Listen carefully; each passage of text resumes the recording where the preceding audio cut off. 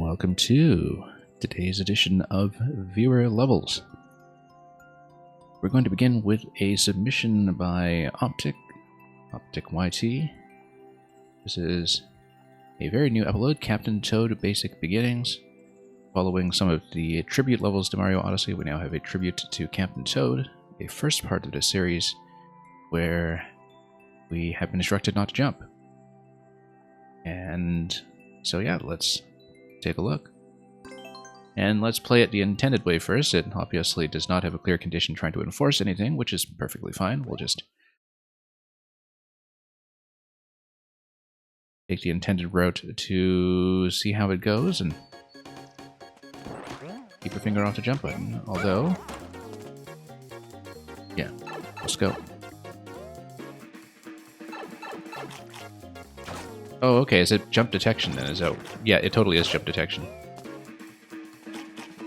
That makes sense.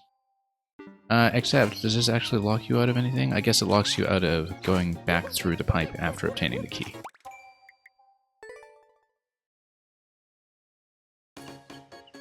Yeah. Probably skip squeak based if I had to guess. Oh, whoops, let's not walk right into that. That is lowering that 100% clear rate already.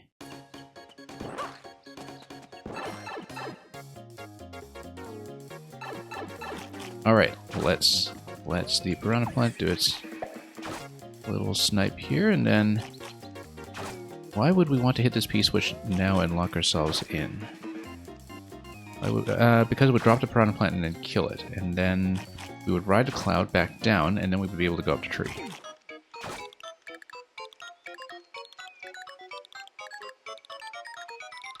Yeah, I assumed it would be a skip-speak mechanism, having seen a fair number of detectors ourselves.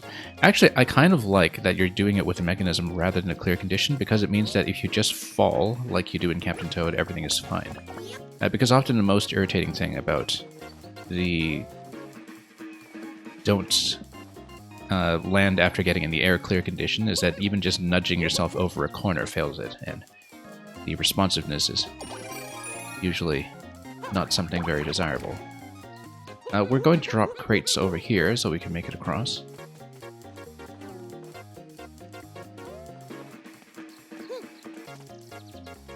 And I guess we can drop two, although I think actually one would just suffice.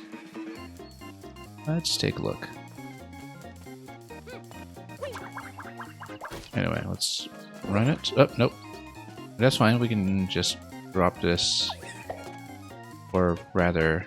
Oh, actually, this might be a problem now. Except we can just toss it, and then we can just go back and redo it this way. Okay, salvageable.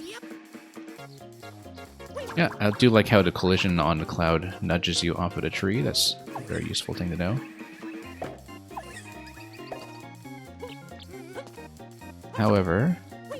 Whoop. We got somebody coming in. Gradkowski coming in with a party of 18.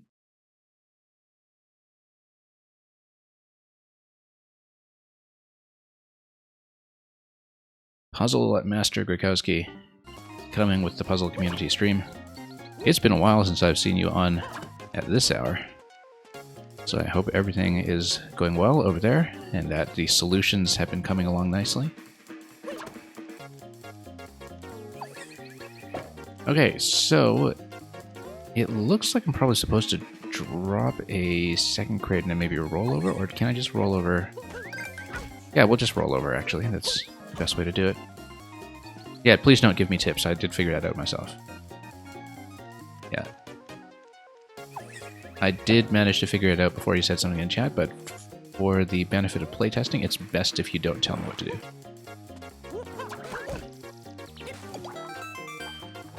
Okay, now we'll fall in, and we'll get out. Pretty slow night, but always a good one when there are puzzles, yeah. I'm way overdue for doing a big puzzle catch-up myself, so... And... would you not want to jump here, or... No, there's no jump detection on this, so you would just capture this and go.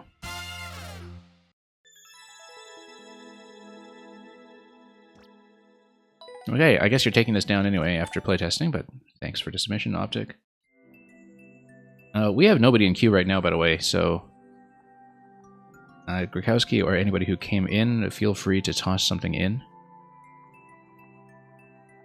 If not, we'll probably just queue something else in. Oh, did somebody submit? Let me take a look. I totally didn't see that.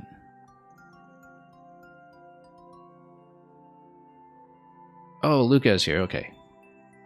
How did I not see that?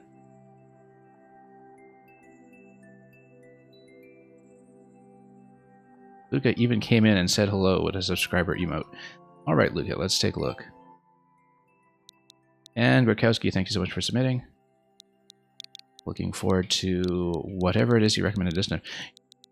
I actually didn't finish a Zelda level of yours, Grikowski, that I started months and months ago. I had one particularly really bad puzzle stream several months ago before I played Zelda,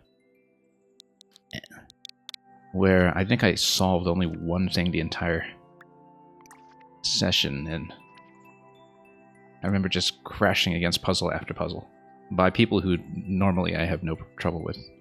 So we have lots to get back to. Luca, about to upload? Yeah, we'll just give you a second and we can just have a bit of a chat before that, I suppose. So yeah, Green Heroes, thanks for submitting as well. I'm completely unaccustomed to having Green Heroes show up this early in my queue, but that's because I forgot to adjust for the fact that I'm starting 2 hours later than I used to. And Grikowski, you submitted your maker code? Yeah, that's perfectly fine. Because I know there are some re-uploads that you've done as well that I would have to mentally keep separated. But I know there was one link level of yours that I actually didn't finish, which surprised me because usually I can put things together without too much trouble. But it'll be nice to, first of all, take a look at Beetle Belittle.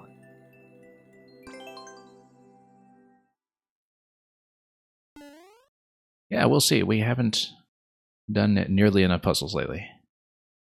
And I am very rusty.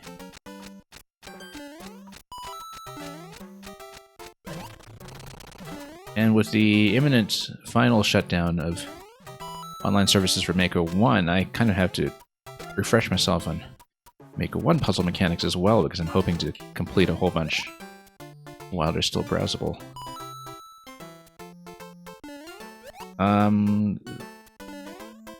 Thwomp, this is down Thwomp for sure. So why are we doing... Whoops, no. No, this is side Thwomp. We actually just need to whack it. And not clip into the shell this way.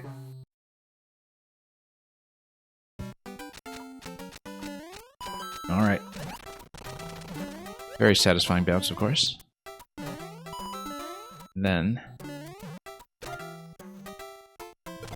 probably very satisfying to do this, of course, quickly as well.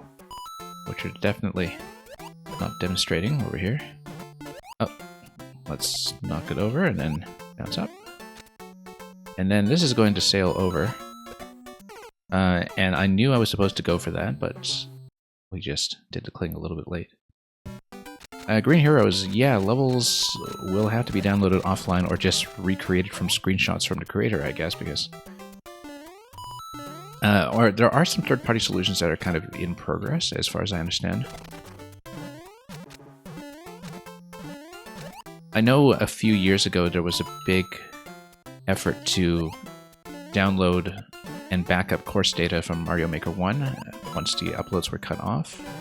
I don't know how that progressed, but I do know that that project had some relationship to the Pretendo server project, which is kind of a homebrew / emulation based effort to create a substitute server for Wii U and 3DS, which actually even incorporates a substitute implementation of Miiverse. As far as I know, that project is not complete, but that's supporting Mario Maker and possibly even supporting searching for courses using the existing codes that would have been back from Nintendo might be a big part of it. I don't exactly know what the Maker implementation is, but I do know that it's been something in the works for a long time. But unfortunately, that would not really be convenient for most players because, again, it would be based on connecting either via a hacked Wii U with Homebrew or via a CMU emulator. So not really a solution for most players. And so yeah, unfortunately, it does mean that, the final and most vital component of Mario Maker 1, which is player-accessed core system solves, is going to go down next April. And yeah, so if you look up Pretendo servers, they have some information about what they're working on, but we would probably want to kick this shell over, bounce it up, and then let's find the appropriate place to, well, I mean, probably jumping towards it as it's coming up from the node block. Bang, welcome. There we go, that's much smoother. And we're going to flip this guy. And push. Yeah, so between now, well, not between now, but after Super Mario Wonder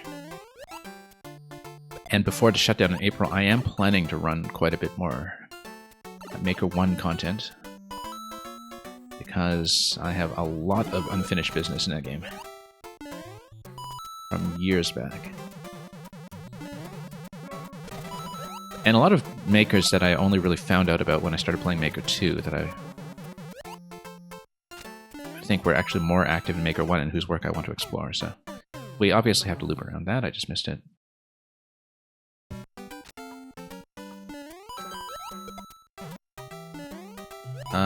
Nope. It was very clear what to do. We just flopped it completely. There we go. Maybe not falling in quite like that, though.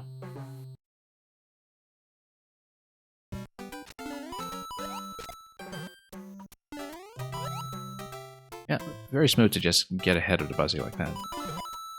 Works quite naturally.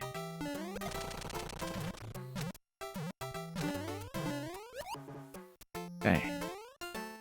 Now we need to let that go, and then here we dunk it, and then we go across. Just like that. This will go over. Yeah, we need to tap it again and go through, I think. And then we bounce again on this side. And then we kill this after unloading, which is a pretty nice interaction. But of course, we're going to mistime that right before checkpoint.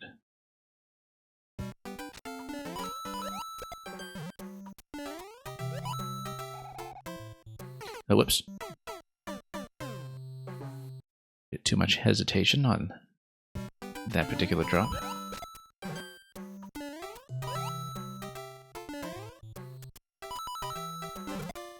Okay, let's knock that out. But let's not do that. I was trying to drop out and just held the dash for a bit too long, so... Well, that's what playtesting is for, just to show you all the different ways in which a player could conceivably goof up. Ah. That was curious. Oh yeah, because we're totally outside of where I needed to stand. Knock it from the side.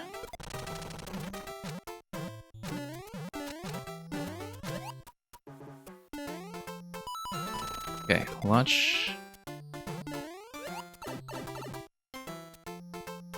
And yeah, Luca, we certainly got bullied by that.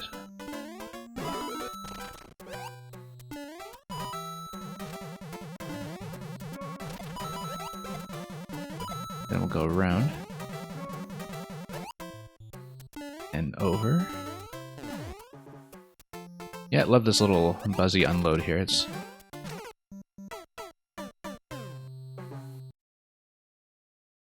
kind of fun thing to do before you die and have to see it again.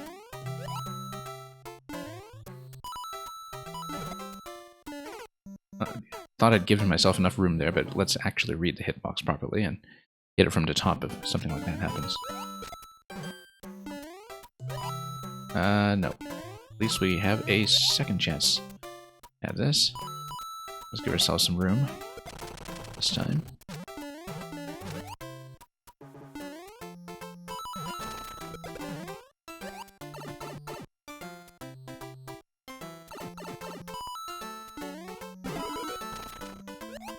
Okay. And then... same as before. Yeah, this is rather fun, just clipping right through it while it's in the rolling state. In a very low-risk environment, comparatively. Still haven't found the right pocket of timing. We should obviously go for the shell while it's closer to the right side. Just haven't been reading that very accurately. At any point... I thought I'd given myself enough room, and again, we just jumped before looking at it properly, so... that's been happening quite a bit in the last few attempts. Let's give it some more room.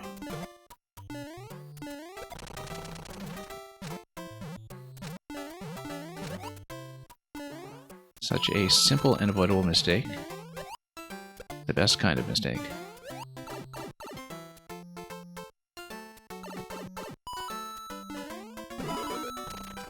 Okay, there we go. That fits quite naturally. That drops. Take this out.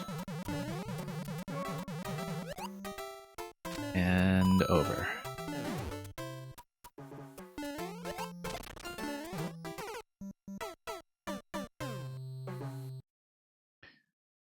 It's much easier than I'm making it look. And that's been a bit of a run killer today. Because getting into it, I'm never actually worried about that jump. It looks so simple. Just as the most basic kind of timing element. And yet... that was a bit of an awkward angle, but we survived, so no complaints.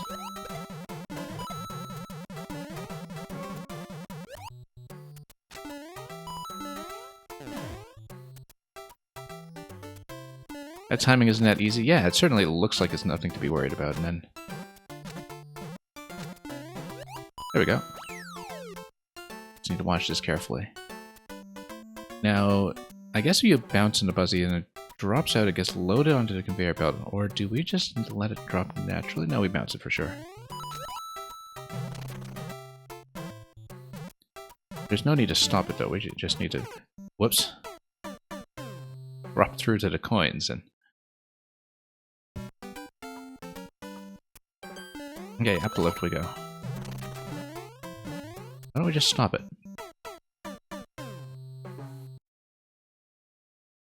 And yeah, Grikowski, that animation accurately represents the kind of back and forth that we're subjecting ourselves to here. Okay, do we need to do anything with that shell? No, it doesn't look like it. We just chase it. Rather satisfying to just punch this. Then, lower the gate. Very unique. And then we need to do this. Good. I wonder if that can be picked up, and then you land on the skull, and of course you die immediately after that, but just something to think about. Hey, look, we actually managed to do that.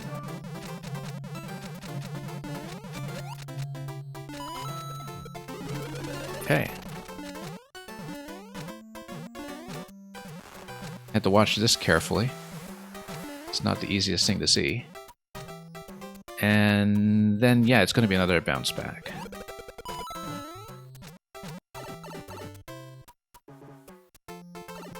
Boom, boom.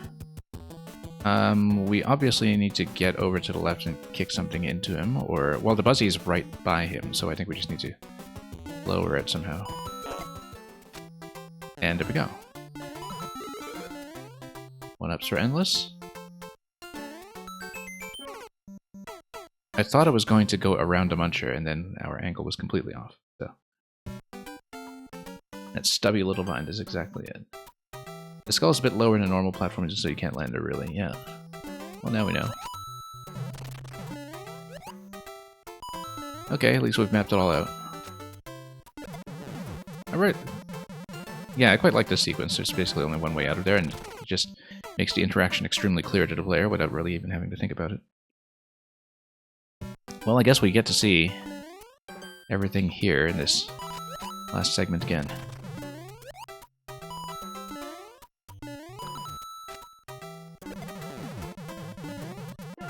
Let's go this way this time, and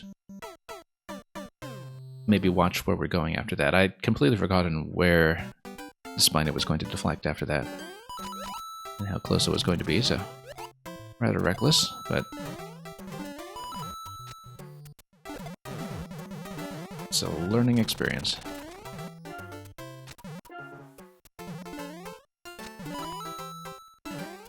Okay, bounce back.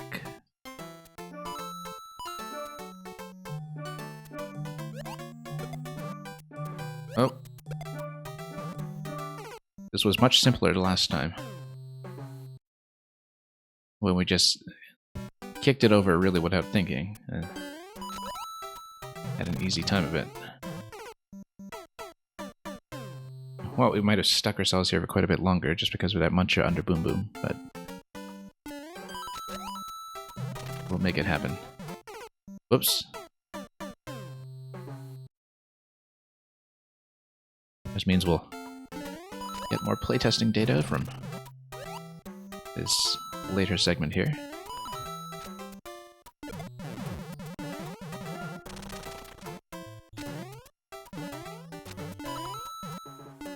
Then, back we go.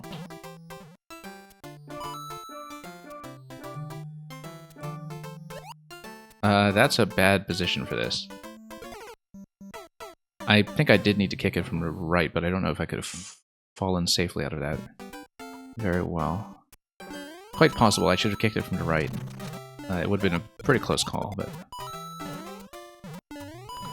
it would have worked.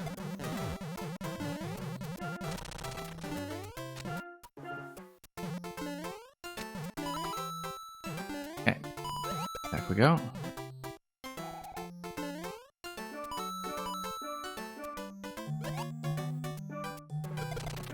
Just need to do that right away, and then take this.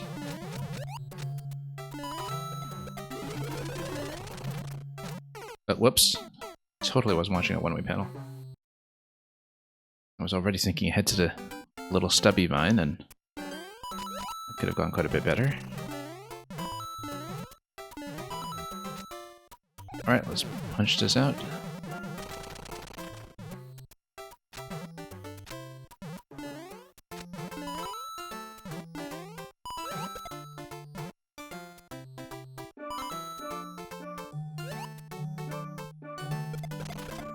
Okay, much better.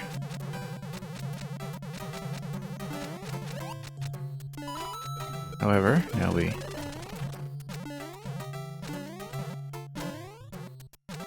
try not to miss the vine. That was a bit of a close shave in itself. Now for the final sequence. With this very particular setup to just get everything to align properly, it was kind of fun to see that happen. Oh, what happens incidentally is, since you are breaking hard blocks, what happens if you redo the setup here? I think that's still fine. Still loads everything as before. I think so, anyway. Because it just lines up the initial spawning position of everything attached to the blocks. So. Worth checking, always. Alright, let's angle ourselves a little bit better this time and totally fail to get a 1-up. Thank you for that, Luca.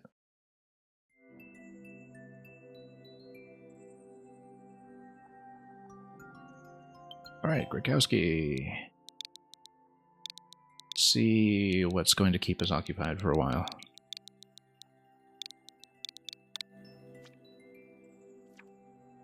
I don't even remember why I was stuck on the Link level. I know we'd done a much, much earlier version of on-off spring testing facility. I assume this was one of the viewer rewards to Revisen old puzzle because I remember playing this years ago. Yeah, revamped first puzzle. Heterochromia. Had I played this before in an earlier form? I don't recall. This was from March, though. No, sorry, from May. I know how to read. No wonder I missed it, because from May, this would have been after I mostly moved over to Zelda. This is something that refers to both of the contests, Move the Earth and Alternate Dimensions. So we can do that, or we can do Stairway to Heaven, which is the one that for some reason I dropped, and I don't even remember how. Let's do Stairway to Heaven and figure out what it was that was the problem last time. I don't remember the puzzle at all, to be honest.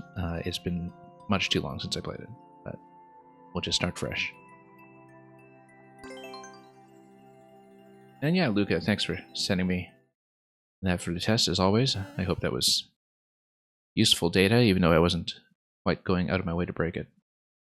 This was actually a revamp of one of your first puzzles. Yeah, I don't think I'd actually played the original one either. I don't think I'd gone that far down the list.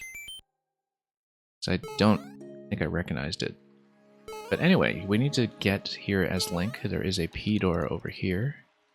There's a block that prevents you from... It doesn't prevent you from doing anything. I thought I'd check.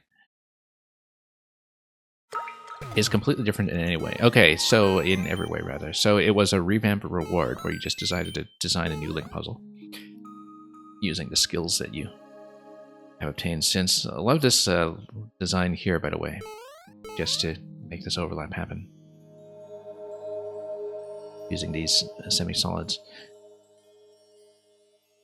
Alright, so we need to reach the goal as Link, and the P door is going to be relevant somehow. I suppose we exit through a P door on our way out of the other room. And it looks like it, except in order to exit the P door, we would need to obtain the Master Sword while we have invincibility from having taken damage. So we would need 2 Master Swords in some way. Let's grab one anyway, we know we'll need one. We have a couple of different doors that would reset you back to the left column.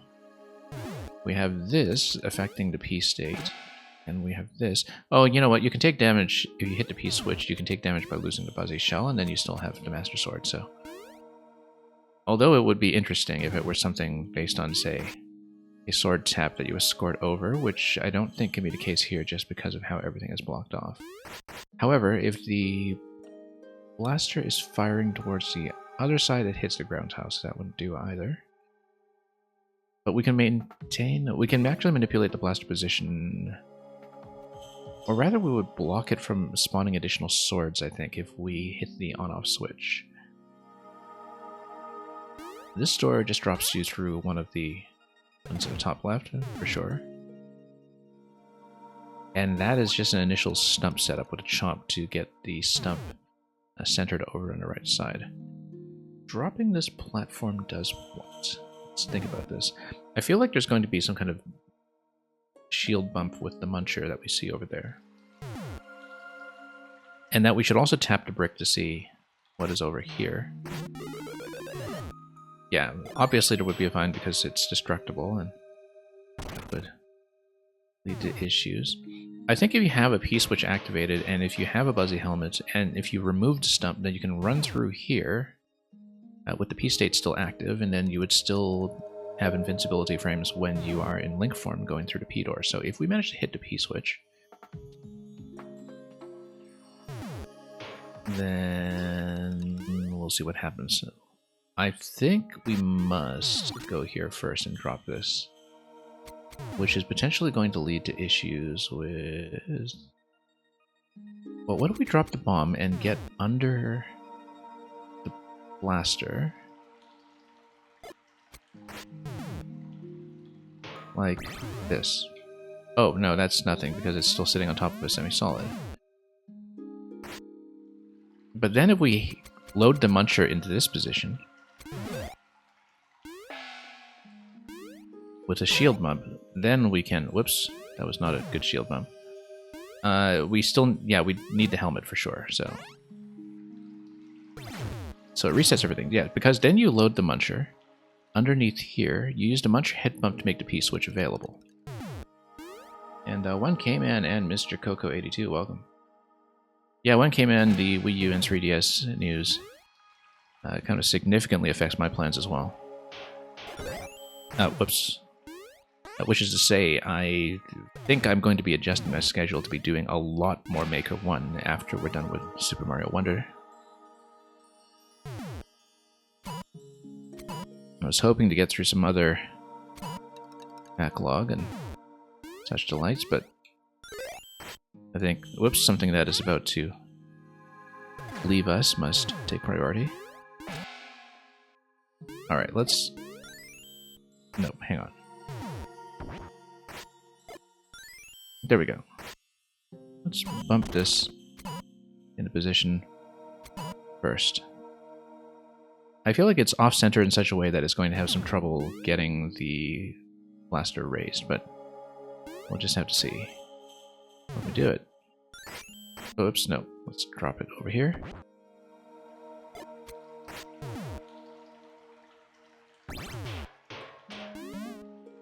Nope, that's fine, actually. Now, if we hit the P-switch, that prevents you from going through this door. It prevents you going through the other door as well. How does that help me, then?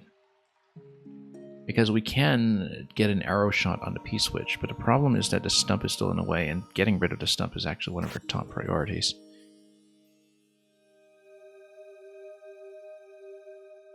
In fact, killing the stump... Yeah, let's see. As we raise the P-switch, we can definitely tap the P-switch at this point, but then we're missing two things. First of all, this blocks off your passage inside, so if you raise it, you're outside here, you don't have access to the on-off switch. I am, in the meantime, also thinking about whether or not we can place any kind of object over here that allows me to get into a door. I don't think the Muncher can really be placed anywhere else except where we already have it, so... But if you tap the P and then... Oh, I see. That's why you have the P switch under here, so you can't just tap the P switch and then load into this room again with the P switch already active. That's why you would have that. Yeah, I actually don't remember this puzzle at all. I have no recollection of doing it. I wonder what it was that... Well, let's do this first of all, just to see what's going on. Yeah, because that activates, but it doesn't actually help you in this position yet. I think what you would need to do is...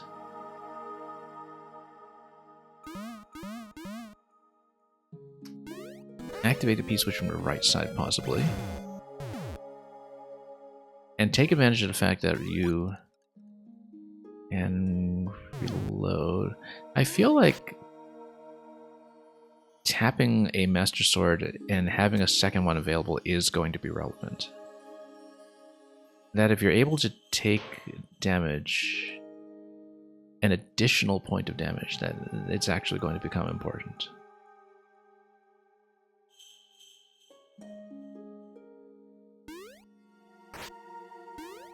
You did re-upload this a bunch of times. It was really hard to get right, yeah.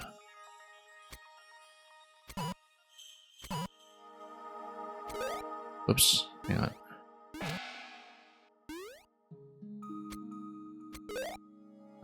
Nope. Shield bumps are a bit of an issue for me sometimes. So, we know we can hit the on-off switch on the other side with a bomb, but... And that would allow me to have access to the Muncher bump over here. But I actually wonder if it's a better way where... I mean, it is going to be a Muncher bump to raise this and give you access to a P-switch, but the question is how manage that. Whether there's some kind of double tap that's going to go on. Time up, first of all. Didn't even look at that.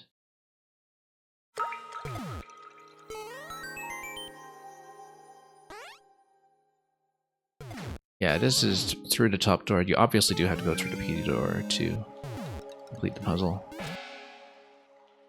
It may also be that I'm not supposed to grab the shell right away, that there's some additional damage interaction that requires me... no, actually, because... yeah, this puzzle doesn't care about, you know, having another shell available. So if you take a point of damage early, that doesn't help you. Or maybe it does. Maybe it is critical that we have 2 shells available, so if we lose one, we can grab another one at a later stage. Because maybe that actually is an important step. Let's bust this open first of all.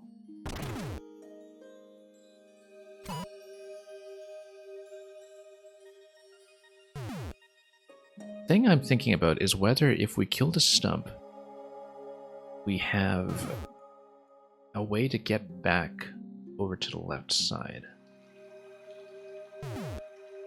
It's not clear to me that we do. Because if you take the door, the reset door brings you back, and it brings the stump back. So the stump is the main obstacle that we need to deal with right now, and it seems like we need to crush it, but if we crush it, do we have a way to jump back? Only, I think, if we find some way to prevent ourselves from lowering this platform on the way over. Is there a way to do that? Clear.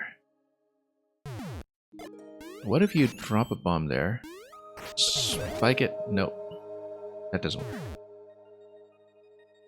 But notice that, yeah, because the Master Sword has wings, that you can always get an additional sword over on this side, which means it's okay to lose the helmet.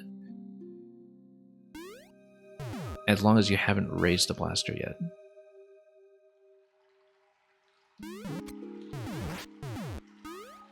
Okay, I don't see a use for the stump other than just stopping it like that, but...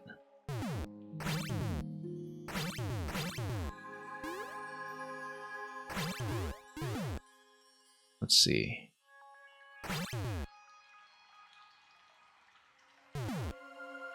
I'm also wondering if there's a particular reason why we might want to send a Muncher into a different position entirely, rather than just using it to raise the P, but... got to go back. Got to see this again.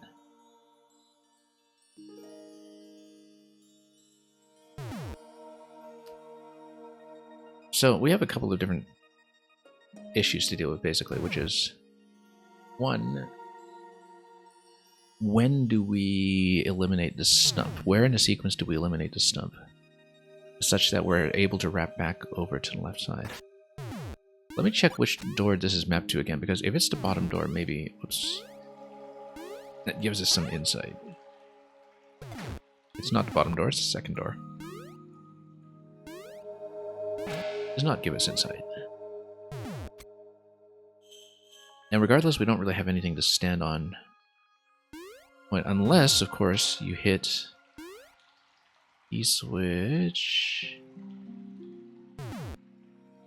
No, in order to raise the P-switch, we would need to use the Muncher. But then what happens if we give ourselves the ability to, for instance, bump this up? If we still have access to the Muncher, we bump the Muncher into position, we hit the P, we bump the Muncher over to the left, we use that to enter the door, and then we reset into this room with the P-switch active. Why would we want to do that? We don't want to do that.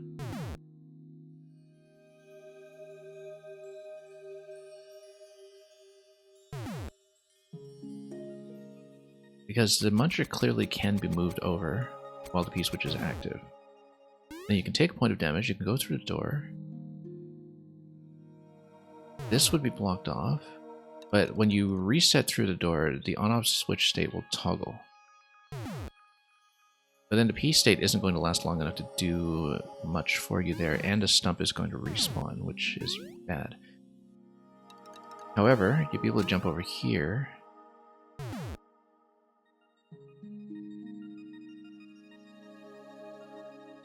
Without dealing with a stump. Maybe the stump is... I don't know, it would only be placed in this kind of position if it were killable, and if it opens up a potential route through the bottom, right? Let's consider this carefully. So the thing I'm looking at right now, we need to see what the Muncher position is when we do the whole bombardment interaction. Let's take this out first of all, because we do need to remove it.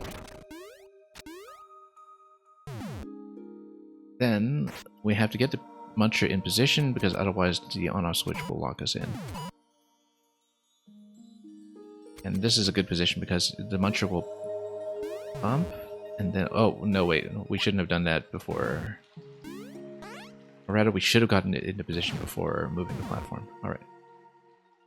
Redox is going alright. Hope you've been doing fine.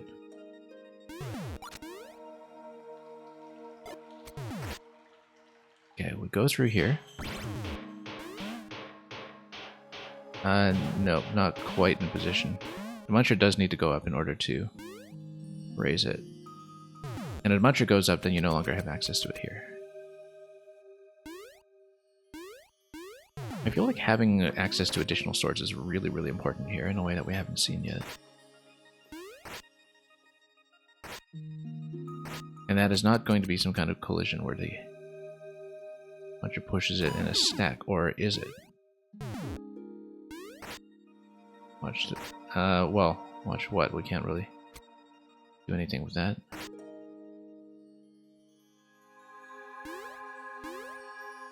But that's an interesting idea, because it allows you to stay low, potentially.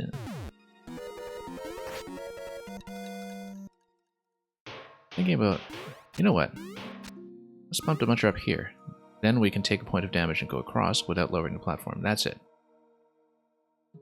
And we still have a helmet available on the left. Then we can circle around to the right. Okay. And when the platform lowers, then we have the ability to bump the Muncher over to the switch again. Because now we can jump up. But if we jump up, we have to... then... drop the bomb. If we drop a bomb up top, the problem with that... Actually, it might be something like an upward arrow shot like that, where we curve an arrow down to the on-off switch. Maybe. Like, even if we go to the top left semi-solid or something, and maybe we can curve an arrow down. But we can't go there anyway. The issue I'm looking at right now is that we don't have enough time to bump the Muncher into position after activating the on-off switch. And it will not be in place under the blaster when we go over. Redox, you played this level. Yeah. The on-off switch blocks off the top over here.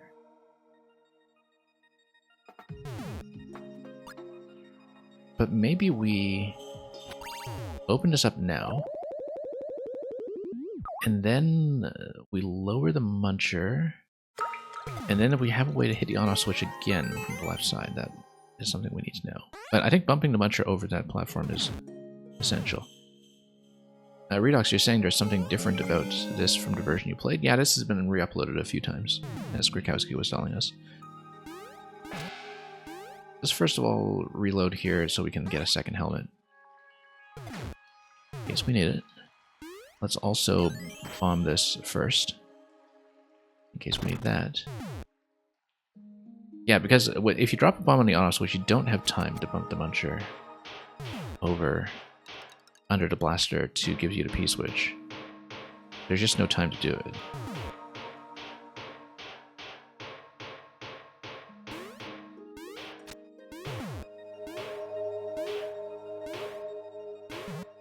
Nope, whoops. Hang on.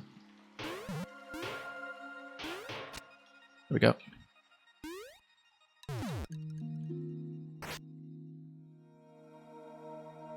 Yeah, we get onto Muncher, we get out.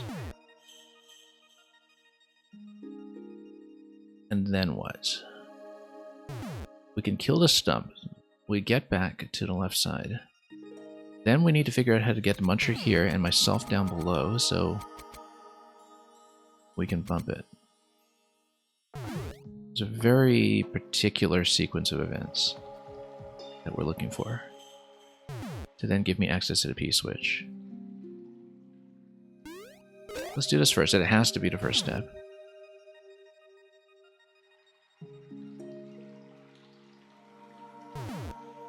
We have to kill the stump for sure. There's no getting around that. I wonder if there's something else I can load here on this side to prevent myself from activating the platform. But if you lower the platform, you see the concern I have right now is how we hit the on-off switch. It might be through some kind of drop shot on the arrow, but the thing is it has to be a drop shot that's doable from quite a long ways. You know, that might be doable. If you shoot all the way from the left side. You know what? That's worth testing. That is well worth testing. Whoops. Hang on, let's grab that Master Sword. Glad you have that for those of us who don't know how to bump these things. Seems a little close, but I think that'll work. We will absolutely need the head bump from this guy. Few tiles over. Small jump here. A bigger jump. Need to see what column it goes into, or a drop shot. We raised a P. Problem. We hit the P switch, we have no way of actually getting over.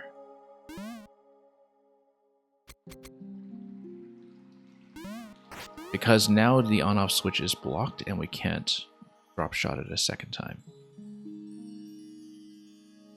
I feel like we've made progress, but not enough progress.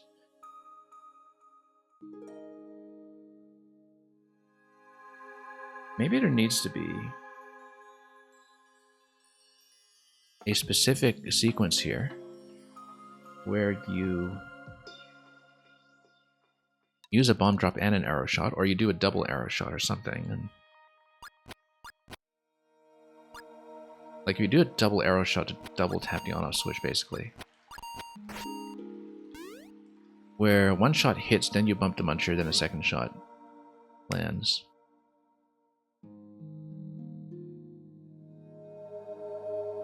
That seems extremely specific, though. That's much more timing-based than you would normally expect on a puzzle like this. Because here's the issue that we're running into right now. We can hit the P-switch, and then nothing happens because we can't actually go over. We need to have access to this bottom column. But it's an important thing to know that this kind of shot actually does work. Because basically we would need to do a double shot and be somewhat consistent about it. I don't think so. I think it's got to be something like a bomb drop. I don't know about that. Okay, so it feels like we're kind of one step off, that we are missing something.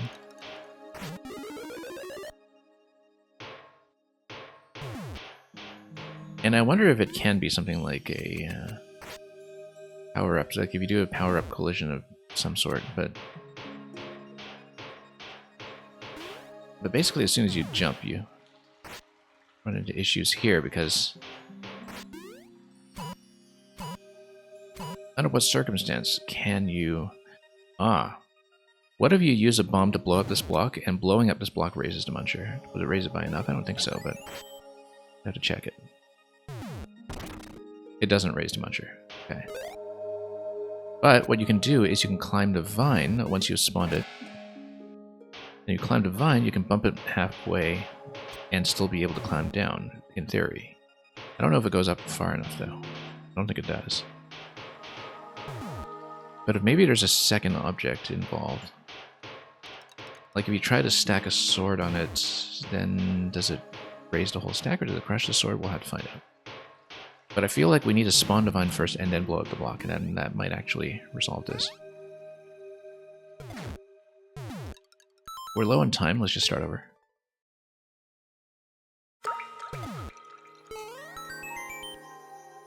It might be a Muncher plus sword stack, is what I'm thinking.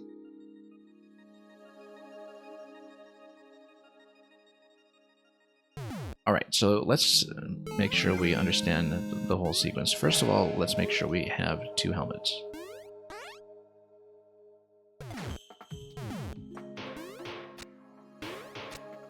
Then let's make sure we tap this before we blow it up.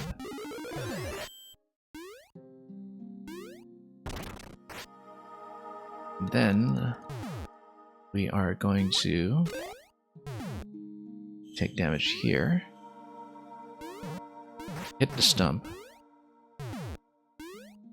and go over to this side. We will hit the on-off switch using an arrow shot.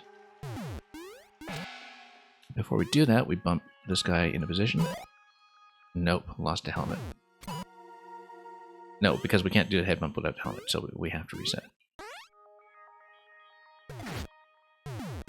I feel like I'm going to lose a lot of attempts just to not doing the shield bump very accurately.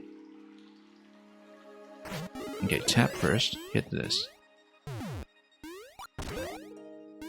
Come over, hit this. No, we forgot to reload the second helmet. Okay, let's do this again.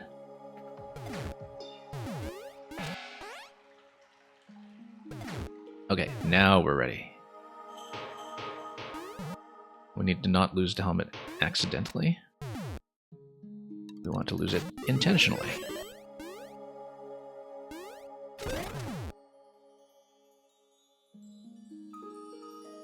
Maybe I don't even use the helmet there.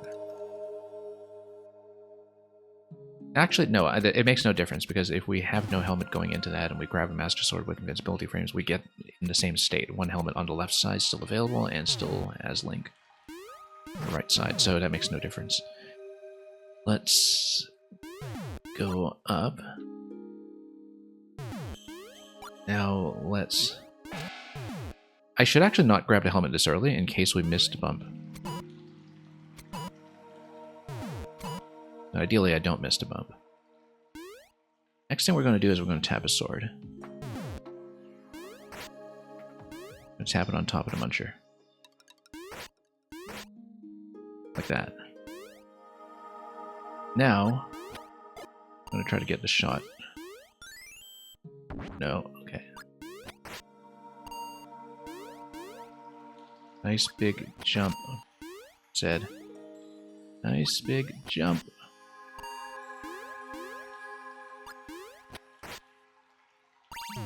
Okay. Now we climb this part way. No, it crushes. Okay, I thought it might. I thought it might.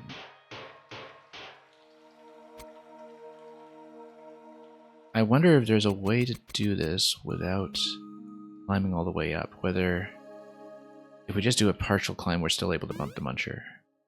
I feel like that needs some testing, and that we should test it a few times without actually doing the whole puzzle yet. Just to see... Oh, no, I can't do it if I destroy that. Hang on. And just to see what the collision is. So we don't waste too much time trying it unless I absolutely know that it can't be done. So we're not going to do the whole interaction right now. What I'm going to do instead is just bump over here like this. Do the bomb drop just to test.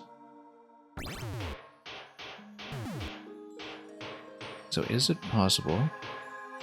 No, that's much too pixel precise. It can't be it. But maybe if you were able to interact with this such that...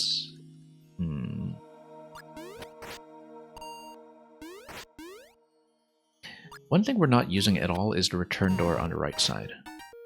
That's something that I have not actually used, but I think it may just be lock protection. Might not actually be useful.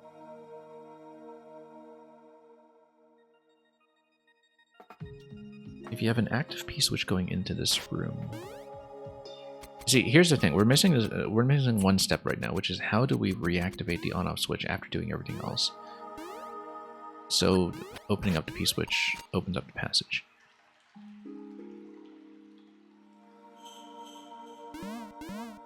Because right now we know how to kill the stump and get over to that stage, and then we're stuck.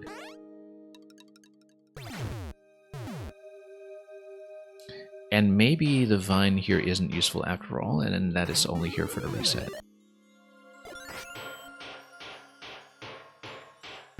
I feel like bumping the sword, though, actually does have some potential. It's just not what I thought it was, because the sword does get instantly crushed. But I wonder if there's some other interaction that we can pull off with it. Like, for example, bumping a P-switch, even. It's possible to get the P-switch on our heads for the head bump. There, that would be great, but I don't see a way to do it. Also, just to map this out a bit, let's say we go up this side. No.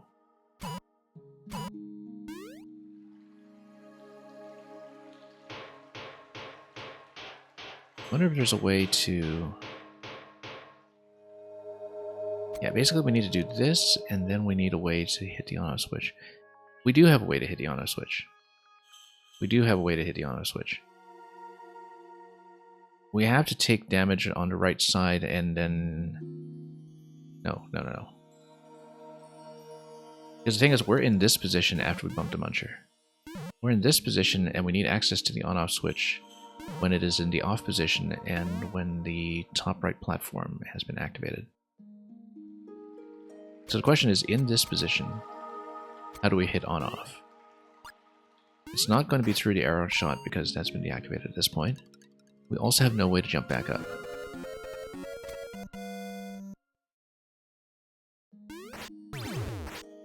So the idea I had earlier was to double tap on the on-off switch, but that happens too quickly and just basically leaves an arrow time window to bump the Muncher. I don't know that is doable anyway, and we should reset to try it.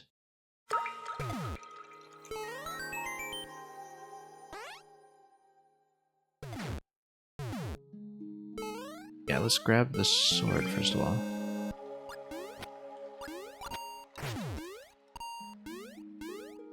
Well, we'd need to lower the platform to basically test this. Let's test this.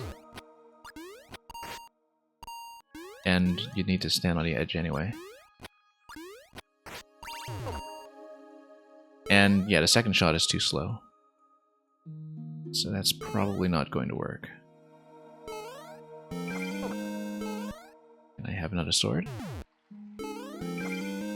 Yeah, the second shot's much too slow for that. Happen. So either I need something other than the platform to get over to the left side, or we find another method for the second activation of the on-off switch. It might be something involving a bomb, it might be something else.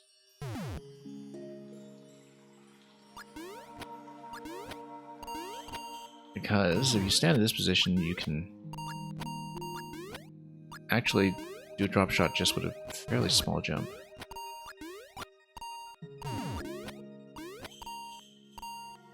Maybe, actually. This wouldn't quite get over.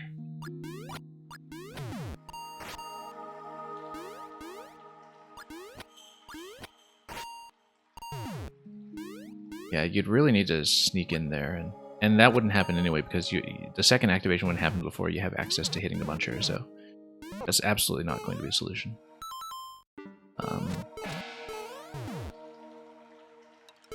I wonder if there's any advantage to, at some point, having a state with Mario without Link, but with the helmet. I don't think so, but we should consider that.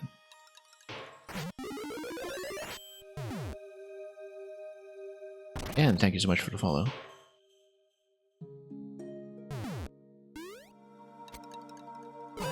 So is there something that we could maybe stack with the Muncher so that we don't need to jump up quite so high to bump it? Let's see about that. Yeah, and thank you so much for adding to the queue. Hopefully get through more of the queue once the puzzle is complete.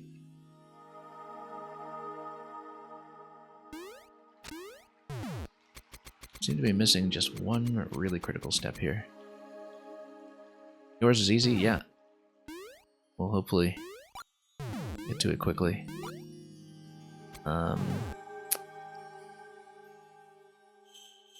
So I have not been using this reset door at all. The P block is to prevent you from changing rooms while the P state is active. But I think this is just lock protection for when the platform is down.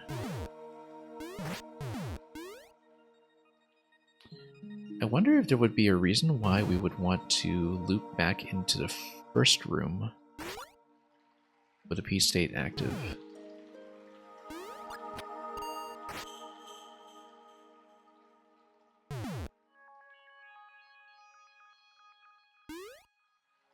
Here's the thing.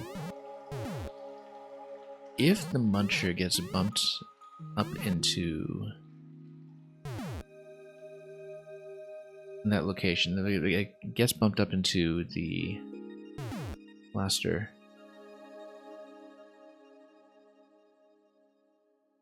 And we hit the P switch.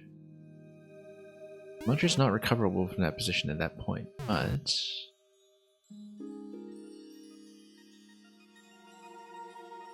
where else can we go from there? Yeah, because is this on-off switch, the blue block rather in the bottom left, that's causing tons of grief here. That we basically lock ourselves out after the Muncher gets bumped. So after the Muncher gets bumped, what are our options? Because we wind up in this position. Option A is we don't wind up here at all when we bump the Muncher, and we have some other method to send it flying. Such as... no, you need the helmet to send it flying. I don't think it's going to be anything else, but I was definitely considering, what if it's something like, you know, tapping, or what if it's something like tapping like this? No. Or what if it's... Oh, that's absolutely it. That is absolutely going to be it. It's a huge hit. That's absolutely a solution. Okay, okay, okay. I can see why I didn't see that, because we hadn't even been considering the Pegasus Dash as a part of this repertoire. No, I think we have it, actually. I think we have it. This was the missing component. So let's map out the solution. We actually don't need Divine. We don't want to destroy the block yet, in fact, because we need the block in place for the Pegasus Dash when we do the second part of the Muncher bump. It's okay, we've mapped this out. I think I can do it. Yes, we have the second helmet. Good. We kill the stump. Oh, no, I messed this up. Hang on. No, we know how to hit the on-off switch. That's not the issue. The issue is reactivating the on-off switch in a particular position. Or rather, not doing so because we're okay now with the blue block locking us in. We have a way around that now. So what we'll do, come over here. I should actually start over because we've got 125 on a timer. But let's just try to map this out and see if it works. At this point, we bump. And yeah, I'm going to bump this without getting the helmet yet, in case we take damage. Just as insurance, so we don't lose a whole cycle from an erroneous point of damage. Now at this point, we drop shot, Pegasus Dash. Oh, we forgot the helmet. I forgot to grab the helmet. Okay, this is silly. Let's start over.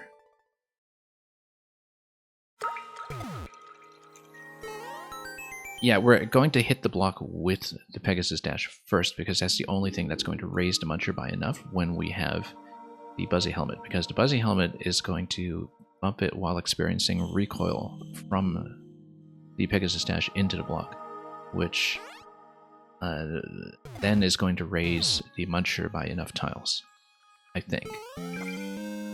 So we're going to cycle around first, so we have... We're going to cycle around second, so we have access to a second helmet. Yeah, no, I absolutely have this, I just need to execute it and confirm that the dash is the missing component. But if it works, we have the solution, basically. We just need to not die to too many execution mistakes, which is something that happens very, very often once we have found a good potential solution and are very eager to try it. So let's not shoot that yet. Let's grab the helmet first this time. That was a mistake we made last time, just getting over-eager. There we go, that's the answer. Now, the question at this point is, oh, wait a minute.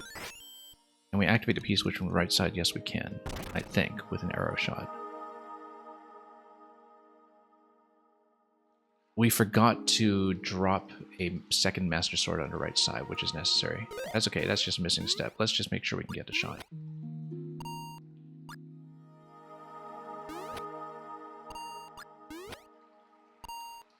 Yeah, we have to get a second Master Sword so we can take damage once the P-switch has been activated. So that's the only step we're missing, is we have to land a second Master Sword on the right side using the blaster before we complete the whole interaction. So we're missing one step. It's a very simple step. So we have the solution.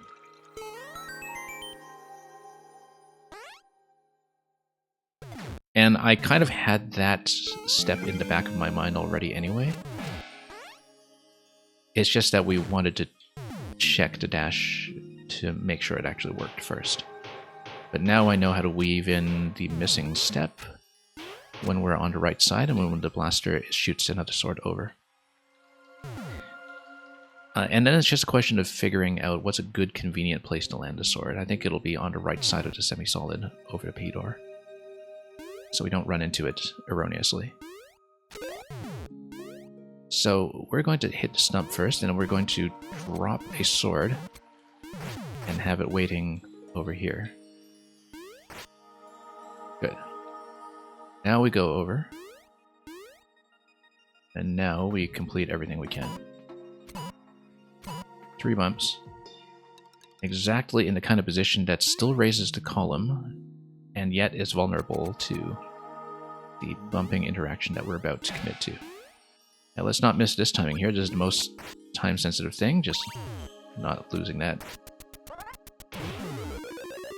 Blow this up.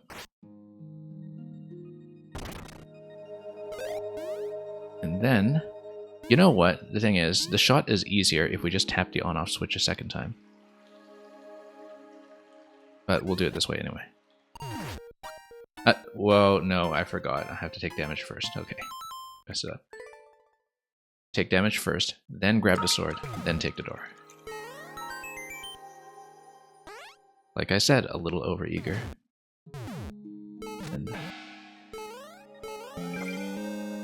But we have the whole solution, you've seen it, we just need to not mess up on the very last step.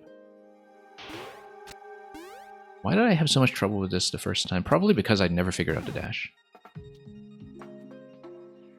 I really kind of needed to think about my constraints in order to think about trying that in the first place, and it's a big aha moment in the best way.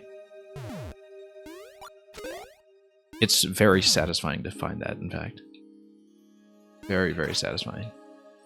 And it must have taken some time to constrain the solution in such a way that, you know, that and only that works out in the end.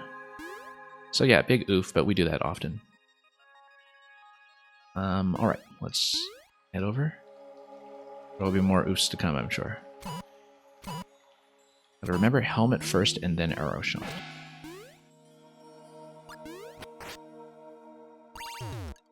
Then bump, then bomb.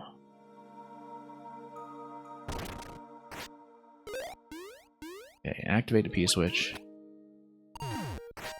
Take damage. And then loop back in before we take damage again. No. We need to drop the sword on top of the spikes. That's the easy thing to do. We drop the sword on top of the spikes, not on top of the platform. So we pick it up right away when we're about to go through the P-door. Let's do the sensible thing. Let's think about this properly. Yeah, we obviously need to place the second sword on top of the P-door. I thought I'd have enough time, and that was just a very silly miscalculation. That was completely not worth it. Like I said, dying to execution mistakes after seeing the solution. Very, very common pattern here. Okay, we're going to drop it to the left this time, and then we'll drop it to the right. And if we accidentally pick up a sword, that's fine, because... Come on. There we go. Tap. Tap. Much better. Much, much better. Now let's not lose to the rest. Also notice that now I'm not allowed to take damage anymore on Muncher Bump, because we don't get an additional sword from the blaster.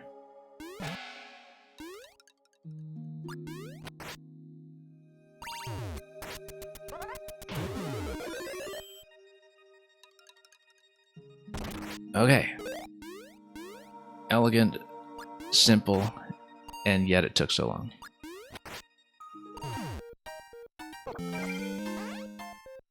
Complete. Thank you for that, Grakowski. Very satisfying to resolve this bit of unfinished business from, what, 5 months ago? I have to look over my footage of how badly I did it the first time, because I'm pretty sure that it must have been the same step that I got stuck on. I have no memory of playing this now. Which is unusual for me with Grakowski puzzles, because usually I kind of remember the solutions years after I've done them, but I think that's when I actually find the solution, right? Then it becomes something memorable. If I don't find a solution, then no, I don't have a clear picture of it in my head. We're a whole minute off of the record. We're not chasing that. Thank you for the GGs. Let's see what's next. Green Heroes. To achieve the apex of nobilities, one must weave all 6 Link abilities. Oh, if only we'd read the hint and remembered that the Pegasus Dash would definitely be a part of this. If only we had bothered to read it. You're pretty sure that record uses some really precise cheese? Yeah, I wonder if it's something like, you know, the state switch buffer as you go through a door pipe transition, if you know what I mean, where the state switch kind of registers late as you go through a transition. Because I find that with something that requires an on-off, that is sometimes going to be the case. And it's a very difficult thing to de-cheese. I think it, in many cases, is not worth it. Green Heroes.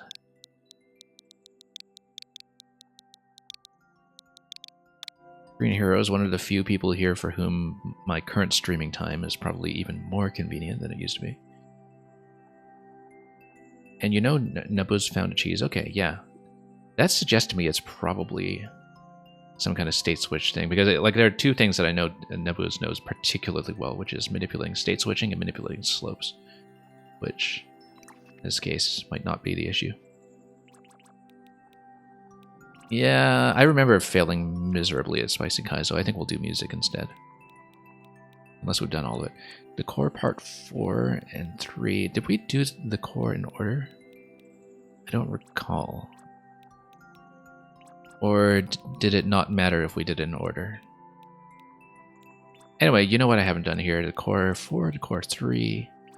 Mean One Mr. Grinch, which I suppose is perfect for Halloween.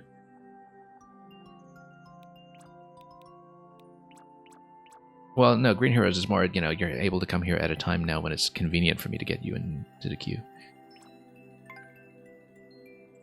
Oh, there's a 35%. We can do that. I mean, it's always a jam.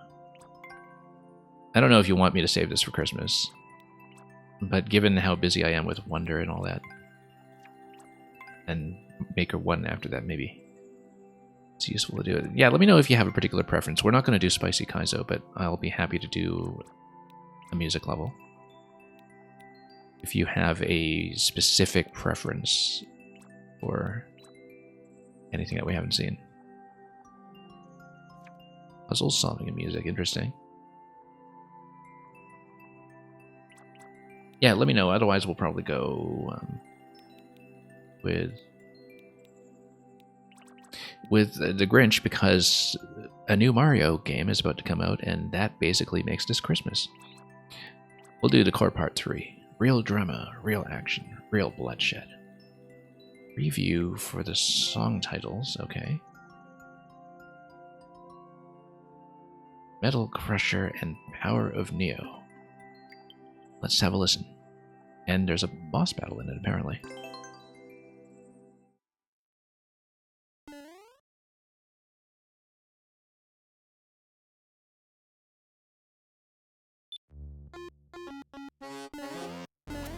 Down, and... well, it says down. Yeah, the arrows just tell you to thwomp direction, so you can read them without guessing. Okay. And if there's a thwomp off screen, you also know it's coming from that. We should have hugged the wall to escape that thwomp. We didn't really think about that properly.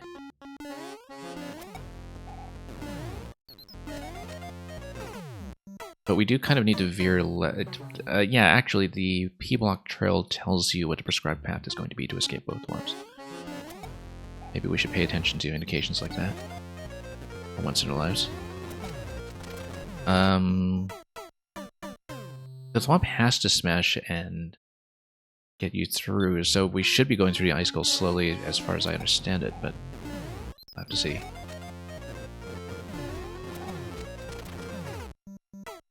No, I don't think so. I think we need to drop the icicles, go left around to one-way panels, and then go over the thwomp by looping around.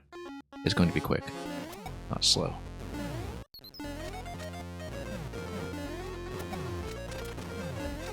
And we need to not run into the top thwomp, obviously. So.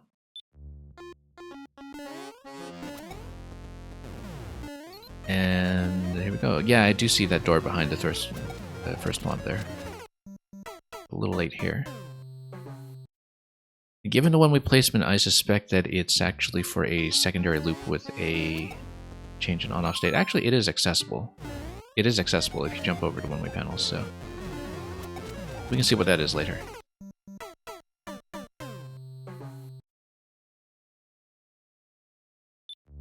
Alright, we could see it right now if you really want, as long as we don't get crushed by the one-way panel.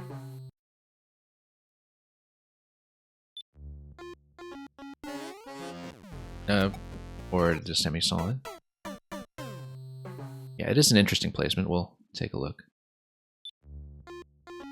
It's a secret to everybody. There's a one-way panel over the door, though. You might have to drop into it from above, given the placement. No, there's definitely a one-way panel that's pointing left over that door, which means that if it's disguised under a semi-solid, it is exit only, and it's probably there for a switch state, maybe. Actually, I can't tell. It's not very easily accessible because there is an additional one-way panel, and there might be some semi-solid stacking there. Because we slammed right into it, you would need to kind of jump over it. We can try it again if you really want to see it, but... there's definitely a one-way panel and probably a semi-solid if you look at the top corner that's above that door. I don't think it's accessible, actually. I think it's a reset with a save switch, likely. We need to go fast here. Reverse, let's thwomp through, and then go for the seesaw. Yeah, I think that door is at least partly bait.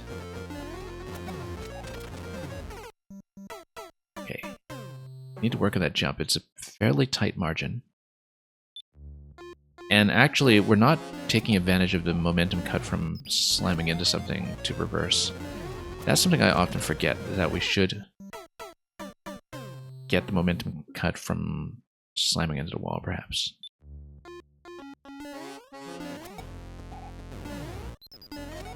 Maybe. Yes, that's exactly it. Okay. And then, over here. And then here. Anything else to look at? Nope, not really.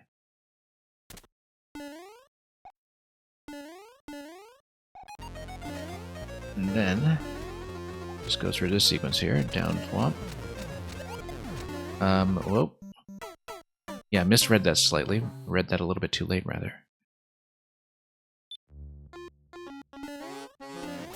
Okay, at least we know how it's going to look. Slam the wall in reverse.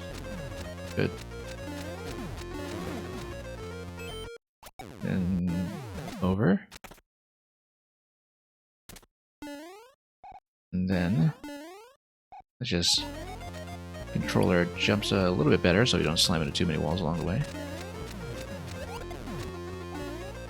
Okay. Let the Thwomp down.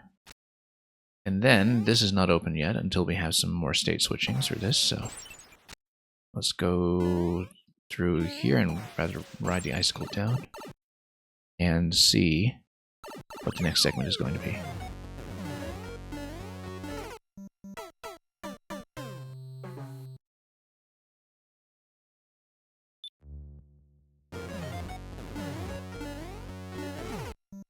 Yeah, you need to let that guy go over, obviously. Just miscalculating by reacting to the small Thwomp a little too impulsively.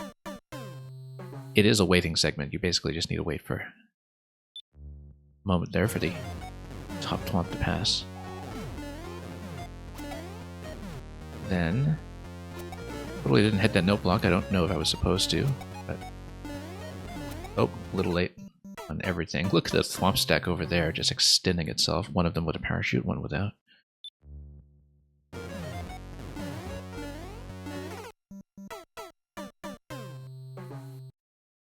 This is Superstar CC. I think the checkpoint isn't really too far. It is pretty reasonably placed for the first segment, so. But then I'm kind of accustomed to Green Hero's looping structures. So. That Thwomp is going to go left, but do I let it chase or what's going on there? I think I'd get trapped there. I'm not exactly sure how to read that segment yet. We'll have to take a look.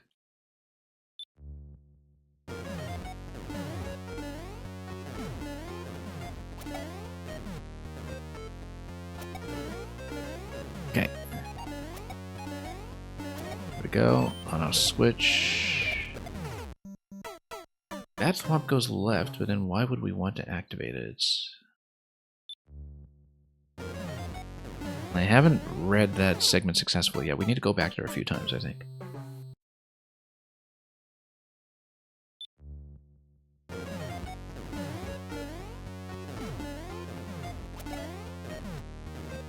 Okay.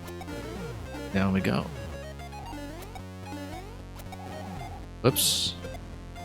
We're much too slow in that. We do have to go forward, but then I don't know what to do with the right side Thwomp yet. Maybe it's supposed to be... Because it is saying that it's going to go left, so why wouldn't it just pinch me in that location? Maybe there's some interaction there I'm missing. We need to get there faster and try it out.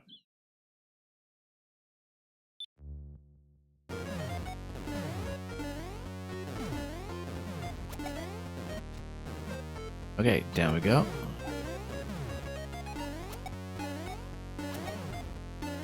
Nope, missed it completely.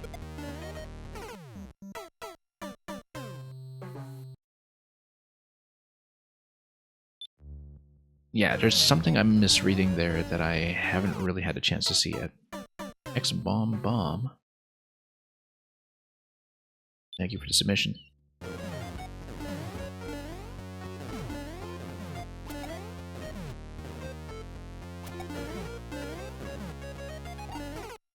I no longer run the Warp World verifier to search the database for the names of the makers or levels that are being posted because it was just breaking too much on people's codes, so. Nowadays I see your position in the queue, but not what you've given me. But anyway, we need to hold right out of the checkpoint. I was momentarily distracted. I keep impulsively jumping into that guy, probably because, you know, you have this twitchy perpetual motion for the rest of the level. And that particular moment you don't. Always have to watch out for that one. Oops. Guy right in the middle of the parachute animation too. The swamp looking all squishy. Again.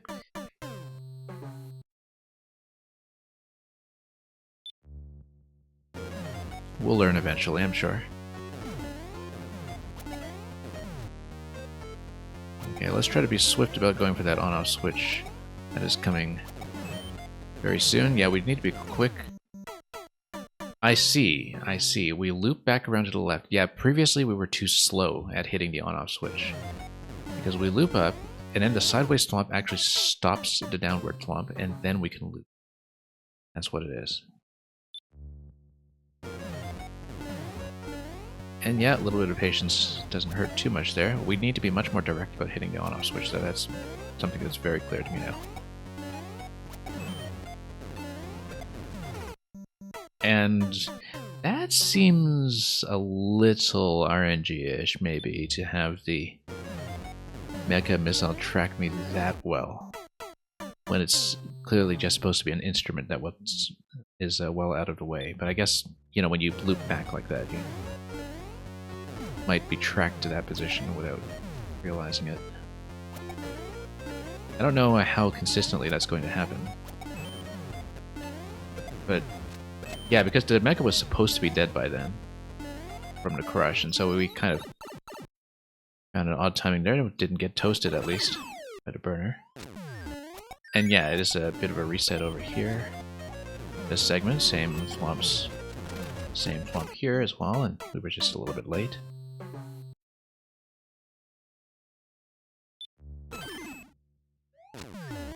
But then that is an additional checkpoint for us to work with.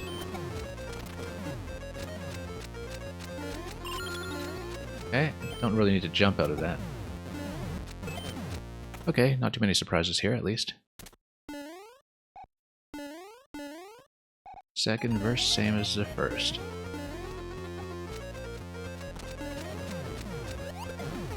Yeah, we were supposed to get a high bounce off of that, so I just missed it. That's alright. We knew that from the last loop. Shouldn't take too long to get back there.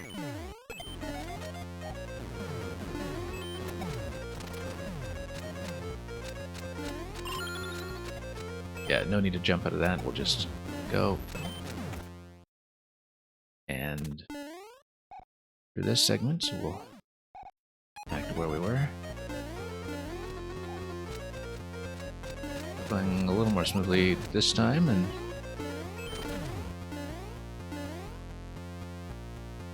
have to mind the blades at the bottom too. Drop this out, and that will give you key door. Interesting. This guy's on top of the axe, but then we probably just go around and hit the switch, I guess. Notice that we definitely did miss something. Some kind of secret path, if you look at the top area. Unless that's something else that we're missing. I think we actually did miss a secret path, now that I look at it. Look at this thing, too.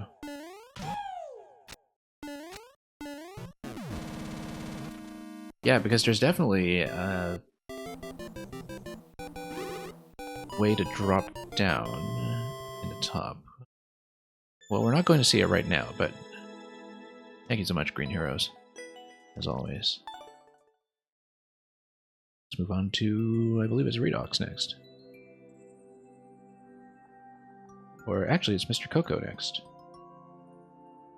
Mr. Coco. You are here, you just said GG, so yeah, we'll queue you up. Thank you for waiting so patiently.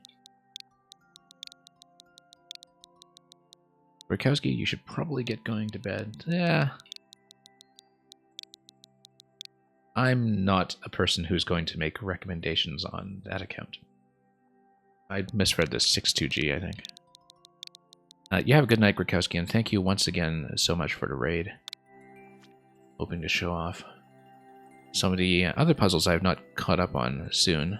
I'll let you know if I play Heterochromia, because we might do it in a catch-up session at some point. Mr. Coco82, all decked out in the top list gear over here. Must have had some kind of breakout success. Let me know what you want to see, whether it's your latest one, Skyzo, or if it's anything else. I'd be happy to do it. Skyzo level? Yeah, we'll do it. Super Mario World, 1 checkpoint, have fun. We will.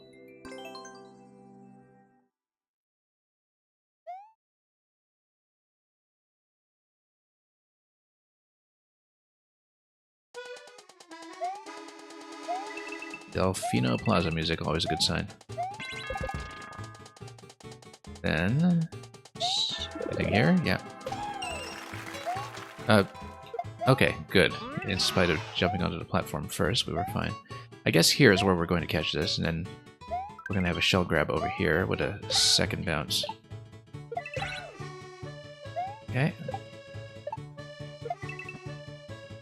I missed something. Oh yeah, it was supposed to hit the on-off switch. We just missed a shot. Okay, not too bad for a first read so far.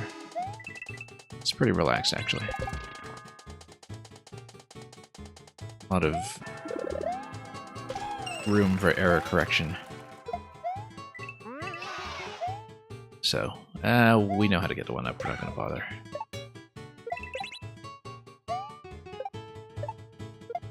Okay, let's toss that a bit sooner this time without getting ourselves into bomb range, and then that's going to be checkpoint 1. We needed to pick it up, and then I just flubbed the bounce that was supposed to get me over to the unshelled Koopa.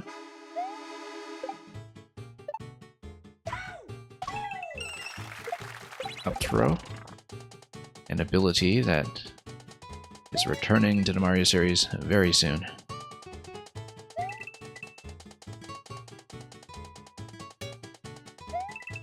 What the up throw looks like with the elephant, I think, should probably be obvious. Look at that, the goal's right there, and we just totally blew it. It is going to be a Goomba split, though. Basically, we hit the split, and then we hit the small Goom. And then that's what's going to get me up to required location we missed.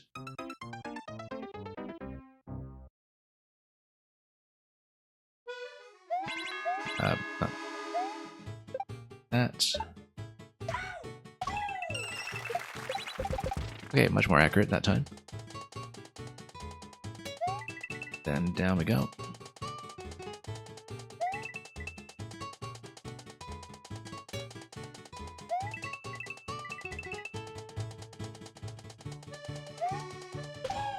And then, yeah, we actually need much more forward momentum going into that. We backed out of that jump far too much, and that's a mistake we've made twice now. Maybe a bit more understandable when I didn't know what was coming yet, but now we do see the positioning. We should just lean forward into that. Whoops, no.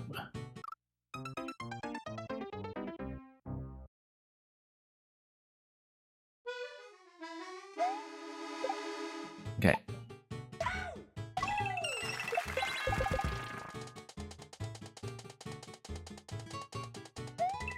And now we'll try to get back there and remember that jump on a Goomba this time. So we don't cut too much momentum here. Oh, no, it's not going to split. Why did I think it was going to split? Yeah, I know, I'm thinking of a completely different thing. Yeah.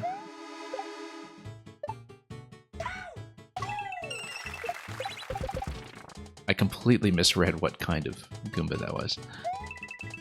Whoops. No, we just get up to the goal. I was thinking, oh, it's going to look so fancy. We'll split it and we'll hit the small one. And then I realized it was actually one of the Goombuds instead. Alright, that's fine.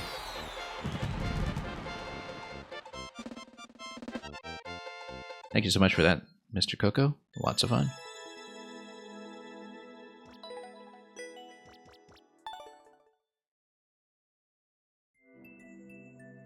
And yeah, this is, I'm sure, rapidly ascending the popularity lists, having just been uploaded about a day or two ago. Thank you for submitting. See who's next. Redux.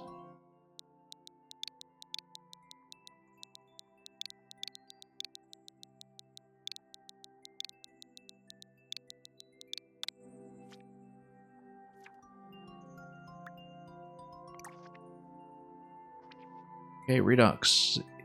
Is this a revision of what we played last week? I think we played the other version of this one, right? Or would you like to see something else? We've had a lot to catch up on. Some of these are much harder, of course. Yeah, you want me to see the latest version of The Arrival? That's perfectly fine.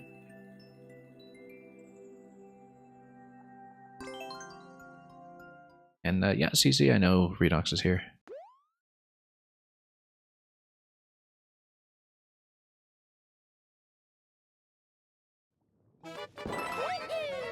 Okay, let's be quick about the wall jumps and the cancels. Oh, whoops. A little bit late in that one. Optic, welcome back. Okay, I know the ground pound cancel was killing me like crazy last time.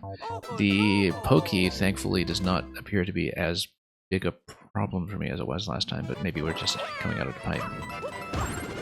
Yeah. A little more fluently, we need to cancel before we go right, obviously.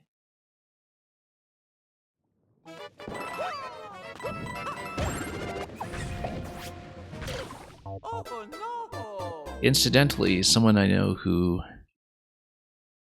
went to try out one of the Super Mario Wonder demo stations at retail that have been popping up this week.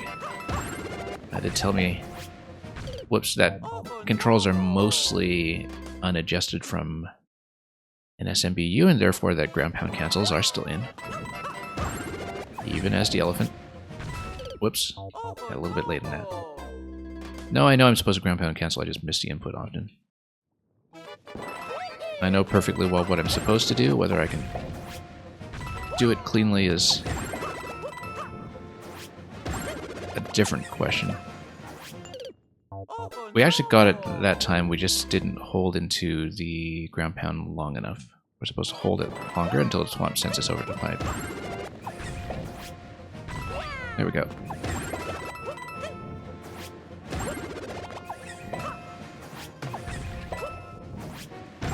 And of course we're supposed to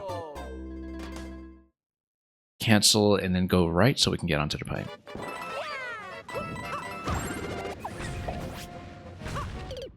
Oops. Ground pound canceling Elephant Toadette, yeah. That's peak Mario series right there.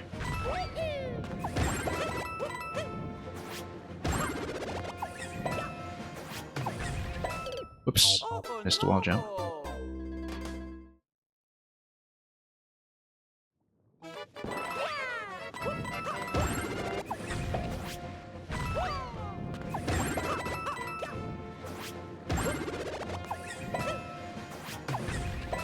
Whoops, just missed a wall jump again. Okay. We know what to do. I'm just always thinking too many steps ahead in the level, and sometimes we just miss the inputs. But figuring things out is usually not a problem here, and if it is, you will know. A little bit late on a position there. We got on that fine, we just didn't get to the right quickly enough in order to enter the pipe, and we were just a little out of position. Whoops. And yeah, Redux, I saw that one of the other ones I was looking at had, what, 4 clears or something so far, and whoops. Sometimes I just miss the input when I'm anticipating the forward motion too quickly. We found that out the hard way many times last week as well. A little bit more accurate this week, though. And yeah, late on the cancel once again. I am anticipating the cancel by holding up, it's just that sometimes we switch directions away from up too soon, and... whoops. No, we don't want to fall in instead of wall jump.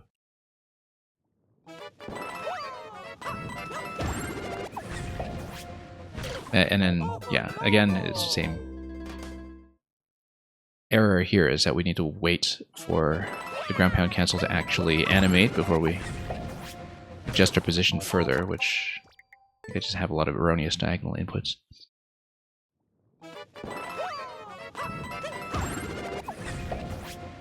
There we go, much better.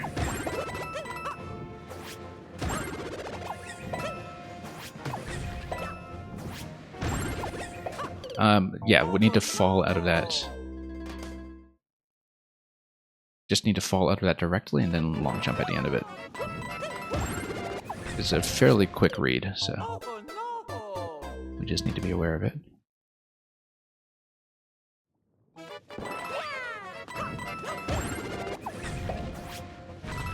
Here we go. Let's start over.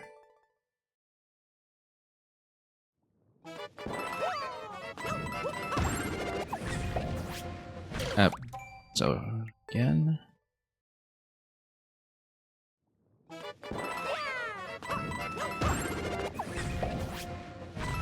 All right, here we are.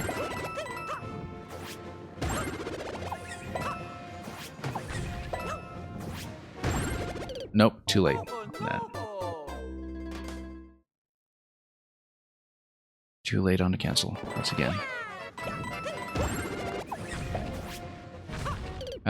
Once again, I need to actually tilt my way over.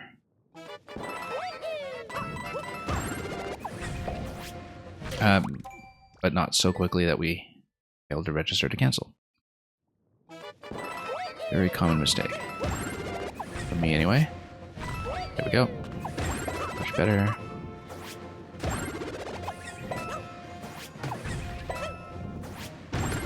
Nope. Yeah, once again, you can see that I actually landed on my bum there, so the cancel did not go. It is because I, again, am anticipating the forward input too soon, so that registers as diagonal, and then it doesn't go through as a cancel. So, I know what I'm supposed to do, we just love it quite often. Document, welcome. Document is going alright.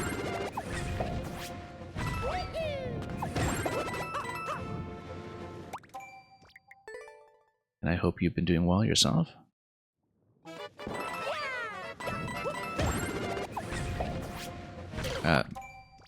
Oops.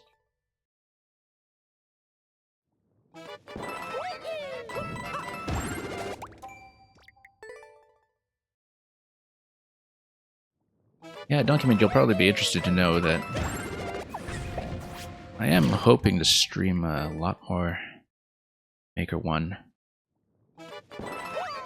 at some point while servers are still up. We'll definitely be featuring as many old friends in the community as we can. Whoops. Totally wasn't expecting to successfully get in the pipe that time. And I know I still have to catch up on one of your MMGP levels as well. I am one behind on those, I think. But yeah, I've been a bit busy lately, but getting back into some semblance of a regular schedule.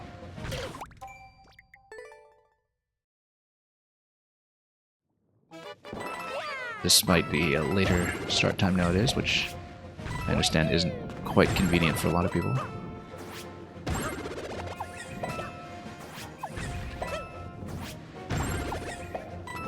Okay. Nope. We were late on the ground pound input, which was supposed to stall me in the top row, such that we would be pushed. Because the idea is that the momentary stall that you get during that animation is when the exclamation block is supposed to push you. We were late. Best attempt so far today, though.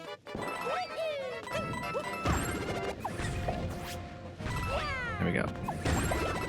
Just need to be very deliberate about the direction of our inputs sometimes, and that was not quite it.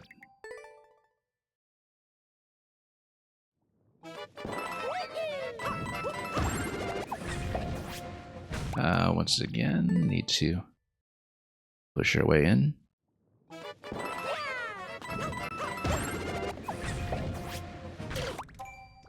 But not that soon.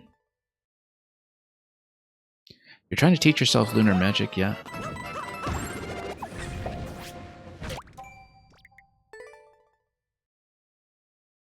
You're saying so far it seems like people with programming backgrounds have the most success there.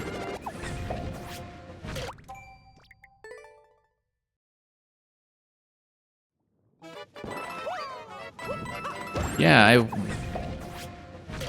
wasn't sure how much interaction you already had with the making side of things of the RumHack community, but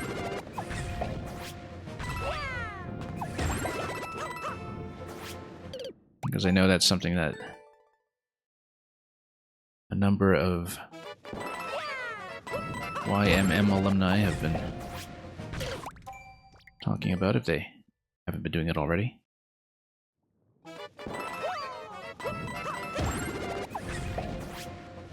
Oops.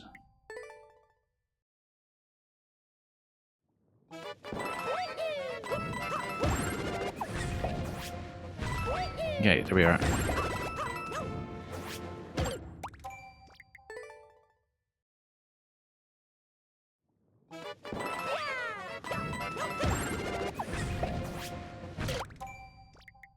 Yeah, it was kind of interesting in retrospect just how successfully a lot of that first generation of Maker 1 players that made it big, like Barb, really kind of led a successful migration over to the RumHack scene for a lot of people before Maker 2 came out. And it seemed like the revitalized Kaizo era RumHack scene in Super Mario World was in a very healthy state, even in that narrow span of time between games.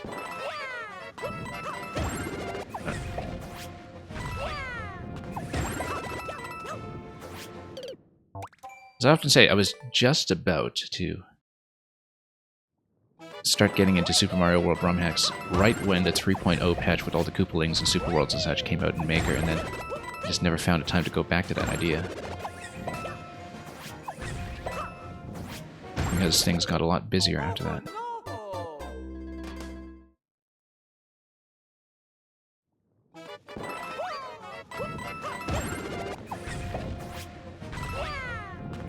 Okay.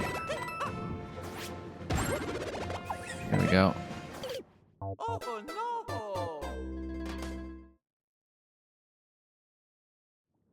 Yeah, I mean, you know, I find that when it comes to anything with programming and development,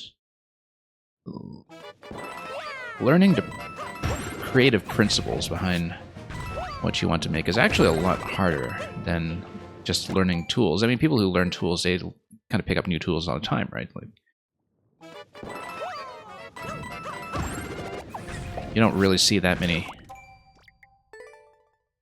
career programmers just stick to one language or one API. They're fairly adaptable because it's actually the kind of conceptual basis of thinking that matters. And I think it's very much the same with level design, that, you know, it is a great inconvenience, for instance, for all the people who were affected by the recent shenanigans with the Unity engine to suddenly be retraining. But the thing is that retraining can still be done. It's a time expense, mainly.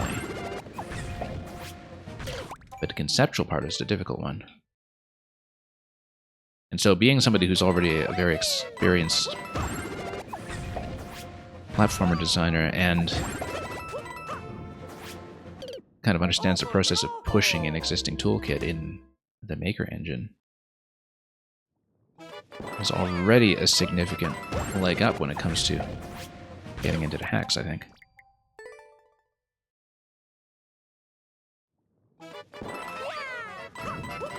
Yeah, Green Hero is saying Python is the best language. You know, that just immediately makes me think of import anti-gravity, which, as a Python programmer, I'm sure you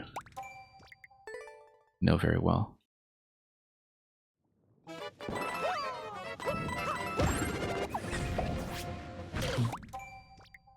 Yeah, one of the XKCD classics for sure.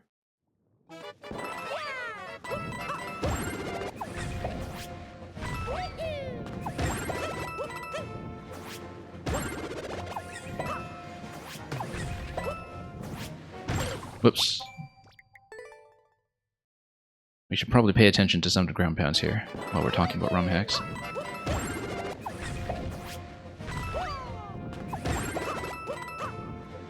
Whoops.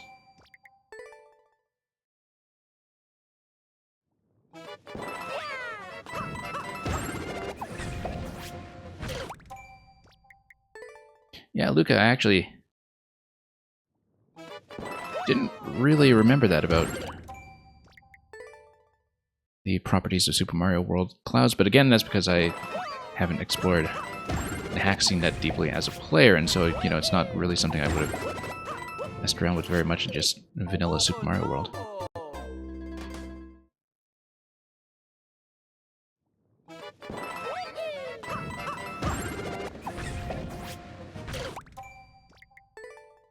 It's going to be a lot of fun, by the way, having to navigate internet conversations about SMW, NSMBW, and now SMBW, which, I mean, it's easy to keep track of. It's just that I'm sure people will typo things and mix them up. I think I just mentally think of the new one as SMB Wonder, just to have a bit of clarity for myself, and I just see people refer to it as Mario Wonder or whatever. If you went to Lunar Magic, Lucas says clouds will be the first thing you use, yeah. I associate them very much with that one Star Road level where you pick up Yellow Yoshi up in the top of the level. I remember playing around with the clouds there a lot when I was first playing that game. Mostly because I like to mess around there, just to pick up Yellow Yoshi, who's not that conveniently obtainable in most other respects. Thank you for the submission. I live in Korea. Oops. Green Hero suggests NSMB Wii, which I hear often enough, and SMB1. SMB1 as opposed to SMB... Well, that's going to be extra confusing, which is glorious. If you say it verbally, anyway, as opposed to writing it out.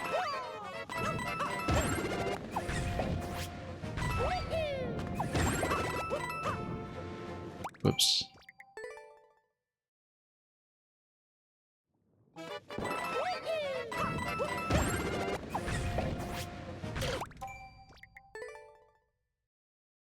Kind of like how the Assassin's Creed series, for instance, just had this habit of stepping all over established terminology. You know, so you hear people talk about AC nowadays and are, in fact, not referring to Animal Crossing. And then it'll talk about Odyssey, and it'll be extra confusing when they're not talking about Mario Odyssey. And then they even had an expansion to Assassin's Creed Odyssey, as I understand it, called Fate of Atlantis, which is one of the most famous LucasArts adventure games, and is, in some ways, the definitive Indiana Jones game. It's an absolute pattern with them. So, only a matter of time until Assassin's Creed Wonder, I suppose, just to make things super special. Okay, we have to really anticipate that input, and I think I'm also late on the wall jump coming out of that pipe. That's the furthest we've gotten here today. Whoops.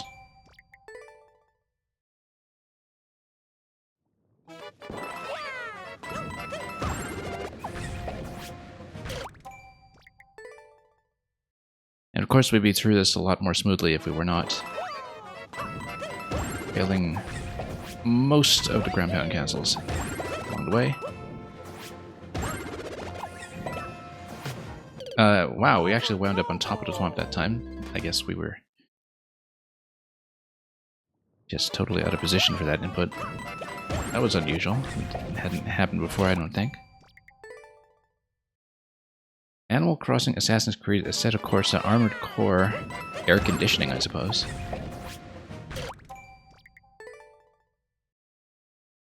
Astral Chain, actually. Don't forget Astral Chain.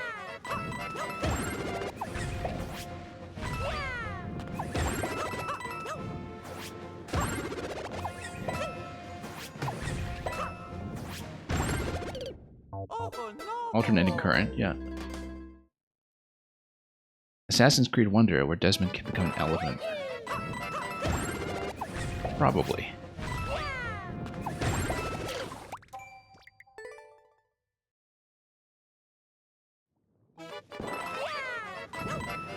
Oops. Starting to slip a little bit here.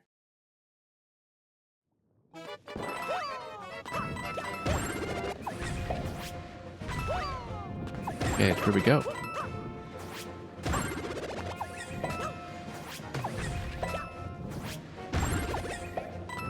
And... whoa, no. Kinda hesitated on that one that time. That was unfortunate, because it was pretty clear what to do. We just had a bit of momentary self-doubt that killed the attempt.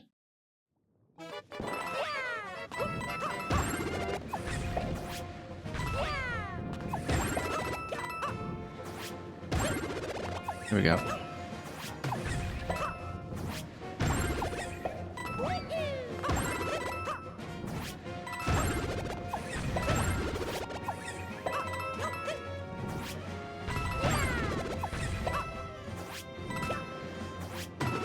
Wow, that's interesting. And new. I didn't expect that, and so... that you would have the reuse of the same thwomp. Or the... like, you would long jump off of it, and then you would have the thwomp pushing the ground pound animation on the same thwomp. But yeah, that was something that was new, and... was a variant of this mechanic that just caught me totally by surprise. We went pretty far, though. I think we had just about 2 seconds or so left on the clock, and... that must have been just about the final pipe. I just reacted to that a little bit late because we hadn't seen it happen. We made significant progress past the ground pound from the ceiling height that had been stopping us earlier. Most things from there were actually pretty clean on that reading, so whoops. We'll need a fast jump there. Yeah, I can tell. But no, the thing is, I wasn't even expecting to hold right into that pipe that we were bunched up against, and so I was just kind of caught off guard. That was not a bad attempt, though.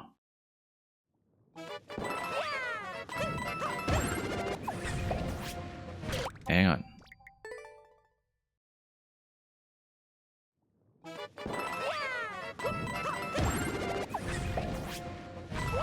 There we go.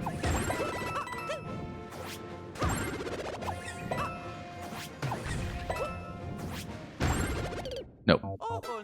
Late on that, or just out of position. Maybe pounding a little too far to the left. But no, I think I'm mostly just late on it.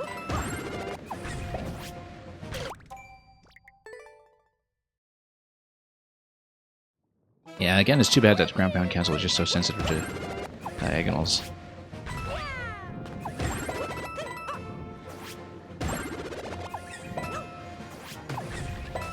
Whoops. Missed a wall jump completely.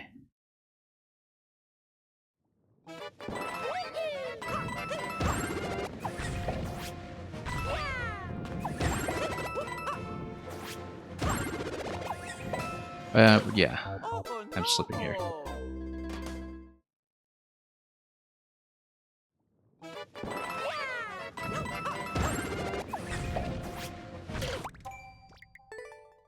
Well, we were fairly close, so if we can get back to where we were somewhat quickly,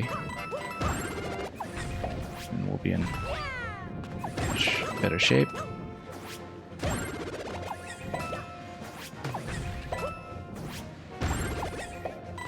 There we go.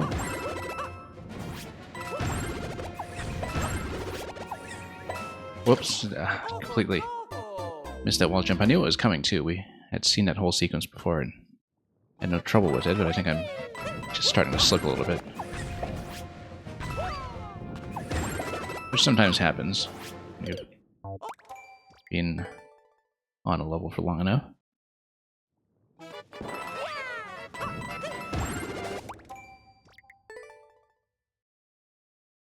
Thumbs just start to give way after a while, I suppose.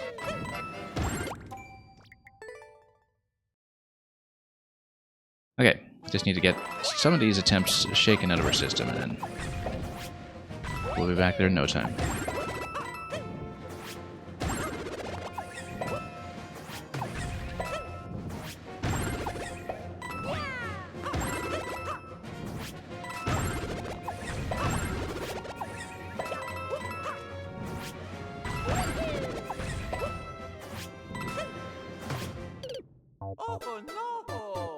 I think we were actually late on the ground pound. We ended up a bit high. But that was nearly the end right there. Failed in a different part of that double interaction with the thought that we previously saw, but if we can get back to somewhat consistently, we should have this down soon.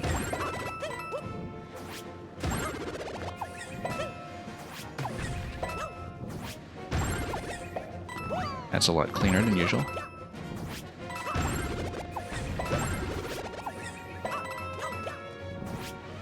Nope, missed a cancel.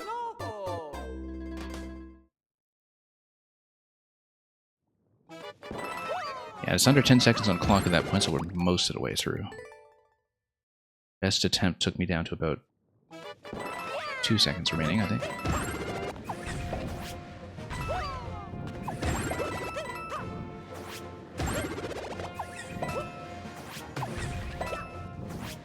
Some of the exclamation mark timings actually do feel a bit more comfortable than previous attempts, I think. Whoops.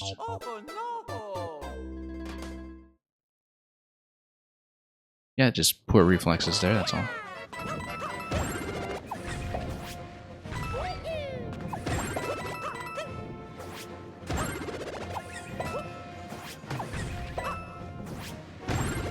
Nope. Just need to be very quick sometimes.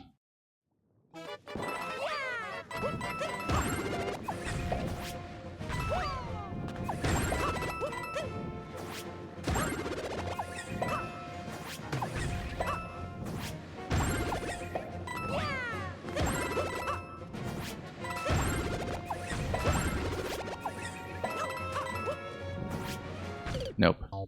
Just to cancel. I always have this moment when I have to look at the pokey and remember that I'm not going to be hanging left on that fall. Or going straight down. Because of course, you know, whenever you have the ground pound cancel plus going to the right towards the top, that's something that's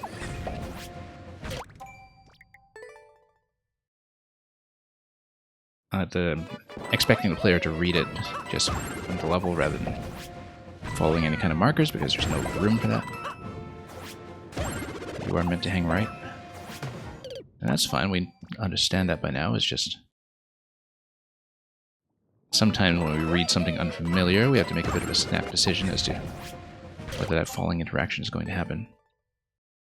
Because it actually kills a lot of ground pound cancels if I'm not careful, simply because the impulse is to hang right as fast as possible.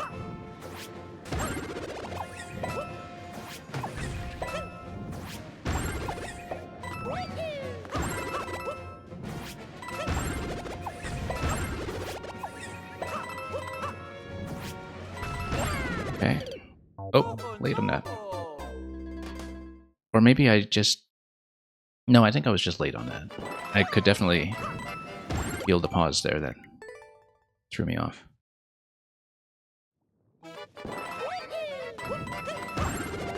Or maybe we just didn't hold right accurately into the pipe, which is what is possible. If I were on a diagonal or something.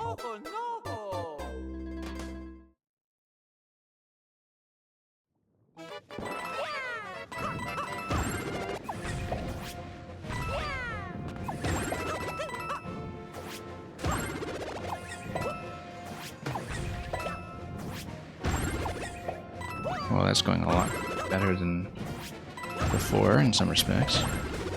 Whoa. I had a bit of a back diagonal there, so that wasn't accurate. That was not quite a ground pound. It's due to some poor positioning.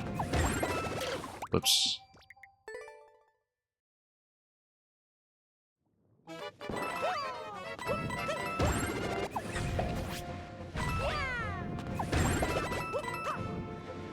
Hang on. Missing the ground pounds entirely now.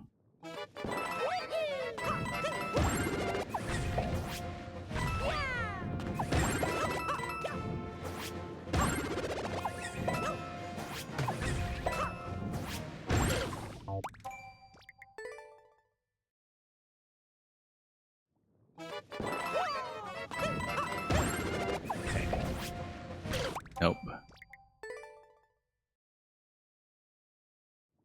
We'll get it. Thanks to the patience of people waiting behind us in the queue. As you watch me miss cancel after cancel.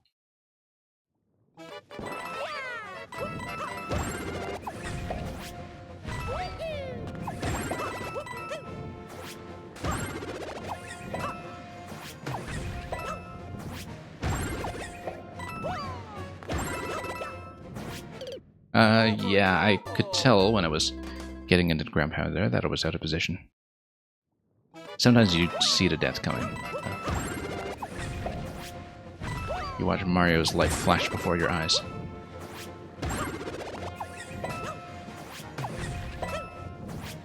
This is how it all ends, with your bum on a spike.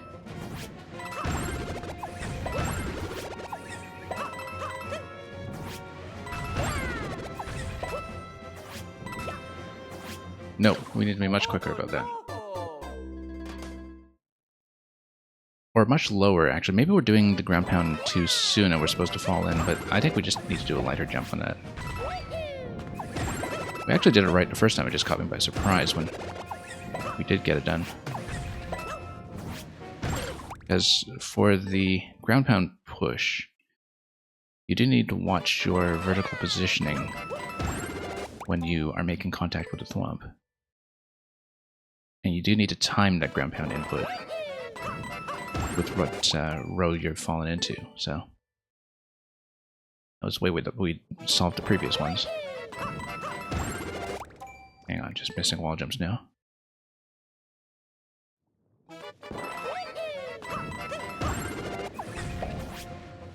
Okay, getting there.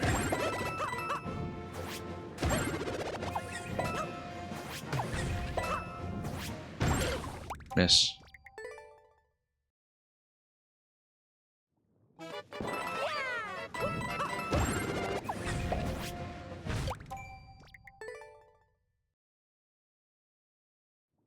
It'll come together. We're reaching the last bit more frequently.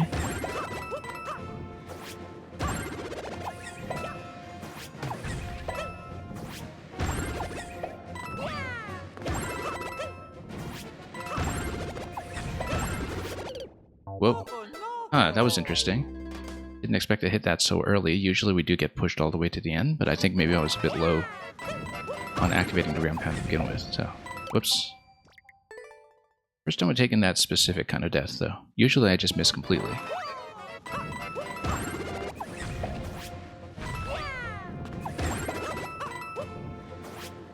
Nope.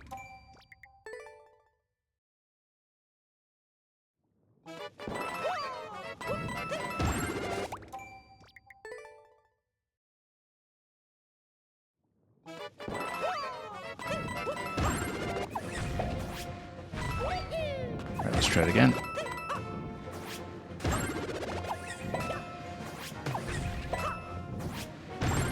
Nope. Didn't even need to make contact that time. We knew it was not going to happen.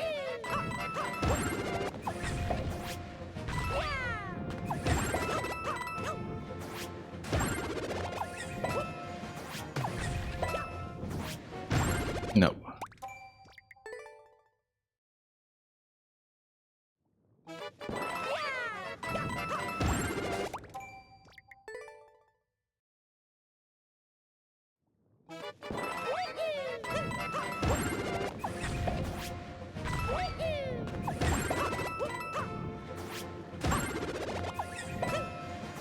Okay.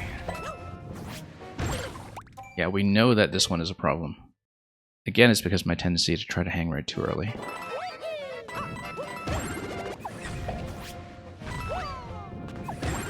And we're aware of it. But I think the reflexes are slipping. And yet, there's lots of ground pound cancel training going on here. It's a known weakness.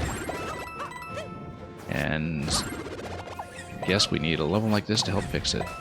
Whoops.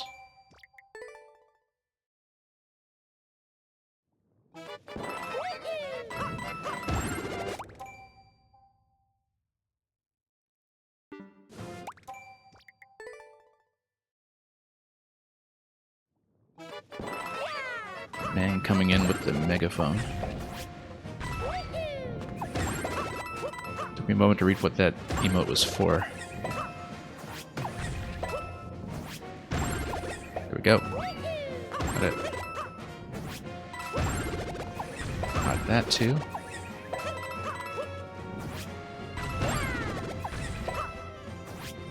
No, way out of position. Way out of position. But yeah, when you hit the exclamation block, there's a jump there. It's a single jump if you look at that single coin.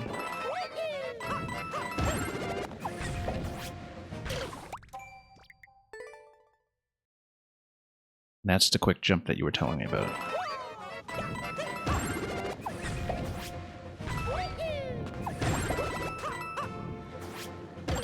Not much of an opportunity to read it, but I think we just kind of did it by instinct last time and then got squished before the pipe anyway.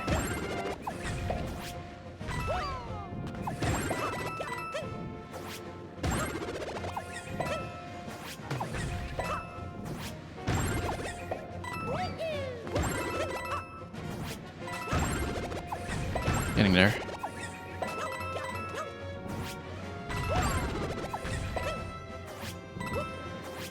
Nope. Totally out of position for that time.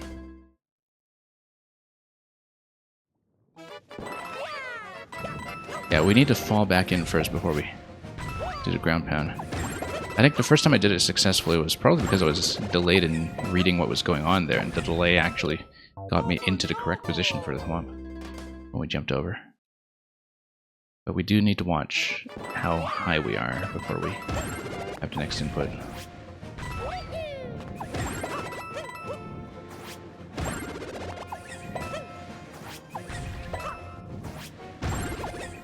Okay, getting through it. Whoops, or not.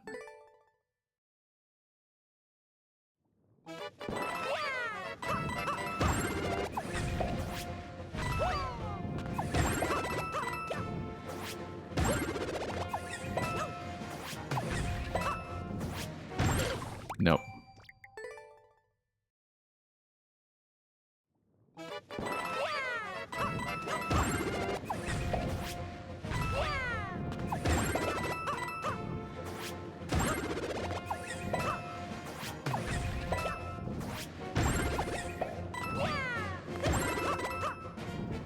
Nope.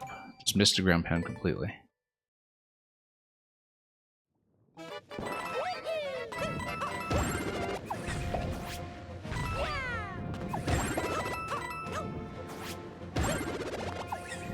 Green Heroes, if you believe that Lies of P has the acronym AC, I think Pinocchio might be lying to you.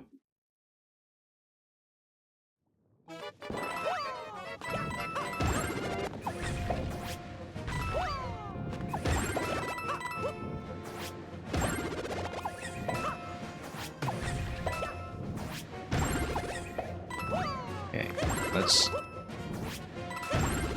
get over here. Wow, completely missed a ground pound once again. That's a wonderful little charging chuck clap, by the way. Full round of applause for that. Whose is that anyway? Oh, Failstream, okay.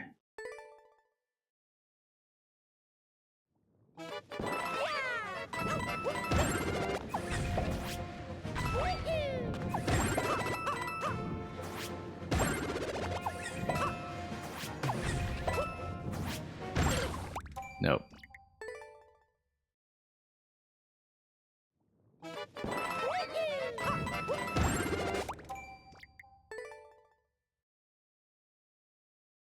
Just combining AC and LP, very clever.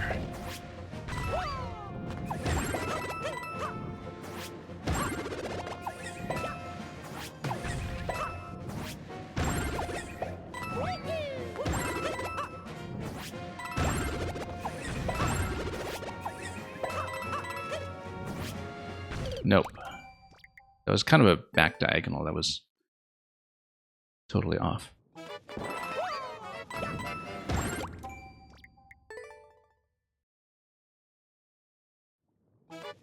I think these ground pound cancels are going to wear out my thumbs at some point. Whoa.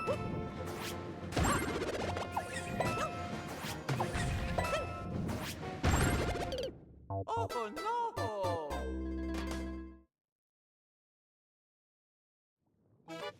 Okay, we may have been on this for a while, but we're close, in theory. Still need a little bit of jump timing to sort out along the way, but the more consistent we can get to the ending, the better. Nope, we'll just miss the ground pound entirely.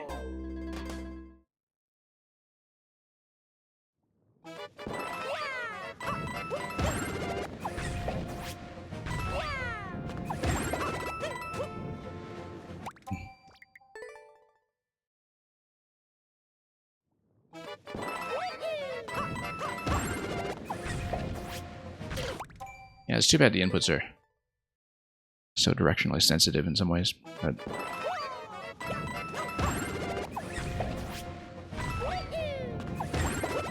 I guess that's the whole skill cap here when it comes to platforming, just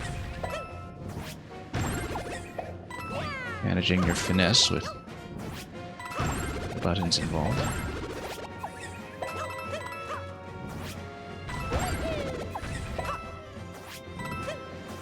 No, missed. Oh no! I was watching out for that too.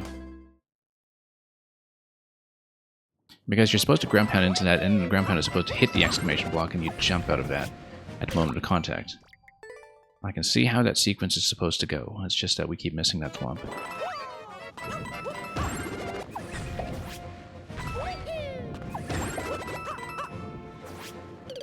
No.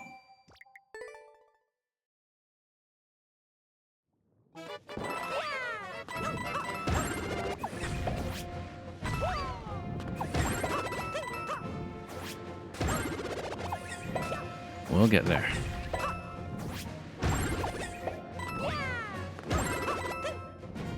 Nope. Supernova, welcome. Thank you for submitting. I got several of your levels to catch up on. I'm usually not so backlogged with Supernova, but that's what happens sometimes.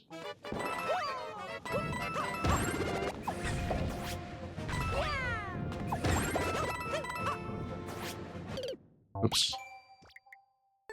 Maybe you'll be offline, and there's nothing the bot anyway can do about it.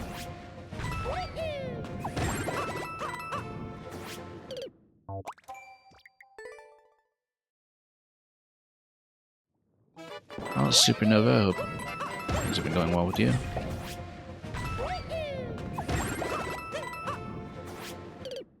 Nope.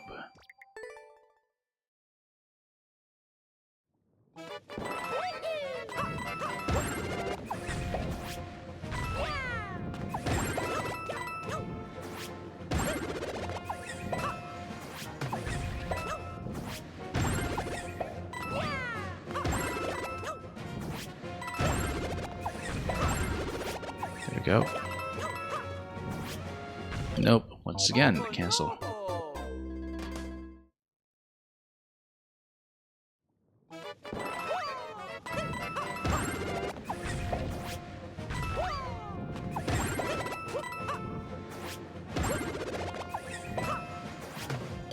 Oh no! Mr. Green. It was Green Heroes in the conservatory with the candlestick.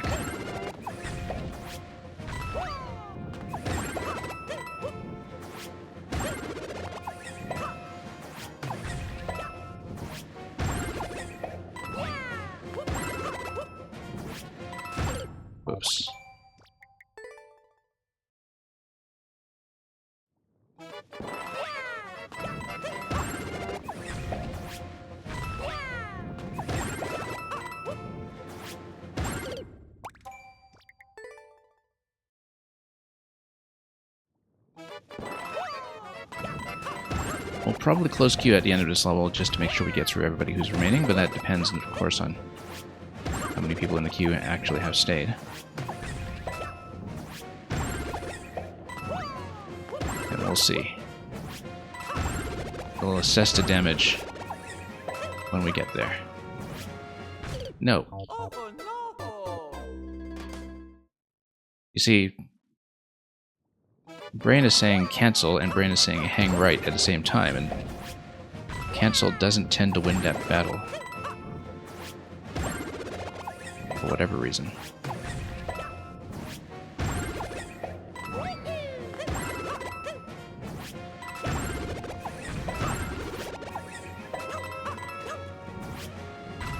There we go. Nope. Oh no! That was supposed to be the ground pound. I was trying to wait to get in position vertically, and then I think I waited too long. I do have to be in front of the thwomp when that happens, so I can't be over the thwomp, because we know what happens when I do that.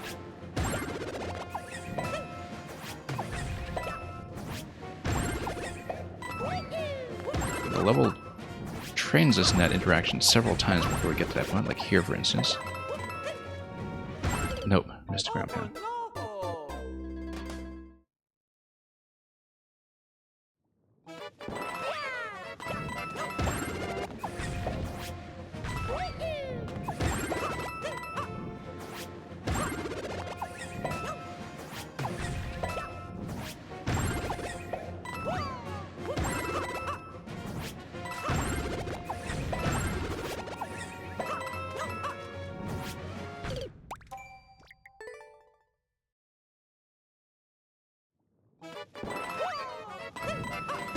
Yeah, obviously if you just have ground pound cancels as part of the toolkit that's totally second nature to you, this is a completely different level.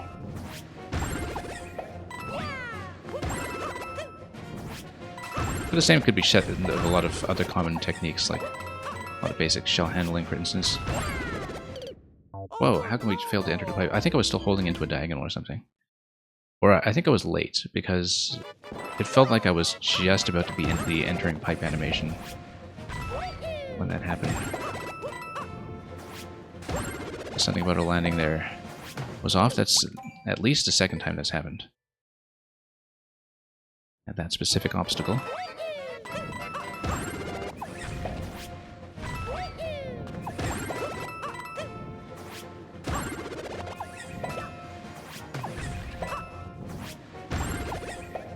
This is going a little bit better. I was worried about that ground pound in front of the thwomp on that attempt, but felt like I barely scraped by.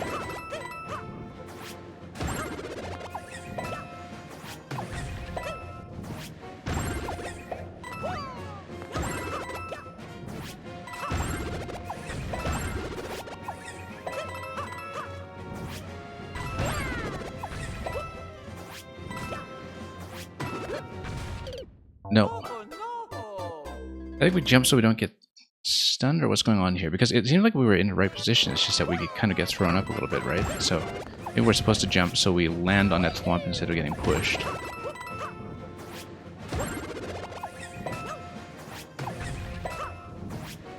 Best attempt in a while, though. Best attempt in a long while. Whoops. Oh, once again. Doesn't seem like I have a lot of control over that when I die to that specific spot. That's the second time that's happened, then. That's one that I didn't really feel was predictable from how I was jumping, but clearly I was coming in a bit low. Same here. Maybe a bit low, maybe a bit soon. It's kind of difficult to adjust around that manually, but...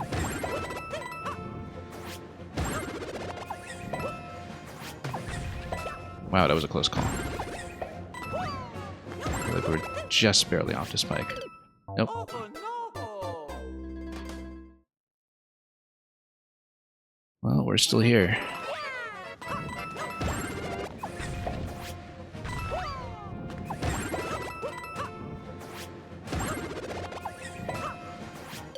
Oh No. no! Yeah, we're starting to die to this much more often now. I don't know why. Fast jump when you touch the exclamation block. Yeah, no, I know that. I saw a single coin there. It's just that we haven't had much of an opportunity to read what goes on when we do that. So we're kind of at the mercy of the exclamation block pattern.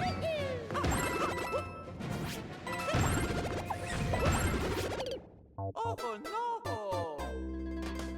So something is happening a bit differently there. I think I'm maybe starting to ground pound a little too far to the right of the exclamation block push, and then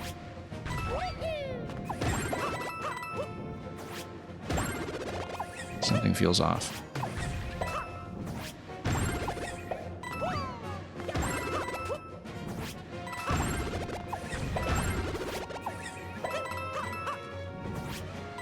Nope. Oh no!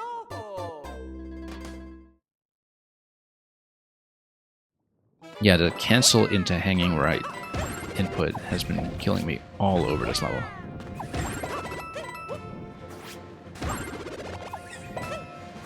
From the very first moment.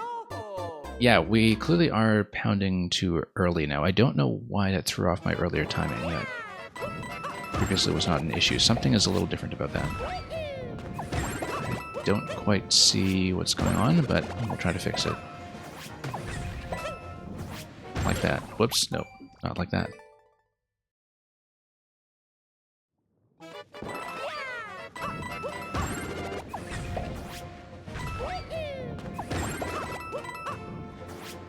Okay, on we go.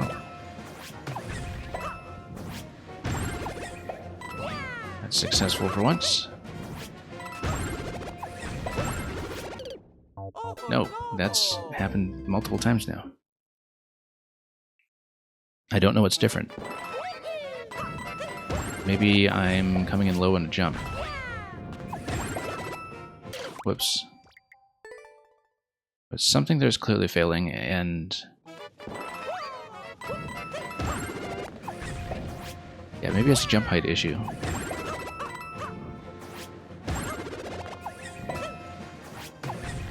It was not a problem earlier. So I need to figure out what's going on. Whoops. B-Minutes, welcome. B-Minutes, incidentally. When you cashed in your Shakespeare number 67 reward, while I was on the final boss of Surizen the Lost Demon about a week ago, I never actually did manage to get back to that because, of course, we were sitting through the final boss and the ending sequence and everything, and it turned out to be quite long. And so I still have your request in queue if you want to hear number 67 and give my thumbs a break for a moment.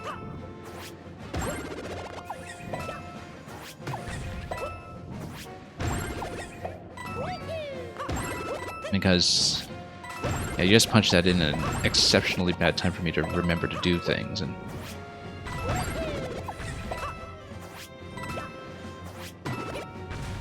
no, I jumped, but that jump didn't work. Hang on. We are taking a moment to read while I reflect on this particular obstacle here, where, yeah, it seemed like we were maybe late on the jump off the exclamation block, so we got pushed into a position where the upper thwomp smacks us before we can enter the pipe. Because we get pushed a little too high to enter the pipe, perhaps.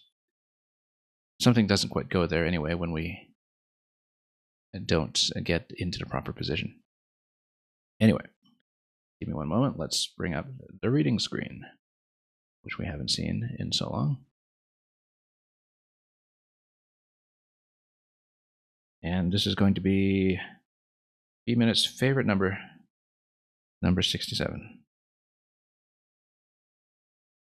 Ah, wherefore with infection should he live, and with his presence grace and piety, that sin by him advantage should achieve, and lace itself with his society. Why should false painting imitate his cheek, and steal dead seeing of his living hue?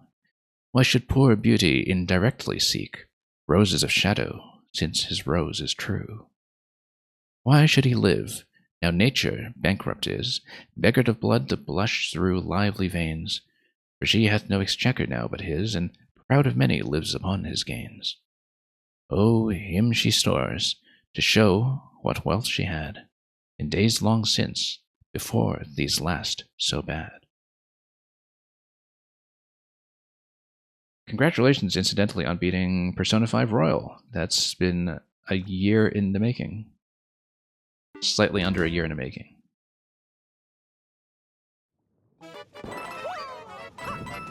And that gives me a sense of what to expect. It might be a long while before I get to Persona 5 Royal. Anyway, my thumbs appreciate a break. Let's see if we can do an attempt as good as the last one. Because I think I've been on this level probably for about an hour at this point. And the thing is, we played most of it before successfully, too. And I have to learn the new ending. And some of the timings actually do feel more relaxed than before. I don't know how much of it is adjustment and how much of it is just self-improvement, but some of the exclamation blocks coming in under me seem slightly more generous than they used to be. The ground pound cancels do not feel more generous, but that's because we're doing the best we can.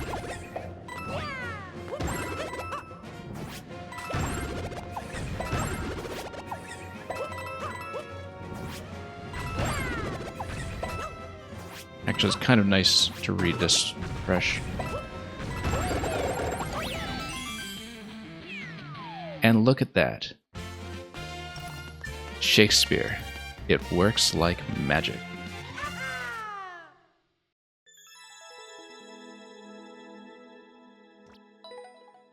Even as you were saying, it was worth it, a top 5 RPG and maybe even top 3. Yeah, I mean, it's been a major part of your life at this point. Thank you so much for the GGs, and especially for the patience of other people who have stayed in queue to watch me endure this. I guess you have also been the ones enduring this, but thank you very much for the level redox. The little trick with the 2 interactions with a thwomp near the end, even though I had trouble with it, is actually a very memorable sequence, so I can now say, having cleared it, that I do in fact like it a lot as an idea. B-Minutes, thank you for submitting. I'm going to check for Superstar CC first, but then B-Minutes, technically I should give you sub next. I think Superstar CC may have left a while ago, and I could tell because they were quite talkative while they were here. What I'm going to do is I'm going to actually put X-Bomb in next because they've been waiting quite a long time and they are new. And then B-Minutes, I might give you the sub reward. Let's take a look at what the clear rate is like on the next level just to be sure what we're dealing with, because we might close up soon anyhow, and play through the rest of the list as we usually do. So this is going to be first check for Superstar CC, but I think they are gone. And if they're not here, we'll go X-Bomb, who is definitely here and just said GG. Yeah, if you'd like to waive your sub-next privilege, that's fine too. We'll get to you later if you're okay with staying that late. And yeah, Optic placeholders for playtesting are perfectly fine. Okay, no check-in, and Superstar CC does not seem to be on the online list, so we'll go this way. We're pretty relaxed about the queue around here. I know sometimes people might be AFK or sitting through an ad break or something like that, and, you know, we'll only bump you back one spot if something like that happens to be the case. But here's Climb Racing Against a Poison. Very new upload. So statistically, the clear rate probably doesn't mean anything, but it's short and sweet, apparently. We'll take a look. And yeah, maybe we'll close up after this one, because then we'll see how the queue is doing. Thank you for Green Heroes for resubmitting. Climb Racing Against a Poison. Yeah, I would say we'll definitely close up the queue after this one, and like I was saying, we always try to play through everybody who is already in. Poison coming up right away in that zone, okay. So, we need to watch out for whatever's coming up here. We'll take the middle position so we are able to swap into either side. Oh, actually, no, this is not auto-scroll. This is actually player scroll, so we can just keep climbing if we want. For a moment, I thought it was auto-scroll, and it's actually not the case. So we can actually outpace as quickly as we can. But we don't want to hug the top of the screen too closely because we can't see. Yeah, once the vines go up. I see coins here saying 1, 2, as if we were supposed to go right and left. No, not really. 2 coins here. Yeah, maybe we should follow the 2 coin indicators whenever possible. There's a 1 coin here. I guess we should follow coins whenever possible, but I suppose we're supposed to jump a bit and adjust and possibly even pull down on the vine a little bit, since again, it's not the scroll boundary pushing me. And of course we can do the cheap thing and basically evaluate some of this by memory as we go too.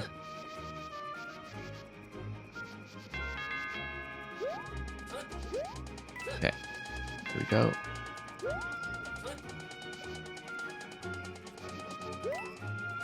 Maybe the coin is encouraging you to jump. No, let's climb up this way, and if we stay near the top of the vine, we might actually be in decent shape, because maybe that's the expectation for where you are at a given point in the level, and then we can kind of catch up this way. And then get into a bit of trouble here, but then just continue scrolling up. And then we'll grab a checkpoint. Yeah, so either way, you're not locked out.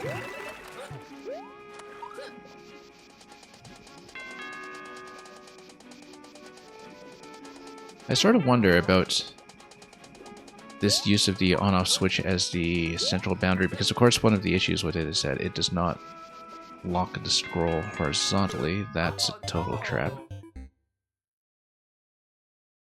So I'm wondering if you're trying to split the screen both ways, why you would do it that way instead of putting ground tiles or hard blocks in the middle instead. Maybe there's some rationale for it with the level design that we haven't seen yet. But yeah, let's say we follow the 2 coin. This is going down. This is something that we need to react to. And the fire bars are coming. Then we'll bounce over. Oh, we got a couple of question blocks over there. This guy's just gonna fall. I needed to fall out to the side, actually. That was just a poor reaction. B minutes, what do I think about the character name Final Fantasy VII pronunciation controversy? No, I know that it's because it's a name that's actually derived from one of the Gaelic languages, right? Like either Irish or Scots. And that apparently in Volume 2 of the remake, Rebirth, I suppose, I am told that the developers just went with the anglicized pronunciation instead. Is that what it was, or do I have things in the wrong order? I have not really been following this because I actually have not played Final Fantasy VII, as I think I told you back when you played Final Fantasy VII, although you can be forgiven for not remembering. No. Oh no! But I do find it interesting that from what I've gathered, that a significant part of the fan base had in fact over the years rallied behind the Gaelic pronunciation if they knew that was where the name came from. Oh no! When very often you would not think that would be the case, and in many cases, you know, if people are just reading the text in games without full voice acting when they're younger, they would just coalesce around whatever looks sensible.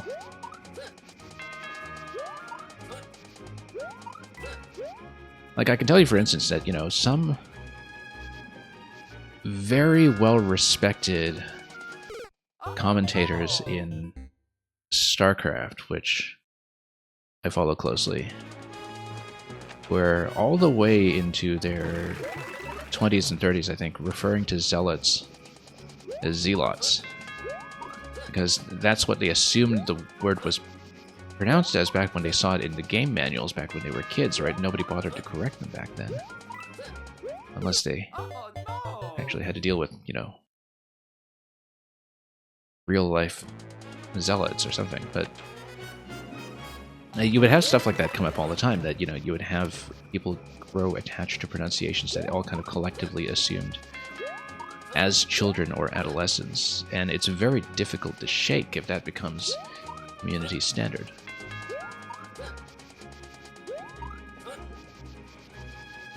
So again, like I said, I find it very interesting that Oh no! the fact that there is a either Irish or Scots Gaelic pronunciation of that character in Final Fantasy VII is something that is actually well known, and well known enough that there actually is something controversial around it.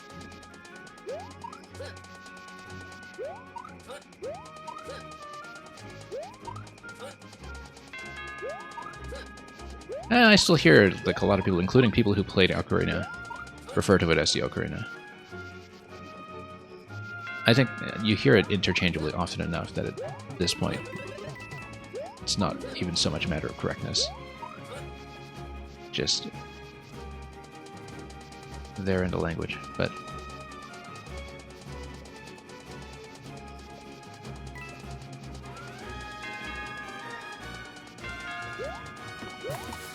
I have entirely too many Ocarinas in the house, and they're not even mine. I'm not even the one who plays them. Yeah, oh yeah, poison's gonna come up and we're gonna miss the flag, aren't we? No, we're not. It stays there. Okay.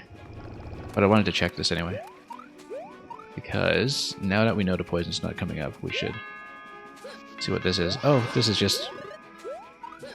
Ah, okay. For a moment I thought this was like a fake flagpole joke or something, but then...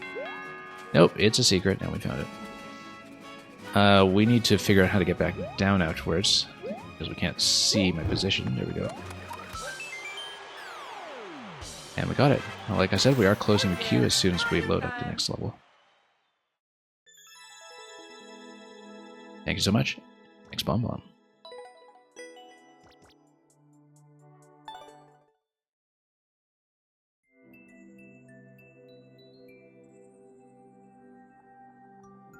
Yeah, B-minutes. Sometimes I find that, some people, they get so accustomed to having the fully anglicized pronunciation of their own name be the popular thing that people assume, that they just wind up running with it.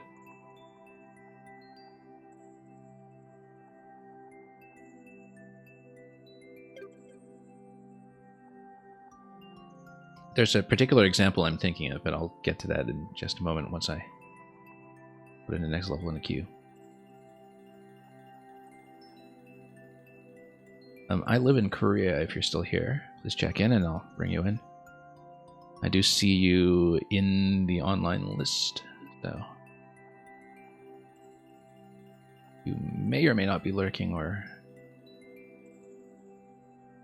preparing to respond in chat, but yet you are here. Great.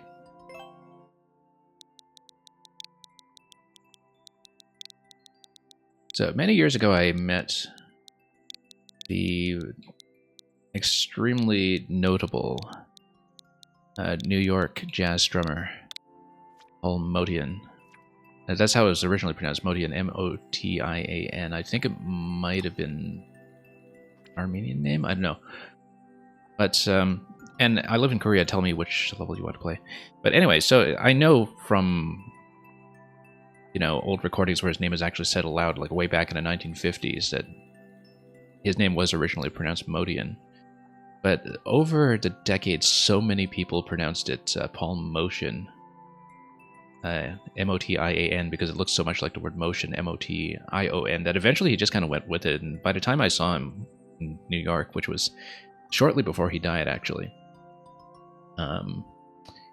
I think he just sort of introduced himself as Paul Motion, and he was totally cool with it at that point. So I think that's the example that sticks out to me. So I actually did get to talk to the guy, and he's just, he was just a very famously crotchety personality and with a very big presence. Fantastic drummer. Anything I want. We'll take a look. We might not do one of the super uncleared things, but all of these are probably hard, so we'll at least try things and see what makes sense.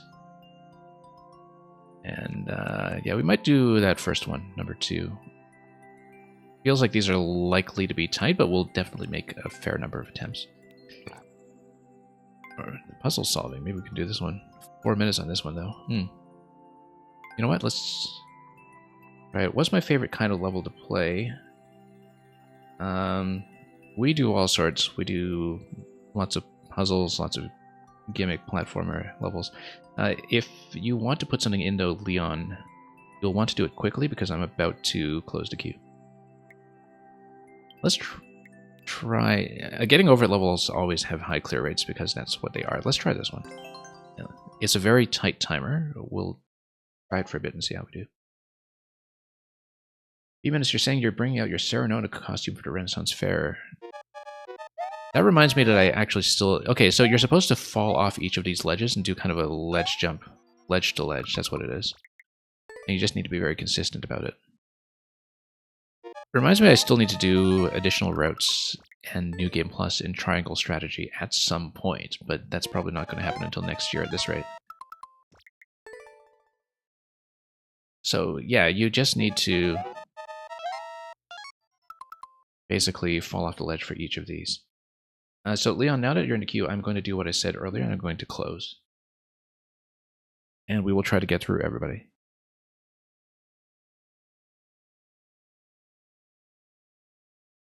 One moment while I just update my stream title and bot display and everything too.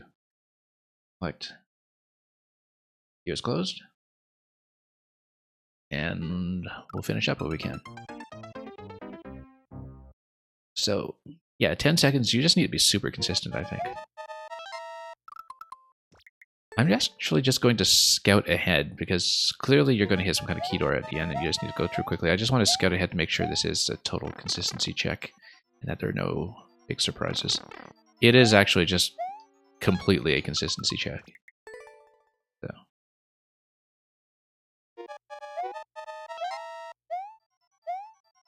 No, we're going to miss every single thing.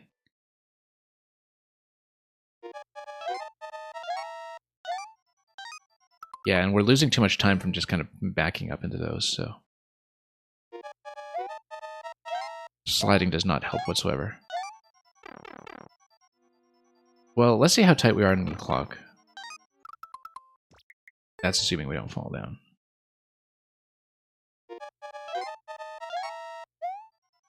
Oh, nope.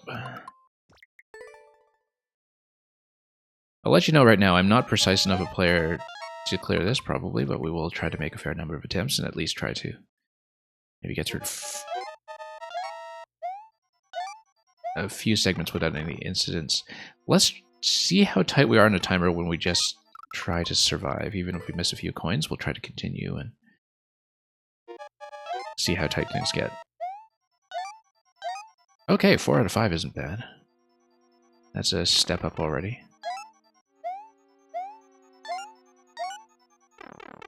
And then we miss 3 coins, and then we just hold up into this, and so yeah. Oh, but notice that there is the donut block at the end, and the donut block might actually really tighten things up quite a bit. You would need extremely good momentum control, particularly over that corner that's marked by the cloud. Because I think you really can't afford to lose any airtime whatsoever in order to have the final second coming down the donut block. Thank you so much for the follow. Whoops. Well, we know we can get 4 out of 5 coins in the first segment, but again, you need to be extremely well optimized with every jump, I think, in order to survive the donut block.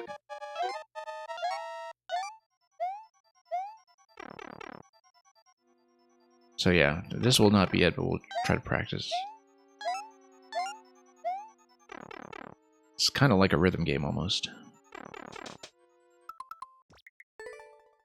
But I really think the donut block is going to kill us with our current timing. You need to stay very low on each jump.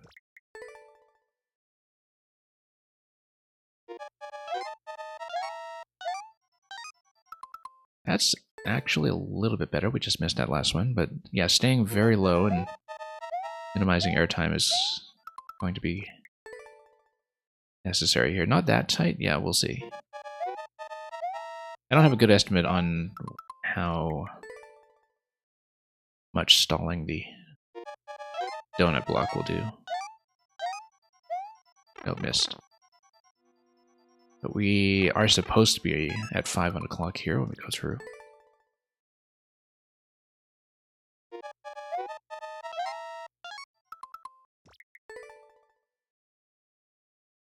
Yeah. Current record is right up against the 10-second mark, but maybe there just haven't been that many players on it yet, and be more flexible than that, for all we know.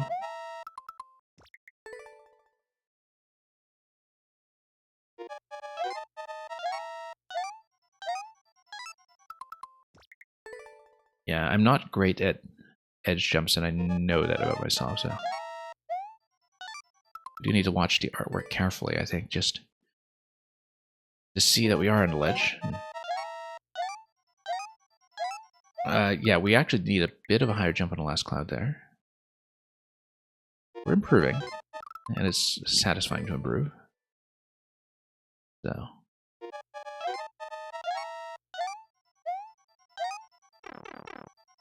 So the arc was right that time. We'll just practice.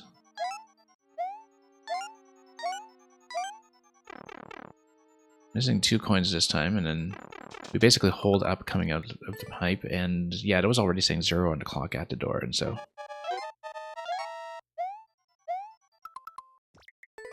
I wasn't going to do that well.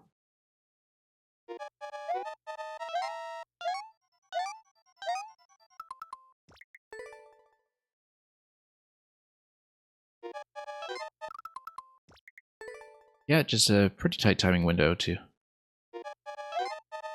make sure we make contact. Okay, that's the best one yet on first segment. Well, okay, 9 out of 10. And it's a matter of timer from that point, which, again, I think is a concern, but we'll see just how much of a concern when we get there.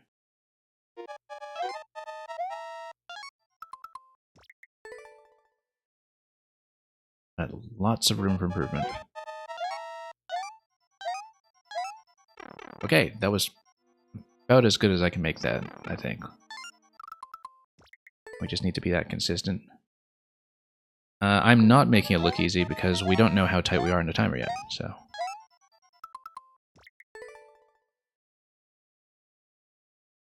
And we still haven't had any consistency in the second segment. I am absolutely not some kind of precision player, so this is a learning experience for me as well. And thank you so much for the follow.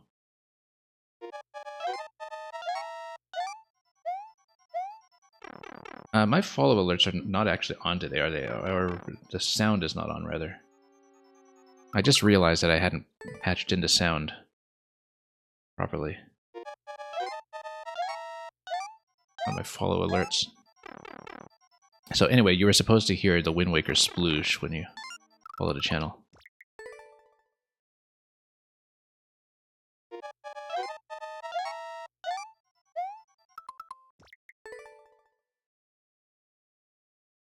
Honestly, after all the ground pound cancels earlier, this is positively relaxing.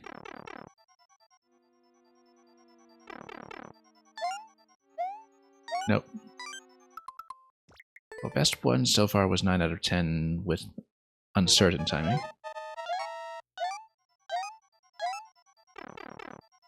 Bit of a stall there as we were getting into the pipe. I think that might be a concern. Nope, 9 out of 10 once again.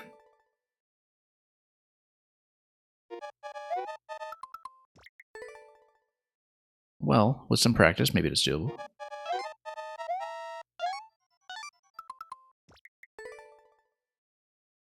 It's a good way to train myself to do this more consistently anyway, because I know from past experience it's often something that kills me. this kind of ledge spacing.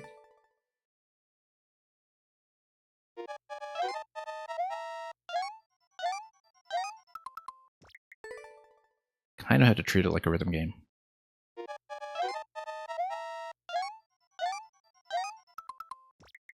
It was okay, except for the coin we missed. The arcs were pretty good that time, though. Oh, bit too much airtime there. And not much airtime there.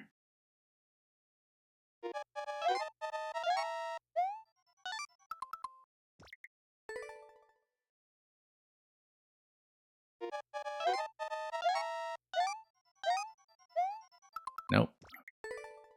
A little bit early.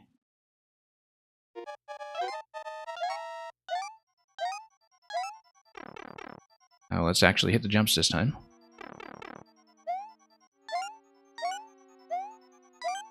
That's okay.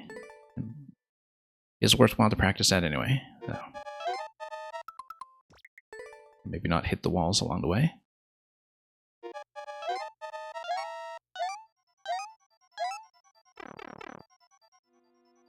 Again, a bit of a delay as we hit the pipe. And for some reason I always miss this first one. Probably because I'm adjusting to entry timing.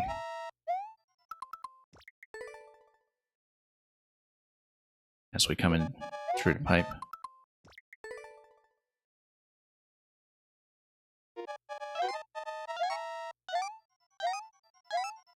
Nope. Stuck.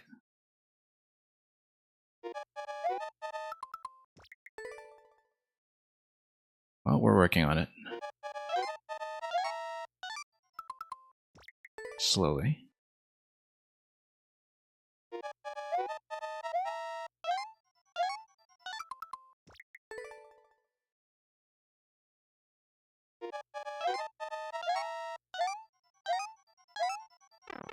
Okay, that was not too bad. Good corners that time, maybe. Not so good that time, as usual. Yeah, we really do need to watch the timing off the first one. Kind of need a bit of a mental reset as we come out of the pipe. Even the first one here in the first segment is always when it throws me off slightly, because we always have to read that manually instead of depending on our sense of rhythm for what had come before.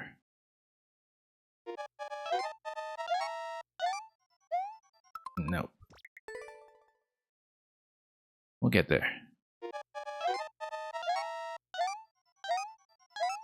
We've had a couple of promising attempts. Okay, let's be quick about the first one.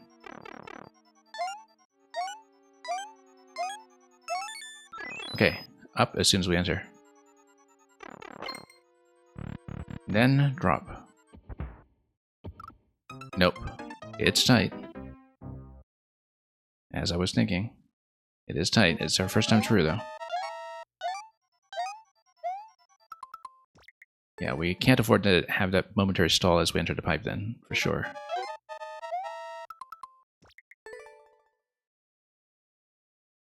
No, I was thinking it was going to be tight, so... It's just a matter of how tight. Just need to shave a little bit of height on our jumps. And let's hit the first one. Whoops. Always late.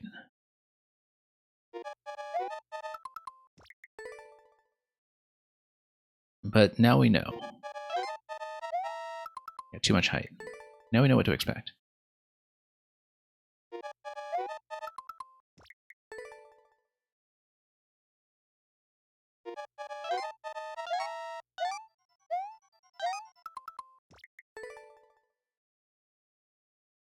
We just can't spend too much time coming down from a jump. We need to land as low as possible.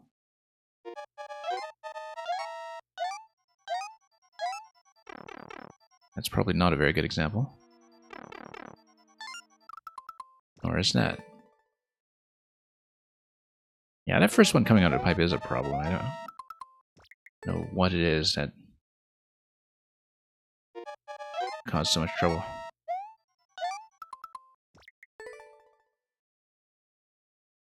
And Leon, you're saying it was good, actually, yeah. well, I mean, few attempts have looked promising, but we've only really collected all coins once. And... okay, better pipe entry that time, without so much of a delay. Nope. Once our timing is thrown off, we're really off.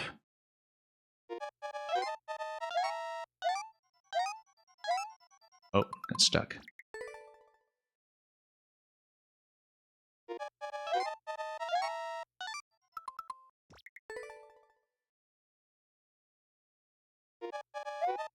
Oh, we had one solid attempt anyway.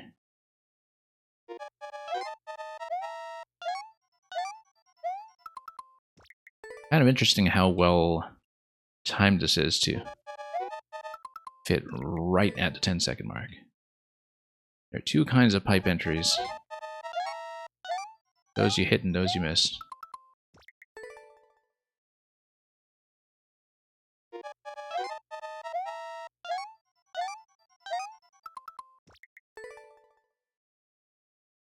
Some of them happen to be vertical much of the time. Now, if you actually meant that seriously, you might have to explain. As I'm definitely not someone who knows optimizations down to the frame level. Oh, too much airtime anyway.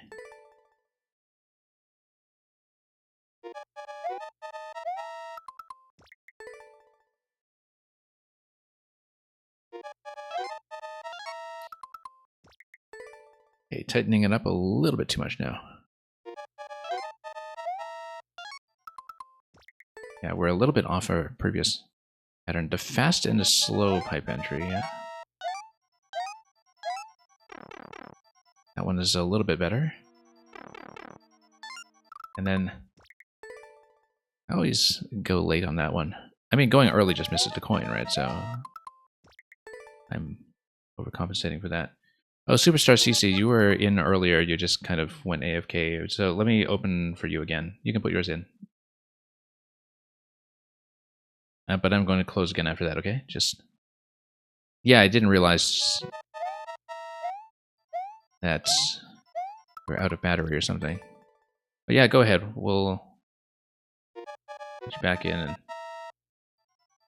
I might even put you next since you were waiting for so long, but we'll see this. Is this one of those in Mario where you're required to one frame spin jump at the start to get the speed? That's an interesting question, actually. I don't think so. It doesn't really give you enough room to do it.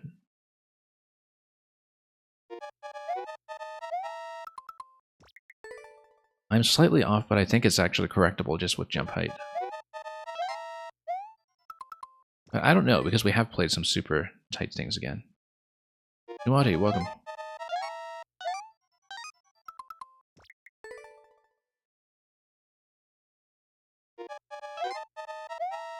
And yes, it's me again, unless you're talking to somebody else.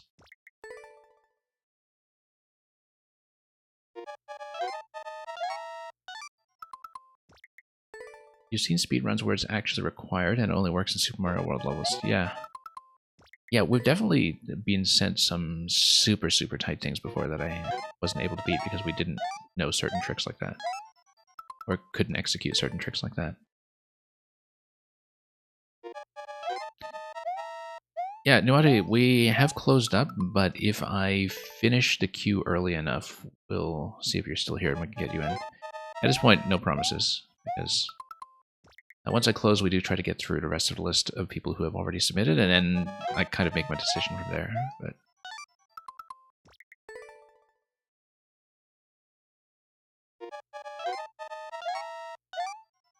But if we get things done quickly, we'll try to fit you in.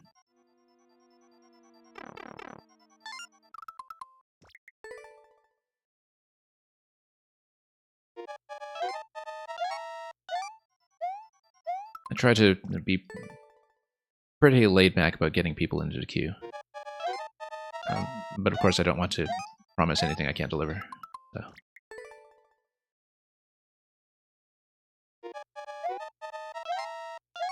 Okay, missed the first one. So yeah, we've collected all 10 coins in this one precisely once, and we were slightly slow and died on a donut block at the end. Oops, slightly off pattern there that time.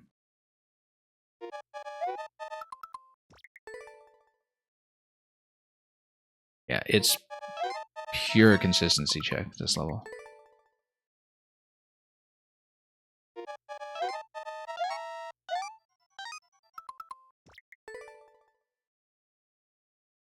And for something put together so simply, it actually is pretty well put together to fit snugly at the timer. As you can see from the current clear record, which is just under the limit by about a frame.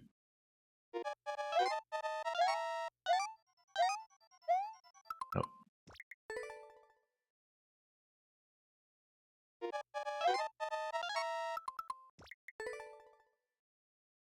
Yeah, we'll give it a few more attempts.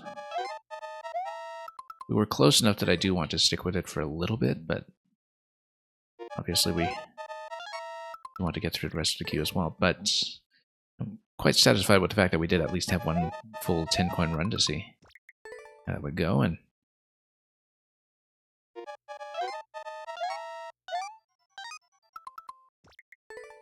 for something that is kind of a little outside my usual skill set, I feel like we have been improving meaningfully. SMO is Super Mario Odyssey.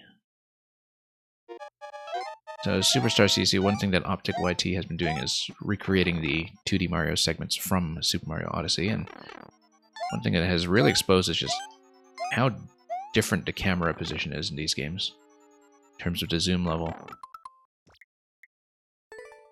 Whereas it turns out whenever you transform into SMB1 Mario in Odyssey, when you climb up walls and the like, you're actually very, very zoomed out. You just don't necessarily notice because mentally you adjust to where you are in the 3D environment. 5 seconds. No. That was a nice tight jump out of the first coin after the pipe, but then we flopped the next one after that.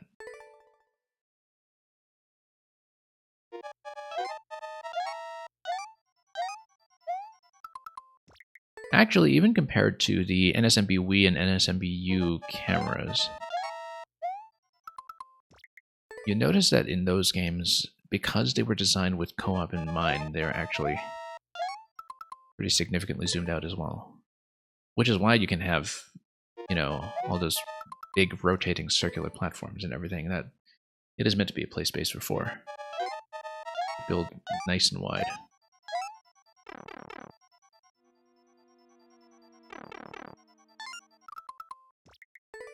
Definitely when you go back to actual classic Mario, SMB1 through Super Mario World. Whoops. The fact that the physics are based around the 4:3 aspect ratio is something that jumps out at you immediately. It's not surprising to me that in the time since, the physics have become a little more consistent. Because they were definitely trying to find a sweet spot. Now in SMB3, it's actually an absolutely crazy jump curve.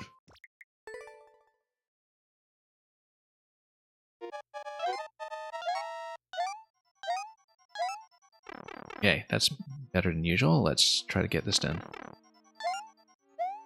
Nope. Yes. Good first segment that time, though. Better than usual. Okay, pretty good. Let's do it again. Miss. And I think that would have been too tight on the timer anyway.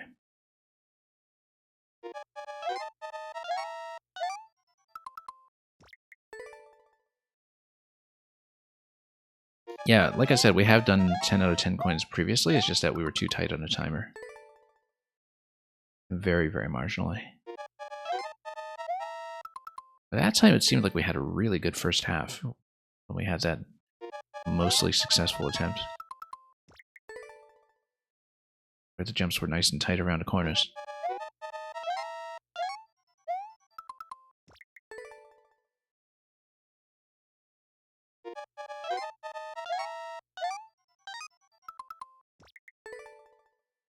Okay, just a few more attempts on this, I think, and try to get at least one really good one down. That's not a really good one.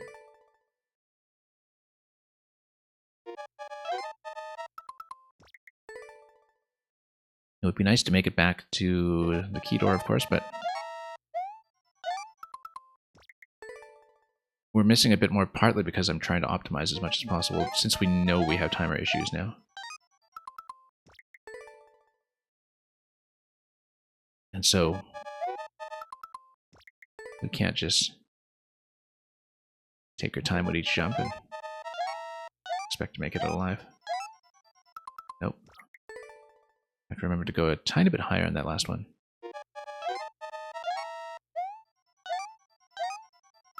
But not that high. Ideally, we kind of cut a diagonal through the cloud.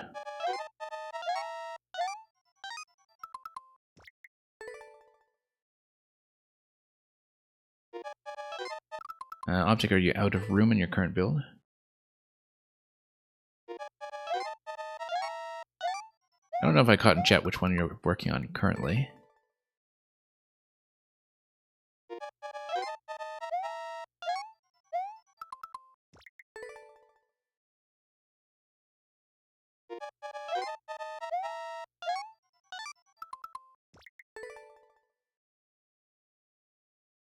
Ruined Kingdom, of course.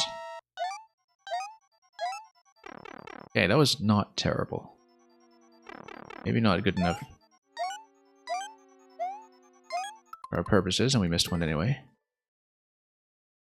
Most of the jumps seem to be okay that time. But we still missed one coin.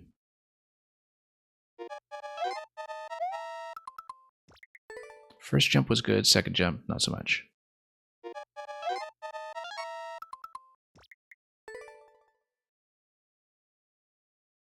Do we have a green block? You mean other than the snake blocks? In the Mario Maker palette? Is that what you're looking for?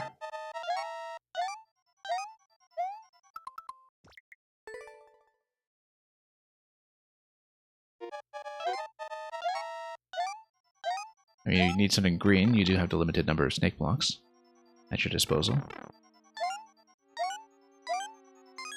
Oops. Timing-wise, that was not going to work anyway. Some of the jumps were way off.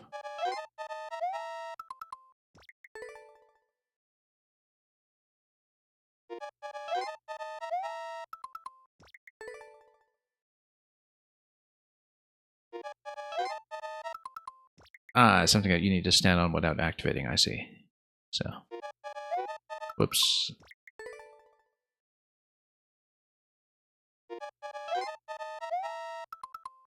Well, we got 9 coins many times. We got 10 coins one time, but too slowly.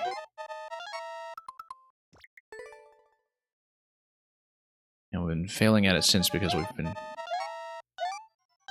taking some more risks and cutting some more corners.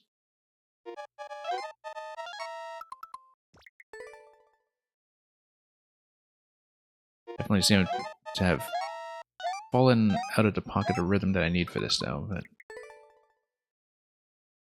I have to remember the big jump at the end too. Nope.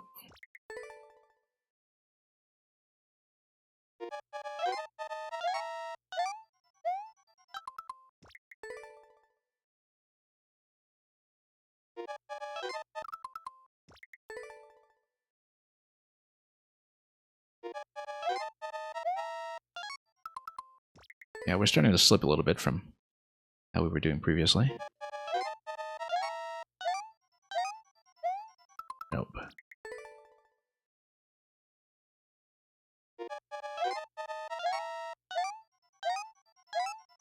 Okay, better. Not perfect, but better. Nope. Decent up to that point, but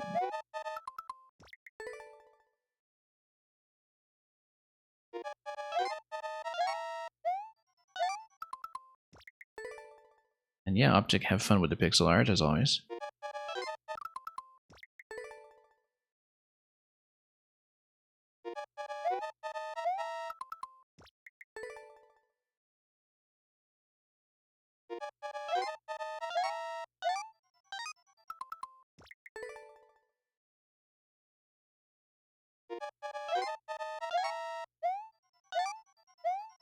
Okay, not quite.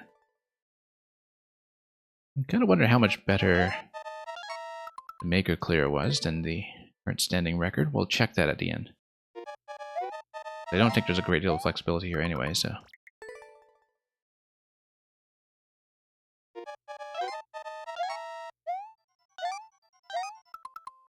And we need to remember the higher jump at the end anyway.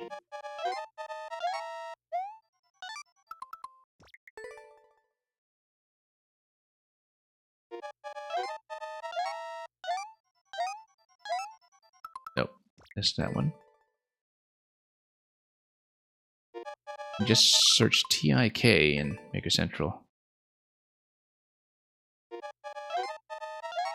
I mean, I don't know why you would be searching for yourself in Maker Central unless you're trying to pull something from Level Viewer while you're not actually in the game.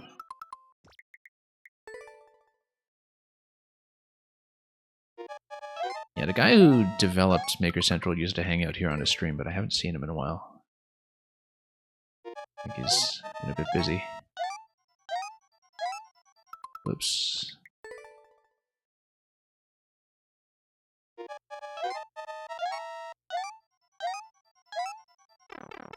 Okay, a bit too much of a stall there on the pipe entry. I think that's going to kill me, but... Let's take a look anyway. Let's get in the donut block and see. Still says 1 on the clock, so... Nope. Just a frame off. Okay. We made a second attempt up to 10 coins. I think that's as close as we're shaving it for today, but thank you so much. I live in Korea. We might have to try again sometime. 2 clears now. And yeah, actually, the current clear time is slightly better than the clear check time. Very, very marginally. I mean, that's all within the margin of error at this point. Congratulations to those who did manage to get it. Yeah, we hit that kind of ending twice, and that tells me we need to do a bit more with this in order to make it around all the corners just right. I could tell where I was losing a bit of time there, for sure, in the attempt, but it'll take a lot more practice. Let me take a look at the current list, because since Superstar CC was here much earlier but just had a disconnection, I think I might move you up first. Particularly because you told me, I think, that yours was short. And then we'll get through to Q, Supernova, B-Minus Optic, Green Heroes, Leon. About... Yeah, because we called you in earlier and you just had a DC, we'll you in. So let me just plug you in quickly. Manually on the list.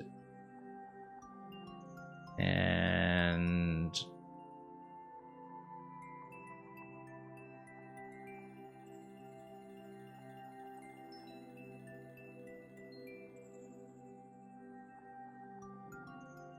yeah, no, because I called him in before you came in, I think, Leon.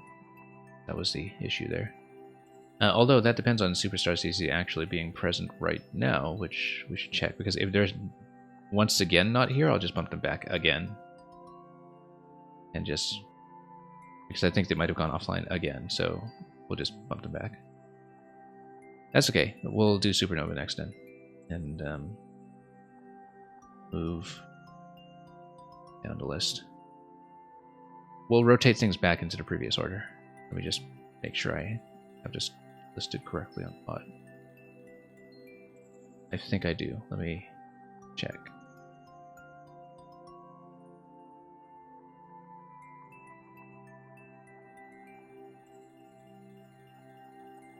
I think Supernova is definitely here, so...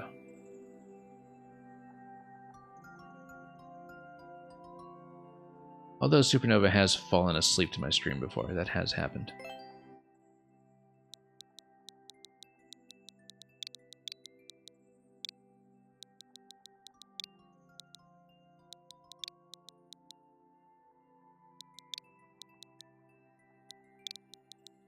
Supernova seems to be just awake enough to punch in a ginger cat emote.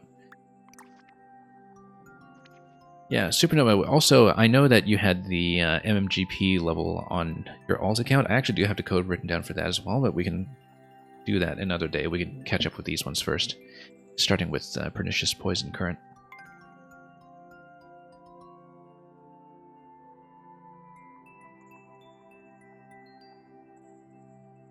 Yeah, I suppose you do have your Minecraft chat open at the same time. Very important not to get too mixed up. Why was the river arrested? It was accused of illegal streaming. I highly approve. Let's take a look.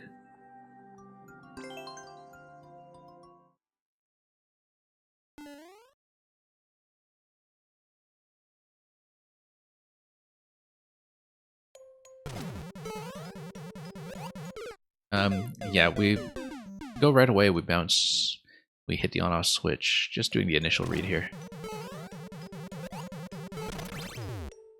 Yes, and we need to continue to send it over, so we're a little bit slow, but we're not locked up, obviously. We do just need to scroll back and get that one to spawn.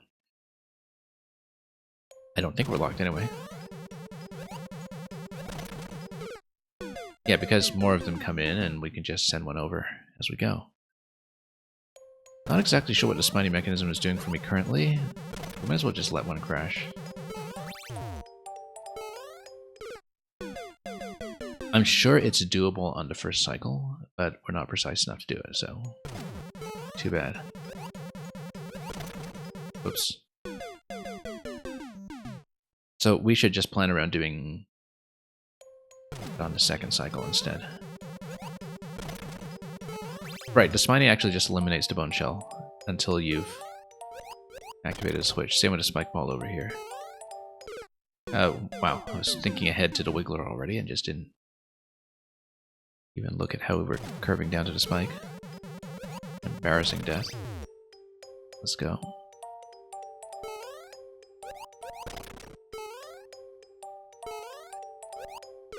A little out of position. We should get a higher jump so we can land there.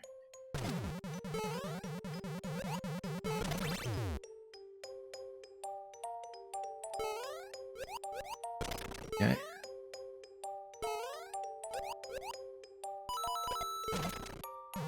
And then, oh, just a little bit slow on the uptake there. I was just reading everything that was going on. Optic, you played this level? Yeah. Seems like it's a popular one. Stuck at the beginning for like 7 minutes. No, you just need to wait for the second shell. Supernova doesn't lock people out that much anymore. I think he used to when... actually, no, because I think Supernova did a bit of a quality control thing on his entire profile and nuked a lot of older levels that were not up to his current design spec, so... I actually think there's not too much on his profile that locks anybody nowadays. Maybe one or two, but...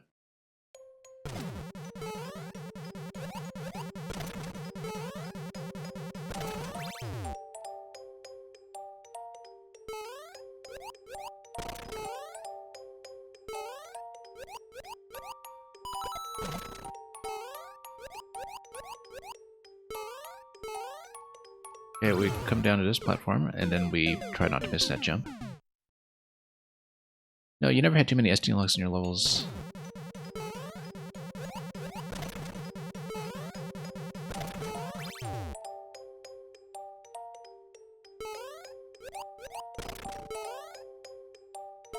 Yeah, I know that...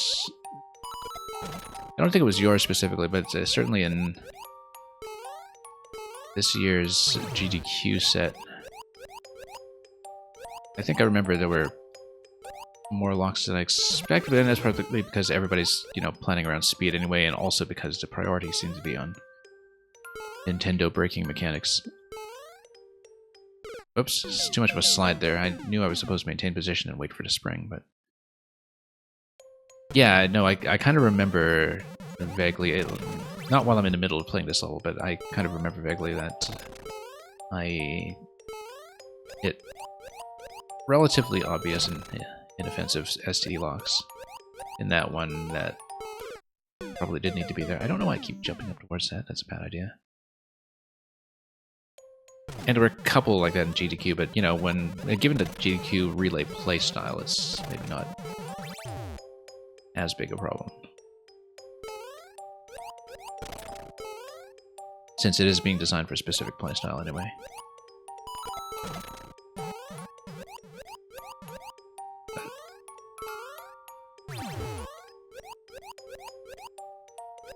Also because we make too many excuses for people whose level design we ordinarily trust.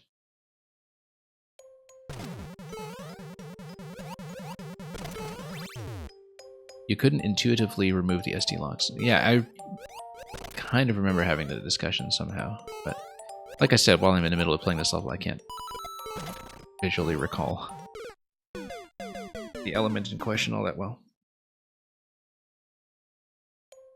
But that's why we record everything.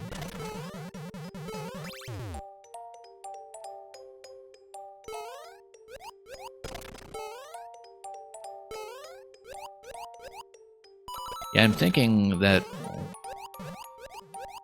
when I do some pre-shutdown streaming of Maker 1, we'll definitely record a lot of old favorites that I used to play from before I had a capture card, even if I have cleared those profiles many times already.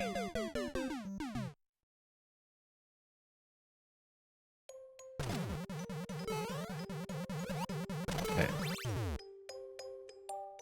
And I'll need to kind of make a list of levels I want to download locally as well. And just kind of keep them preserved in my Maker 1 local storage for the long term. And yeah, Optic, Wii U, and 3DS Online are shutting down in April. Like, the main thing that it does affect is Mario Maker, for me anyway.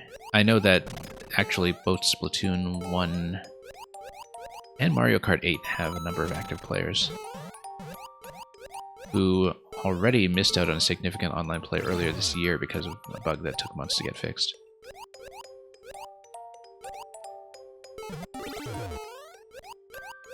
So they were in a very unfortunate situation because there's a lot that Splatoon 1 does well that later games have not replicated. You can really tell when you play 2 or 3 that the usage of the second screen map in Splatoon 1 has never really properly been replaced by the toggle button. There are certain advantages to that that were very particular to the Wii U. And also, I've had a discussion with people before that I've always preferred the way that the heavier stuff like the roller weapons, they played a lot better with the Wii U gamepad than they ever have since. There's something that's very intuitive about using the Wii U gamepad as a roller that other controllers just can't duplicate. I've never managed to play roller very fluently in Splatoon 2 or 3 because of that, because it just kind of feels wrong to have the free aiming that... I don't know why I keep going for that guy. The free aiming that works so well for other weapons when you're holding separate Joy-Cons, for instance, does not feel right at all for the roller. But the map is, of course, the main consideration. Do I clear the queue at the end of the stream? Yes, I do, Leon. So I will get to you if you are able to stay until you're positioned. And you're welcome to, you know, watch other streams or go AFK or whatever in the meantime, as long as you're here when your level gets called. I almost always clear the remainder of the queue at the end of the stream. There have been 1 or 2 occasions where I was called away on some kind of major emergency, but that rarely ever happens. And of course, we've had streams end to, you know, major internet problems as well, but again, very rarely. So if you are in the queue at this point, I will play you so long as you're able to hang out that long. And that's my usual policy. That's why we close up so early. We usually tend to close the queue when I still plan to play for another hour or 2. Yeah, Supernova, your first one was NSMB Wii. I think I remember you saying that when you were streaming NSMB Wii again a little while ago. I actually have been dabbling around with NSMB Wii a bit myself because I originally played it in co-op. So with NSMB Wii and U, and with Super Mario 3D World, my first 100% clears on all of those were actually in co-op. And with both U and 3D World, I did do 100% clears with them in single player afterwards. But I think I've never actually done a 100% clear in single player of NSMB Wii, and I should actually get that done before Wonder. But yeah, NSMB Wii I think was definitely the origin story for a major generation. Like I say, when I look at some of the people who were really influential in establishing the modern Kaizo scene in both Maker 1 and in the revitalized ROM hack scene that followed, you know, people like Panga and Boo and so on. They're kind of from a surprisingly young generation. Like they're older than some of you, obviously, but the generation that kind of really got into Kaizo Mario, the thing that surprises me about them is that a lot of them would have grown up when 2D platformers were practically dead as a genre. In that very lengthy drought that occurred in the late 90s, early 2000s. That nevertheless, you know, you saw a significant community get into these games and become the top level players in these games.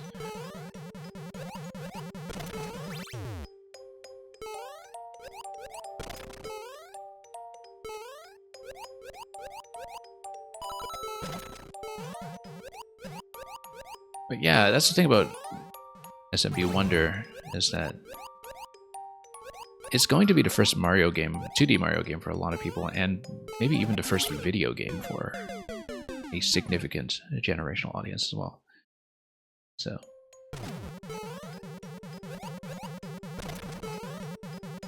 And Leon, you don't want to stay, you want to play League of Legends? Yeah, that's alright.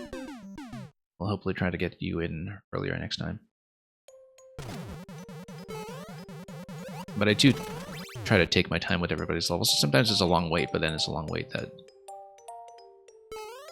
pays off when I give your level attention, usually.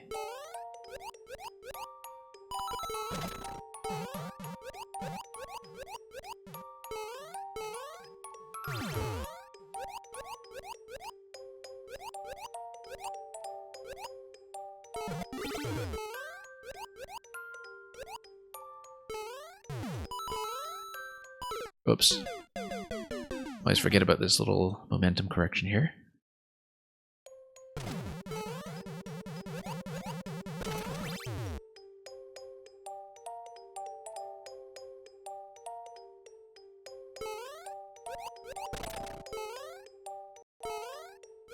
Whoops.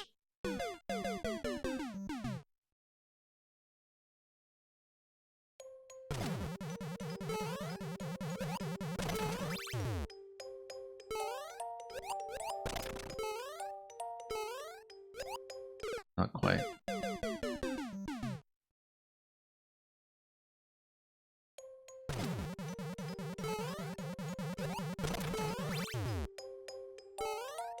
But yeah, I definitely have plans to do a bit more Wii U streaming, for sure. I kind of moved to a completely different setup this summer, as many of you know, when I was off for a couple of weeks. And I only got my Wii U plugged in again this week. But one thing I'm hoping to squeeze in before Wonder comes out is the e-reader levels in Super Mario Advance 4, which is the SMB3 port on Game Boy Advance, which has levels that were inaccessible to me when I was younger. It's also on Nintendo Switch Online, but I actually don't have the premium GBA subscription for that, and so I actually do own Advance 4 on Wii U because I picked it up as one of the many panic purchases on the old shops when they shut down earlier this year. Because it's very difficult to actually have legal access to the e-reader levels. Apart from that, and apart from the NSO subscription version. But the plan currently... So I'm in the middle of playing Guacamelee 2 right now, and that's the main priority on the stream during the weekdays. I'm actually currently at 60% on that file. And so we should finish with it sometime this week, and so we'll have a little bit of time before Wonder to do some other things on the side, like Advance 4. Finally, look at the e-reader levels. I've been told from people who have played the e-reader levels that they're kind of surprisingly interesting from a Mario Maker perspective. That, you know, they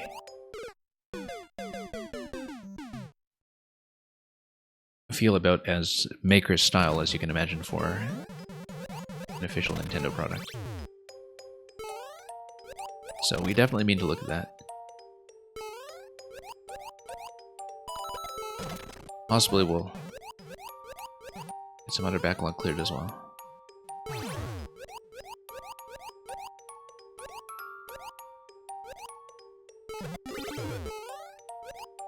Yeah, bit of a poor momentum correction there, and previously we made it to the end of this segment, we just failed on the spring, so...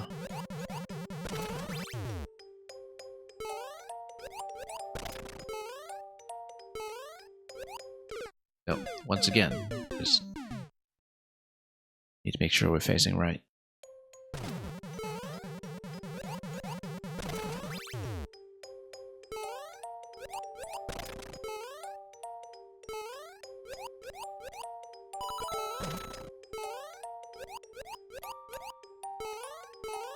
Okay. Nice and quick.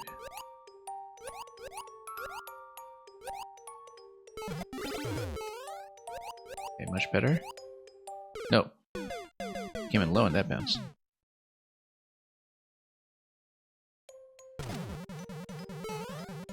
And yeah, Optic, thanks for getting your code in. We will take a look at that when we get to it.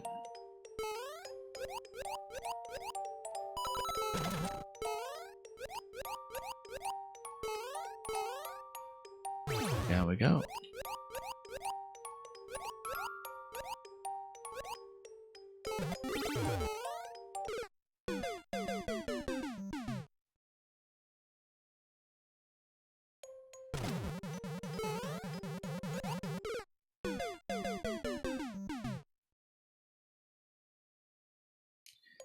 And yeah, Optic, I guess with the Kingdom... Yeah, I'm trying to remember what was placed where in Odyssey, because of course I played it 6 years ago, even though I did play it to 100%. I was trying to remember when some of the Galaxy-style mechanics start kicking into the 2D segments.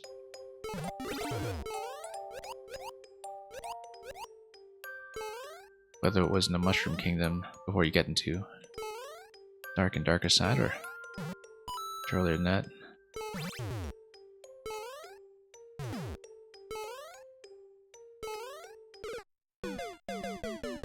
Again, kind of a poor momentum correction there as we try to hit that target. And yeah, no, I remember that the gravity effect is, of course, relevant to the Moon Kingdom. I just couldn't remember which level was which.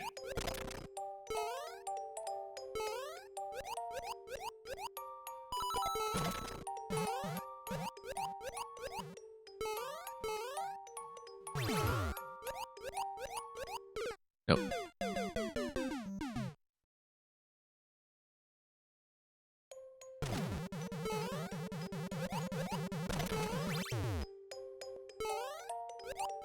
I should do a casual replay of Odyssey at some point.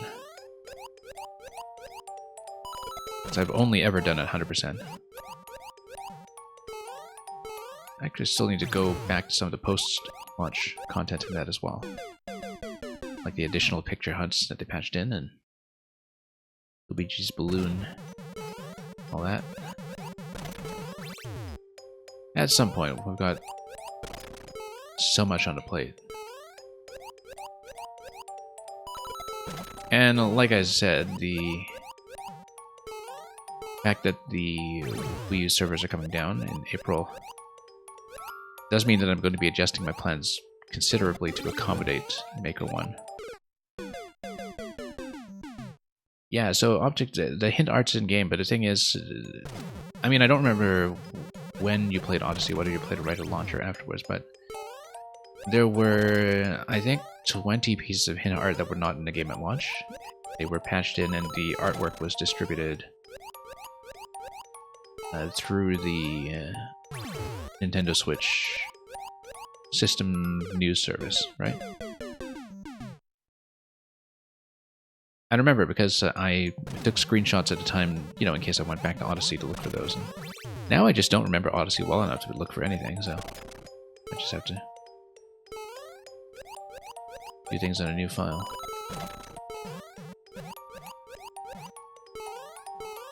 But yeah, there was definitely some post-launch additions to the hint art. I don't know that I found a hint art concept that interesting to begin with.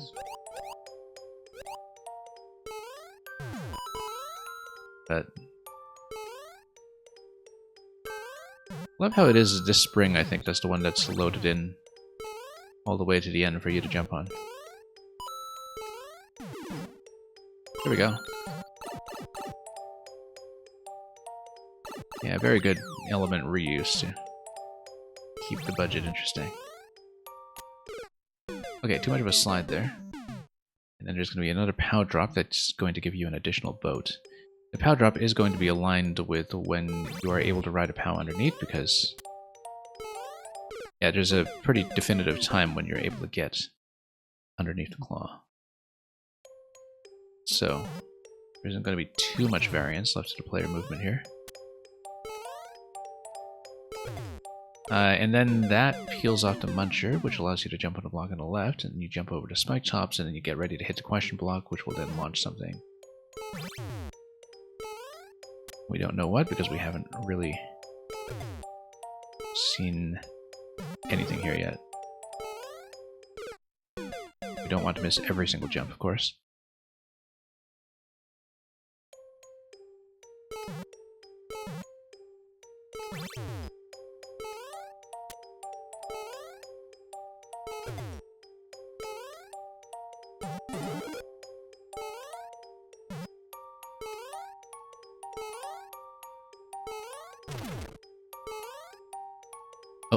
Let's wait for another one. That goes down. We don't really have the means to bump that Muncher with anything right now, but I guess we just need to ride this down, and then the Thwomp releases the blasters, probably. The blasters are budged up against the Thwomp right now. Yeah.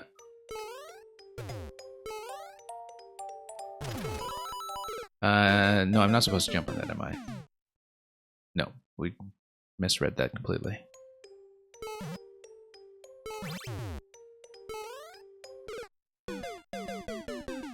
And yeah, Leon, hopefully we'll be able to catch yours another time. Have fun with League.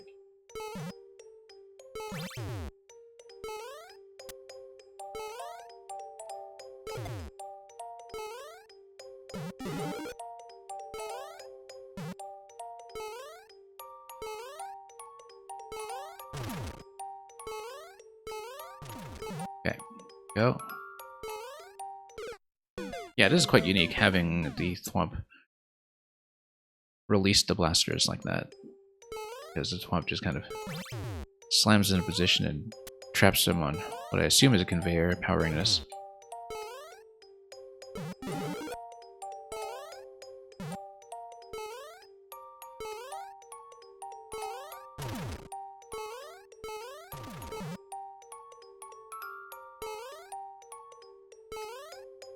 Quite a nice interaction in terms of managing the relative pace of all these moving objects.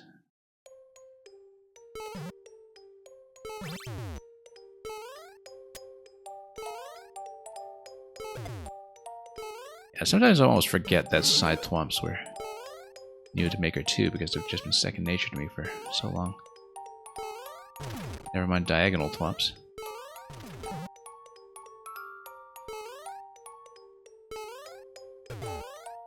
Oops.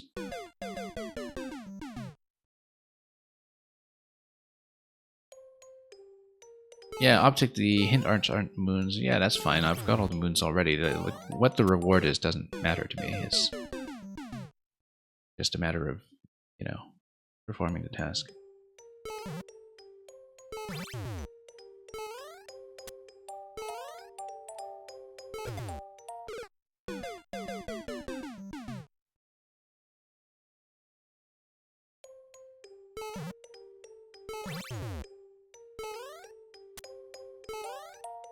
Yeah, definitely looking forward to a lot of the new enemy set in Wonder as well. One thing I think Mario Maker, specifically Maker 2, highlighted to me, I think, was just what a very strong identity the 3D World enemy set, 3D Land and 3D World enemy set had. In terms of the concerted effort to, you know, create a whole new enemy set for those games that was still instantly recognizable as being on brand for Mario.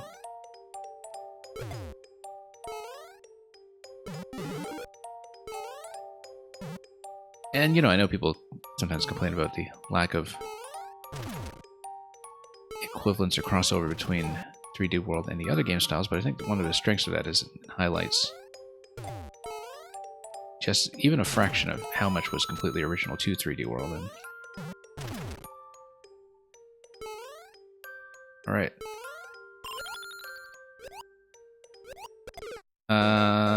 No, that's going to be a single bounce, then you get on top of the platform, you go for SMB2, and SMB2 is going to do a mecha pickup at some point, just not yet.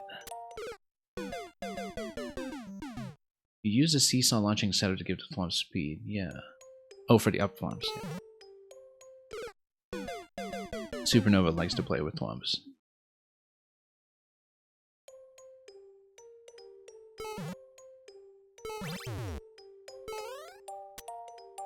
Yeah, Optic, don't know if you've played Bowser's Fury, but that's very much like that with the cats.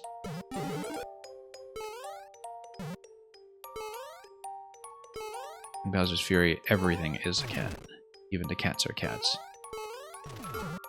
Which I guess is kind of tautological, but you know.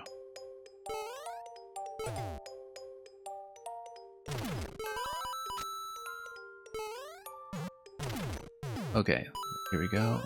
Mecha. Hit. Hit. Platform. I think I am supposed to pick it up, but then... wouldn't I just land in poison if I pick it up at that point? Or is there something I don't know here? Let's go back and think about it. No, I know 3D World had the cat bell, but no, Optic, what I'm getting at is that if you haven't played Bowser's Fury, all of the enemies that didn't previously have cat ears, and even some allies that did not previously have cat ears, are now all cats. So you get like Cat Boom Boom and Cat Plessy, and... it's not just Cat Goombas anymore, it's cat everything.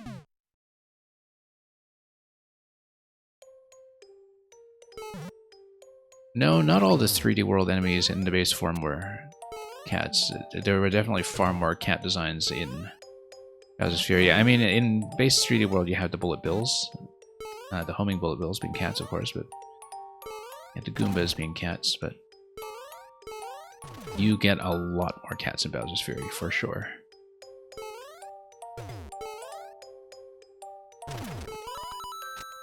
Which I should replay at some point, because it is actually brief enough to be manageable.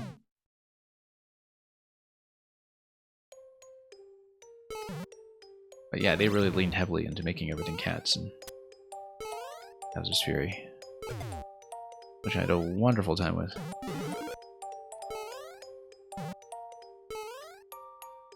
Back when my stream was in its early stages, Bowser's Fury was kind of my first game back after a very long hiatus.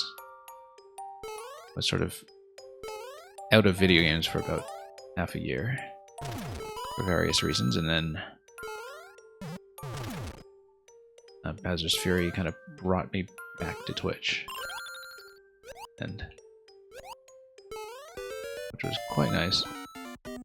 Yeah, there's no way that's a pickup. At least not yet. We need to land on top of the mecha, take advantage of the fact that SMP2 allows you to land safely, then jump on the platform, then let the swap release the mecha, and probably pick it up at a later point. But we shouldn't just assume a pickup when it's pretty obviously going to drop you.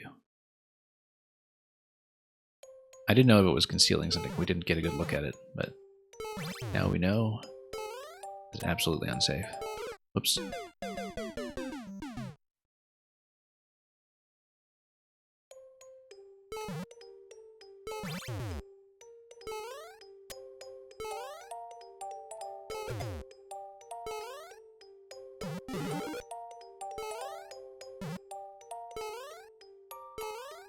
Okay, here we go.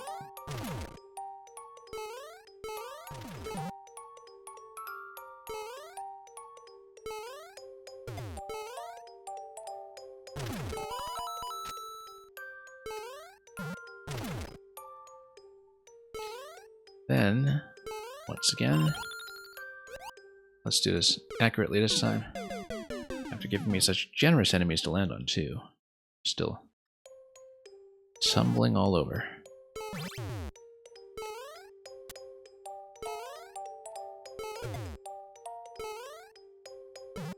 Luckily, the level is actually fairly generous about accommodating my delayed reaction time.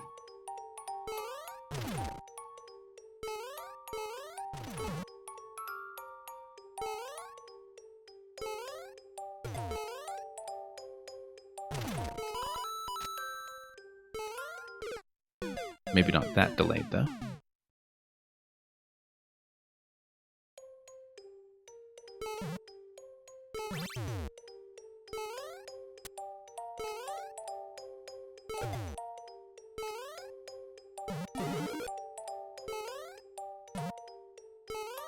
Okay, let's do that.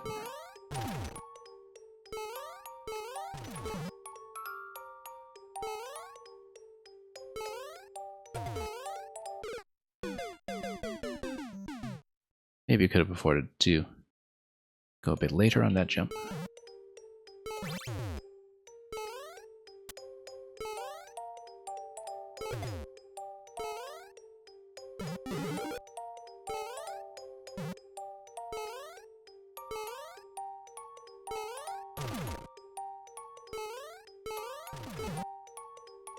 And down we go.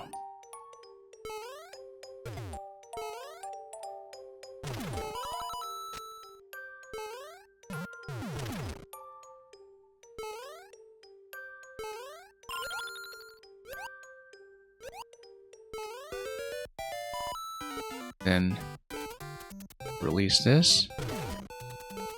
No, we're supposed to pick it up at that point and throw it and land on it to go through the pipe. Yep, that's what it is. Conveyor belt allows the mecha to sit in that location so we can go through. I knew there was going to be a throw, we just read that too slowly. It was pretty obvious to me that would be the natural way to finish a segment with the SMP2 mushroom.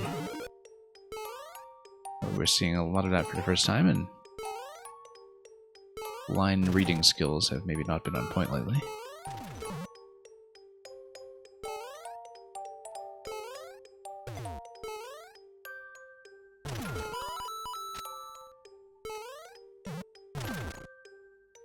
There we go. Drop this guy.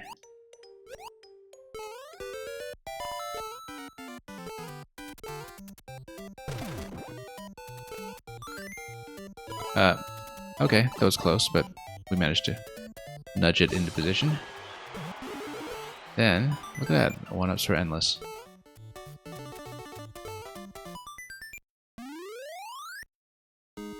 And just a bit of an SMP2 mushroom check there.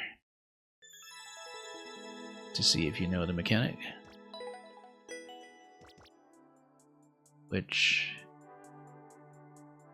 will give us the clear, so thank you very much. We can wonder how Luca looked when everything was done at a first cycle.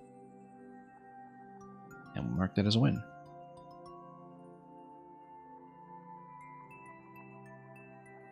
Be minutes if you're still here. I think B Minutes might have dropped off already. He did waive his sub privilege earlier to get brought in early, but that's okay. I think it was just kind of queuing in casually. If B Minutes is not here, then we are going to go to Optic, Green Heroes, and I think CC actually dropped out a second time a little while ago, so it'll likely just be Optic and Green Heroes. But we'll take B Minutes out for the moment.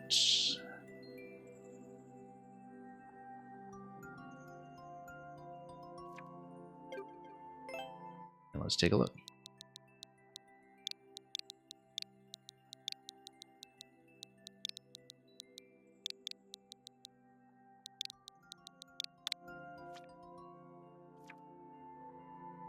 Luncheon and Ruin the Kingdom. Part 7 of making the Odyssey 2D areas in Maker 2. Thank you for offering me first clear on this version. Happy to test it as always.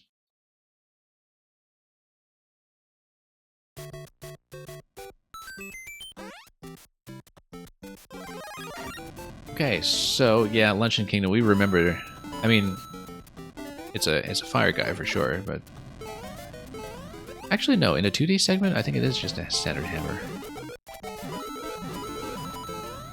I just remember getting hammered to bits in Luncheon Kingdom in 2D or 3D.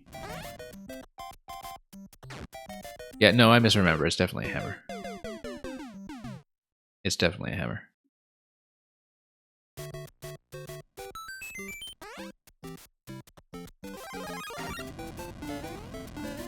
They're all over the place in Luncheon Kingdom. While we're all having lunch is an exercise we'll leave to your imagination.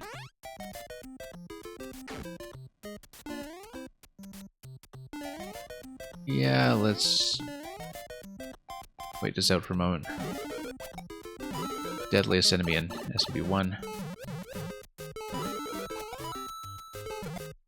Also, one of the reasons that in SMB1 the Fire Flower is such a massive power spike is mostly because you can deal with hammers. As people discovered once again back when they played SMB 35.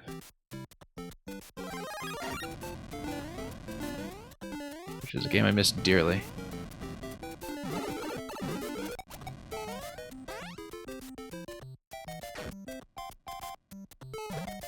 Okay, there we go. Now let's check all of this in case there's a power-up. I don't actually remember if there was anything like that in this original form in Odyssey. We also haven't picked up any of the coins yet. Let's try to watch that positioning. Yeah, so there's one Podoboo that's on the far left edge of the track and one that is directly over that blade. Let's just skip this guy. Don't want to deal with him. We'll skip all these guys too, actually.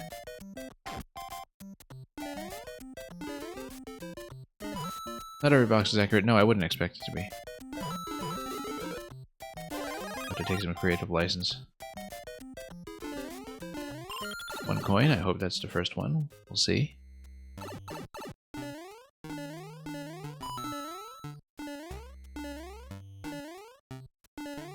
And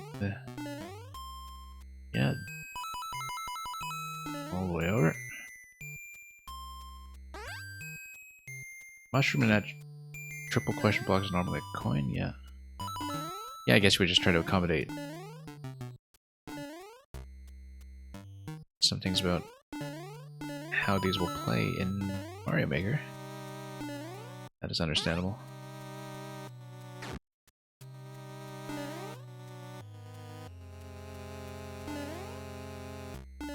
Koopa Shell over here.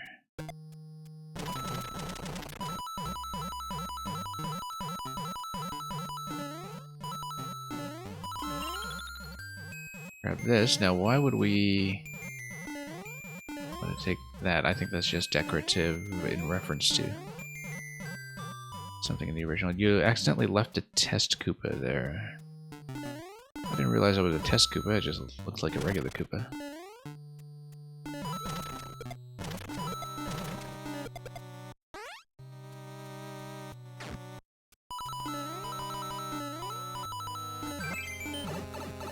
Alright, all three down. The Ajax. Green Koopa near that section was for testing purposes because you go left or right. Okay. I see. Because I always go back and forth and check anyway, so. Anyway, thank you so much for offering me first clear. I don't know if that requires much in the way of changes, but well. That's a win. Yeah, I think I remember the timing element you're talking about. Anyway. Keep clearing. Green Heroes, I believe you're still here, but I want to confirm with me anyway. Bring you in just a moment. As we did. For yeah, no, Optic, never mind about the first clear. It's not a big deal for me. We did Core 3 earlier, we'll just do Core 4. I know Green Heroes hasn't actually responded yet, but we might as well finish with something.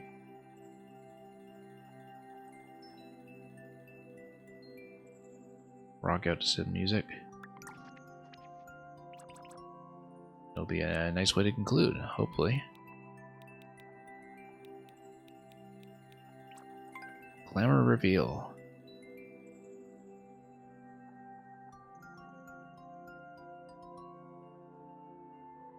Alright, let's take a look. Yeah, this will be the last one today. Unless Superstar CC mysteriously comes back again.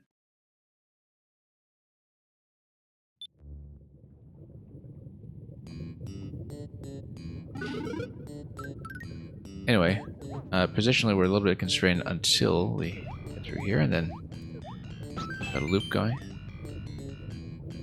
Then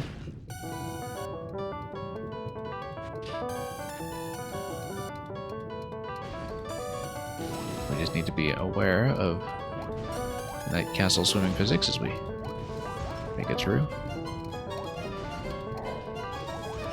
And we'll blow some things up along the way.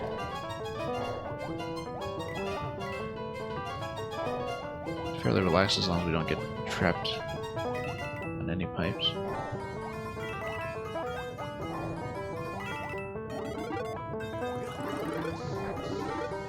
I bet we do need to. Oh, hang on. Oh no! Is it a little too close to that? Bring the ignition.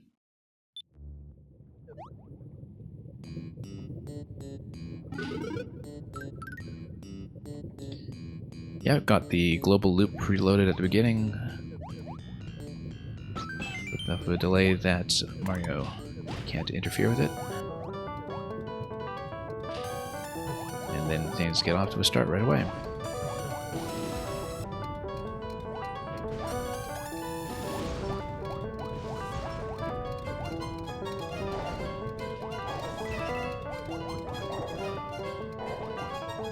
Whoops. Let's not get stuck.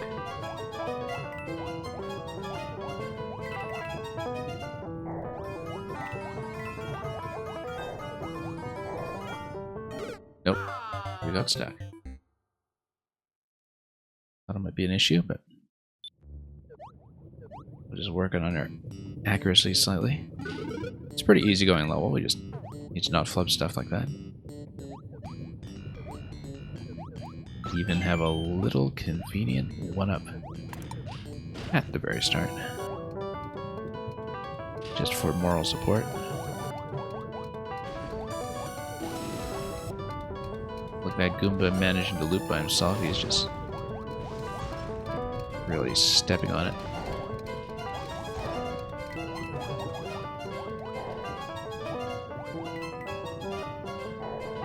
Okay, it's a bit more accurate. Yeah, we'll fire in advance in some locations just to make sure things are the way we want. Notice that Ludwig does ignite the bombs, which is an important thing to know about that whole interaction. We'll clear some space if we can, so we aren't dealing with spiny projectiles all over the place. Whoops. Yeah, we'll need to actually... I guess we won't fight the boss, unless there's some kind of bonus for a key off him.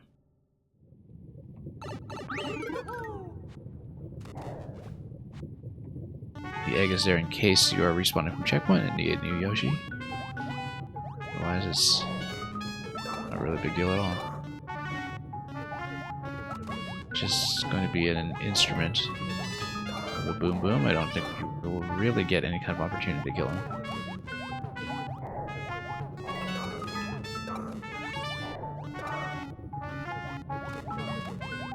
But you never know when it comes to various bonuses. Okay, we're getting bunched up against the auto scroll a bit without much of an opportunity to get ahead. It's a lot of one-way panels that are here for some mysterious purposes. We just try to beat the Ludwig fight. And there's probably some kind of Koopaling entity-based trigger that's going to get us through the hard block wall on the right once we defeat at least some of them. Okay. Good enough.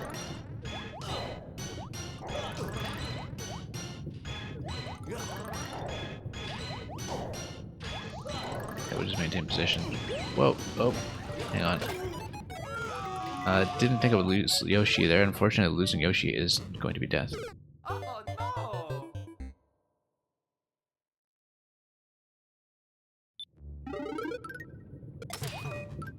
I think Boom Boom is... Hang on, we need to actually get on Yoshi. To prevent me from killing the Ice Climber. I mean, he's also potentially partly there as a musical instrument. I have to... That. We just missed Yoshi every time. Can't do that. Oh yeah, no, Boom Boom is... Yeah, there to gate off the ice. You're absolutely right. Yeah, I know what you're talking about. Just as a mechanism for pacing the player a bit. Okay, we have to stop missing the Yoshi. We're not going to start over, but I do have a bit of trouble catching the Yoshi at checkpoint, so let's just get a squish death. I don't know if that works that well.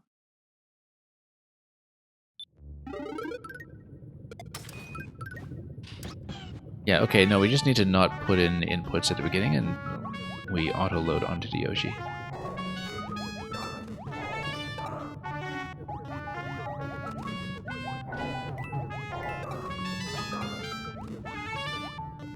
Anyway, we'll keep going.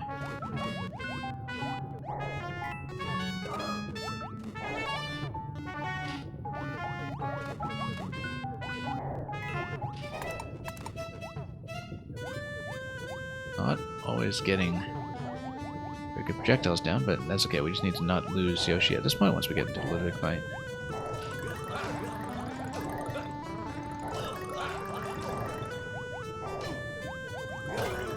Yeah, let's be mindful of the projectiles coming in from up top as well.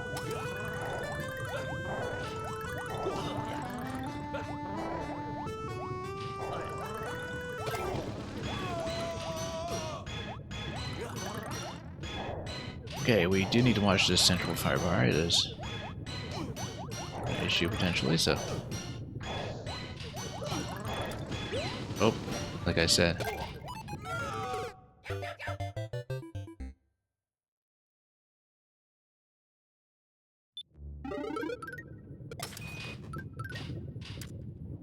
Yeah, no, we just need to stay on auto at the very beginning. Should be obvious to me, but... We'll just let the screen push, and we do get loaded onto Yoshi. In a completely automated way that we would otherwise be breaking with our inputs.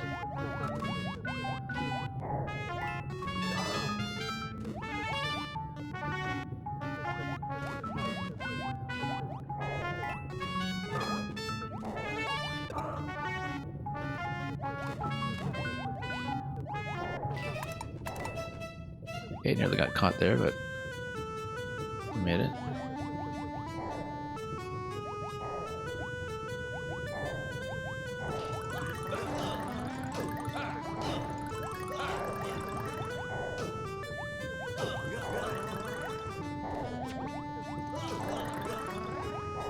Anyway, well,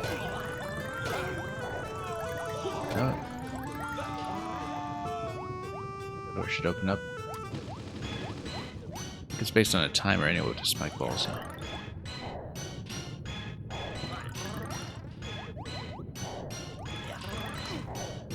Extension, we don't need to worry too much about hitting Ludwig. We should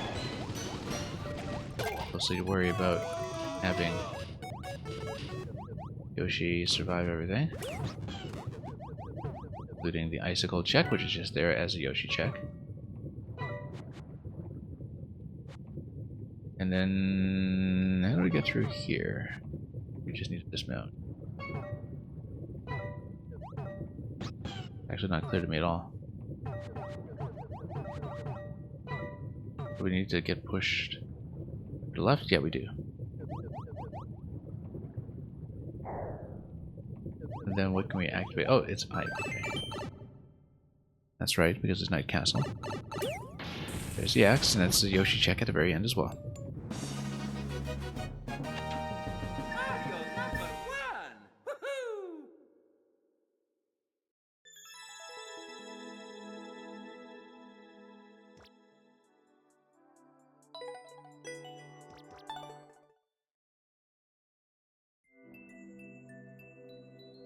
Okay, just gonna do one final check.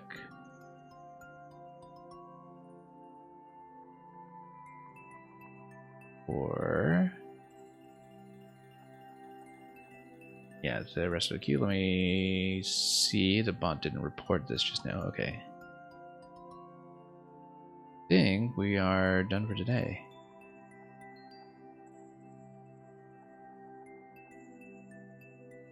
I don't see Superstar CZ here for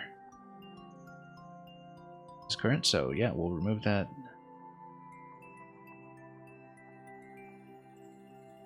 Supernova, actually, if you're still here,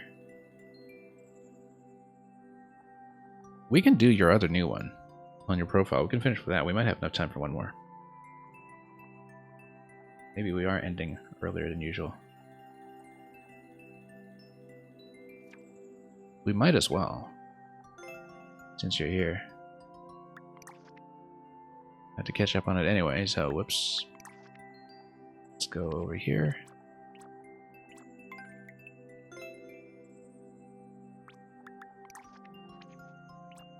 Sky High, High Heels. Yeah, let's do it. This will be our closer today then. We'll definitely finish with this one though. It might take some time if it's sub 1%, but that's okay. Jump high at high altitudes off Sky High, High Heels, and high speed. So it's going to be stiletto in low gravity, from what I can gather. Yeah, given that you uploaded these two on the same day as I recall, we might as well just play them as a pair. That may have been the intent. A little bit late on that. Hence the reset door, just to get the timing to line up. Very start. Whoops. Yeah, hop off the Goomba, ride the Buzzy down, and then we'll see. Well, high jump, obviously.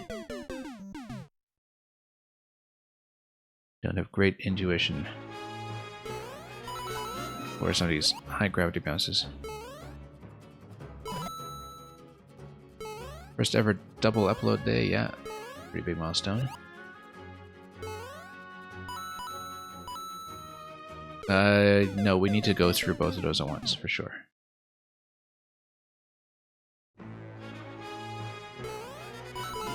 Yeah, I don't know if you just decided to polish off both levels at the same time, or if you were holding one for a simultaneous release. Just to really rack up those weekly points.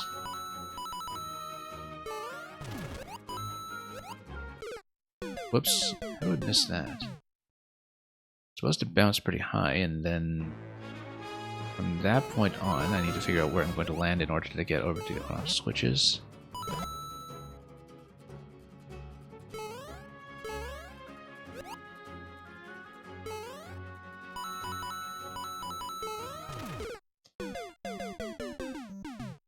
Optic, you played this one too? Yeah, I guess if you've been browsing the top list. Supernova is a pretty regular presence there, so.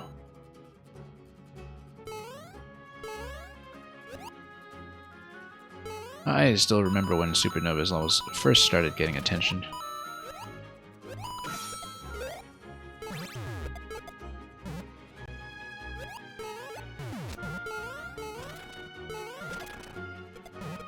And then, oh, were we supposed to hit that POW? I think we were supposed to hit that POW. Hit that POW from below and then claim the boots on the way down.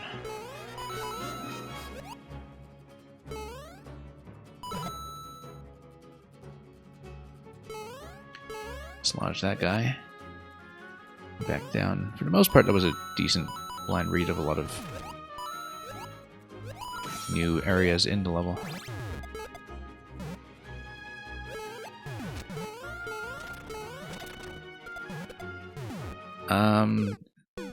Yeah, we definitely need to hit that from under, I think. And then get into the boot from there. We're just missing it.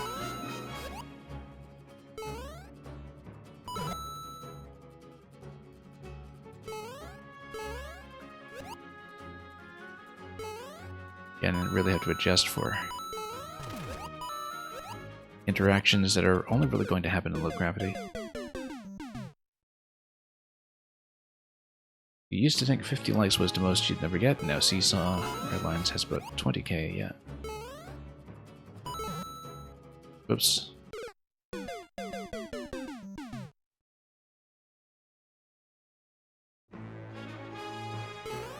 Well, it's nice to see your work rewarded.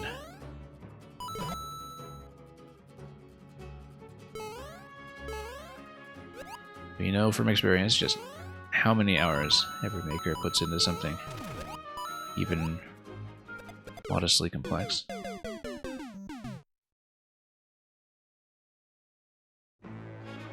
Which is one of the reasons it's such a shame to see so much work in Mario Maker 1 disappear. And we always knew it would happen someday, but that's a considerable amount of labor for many, many people.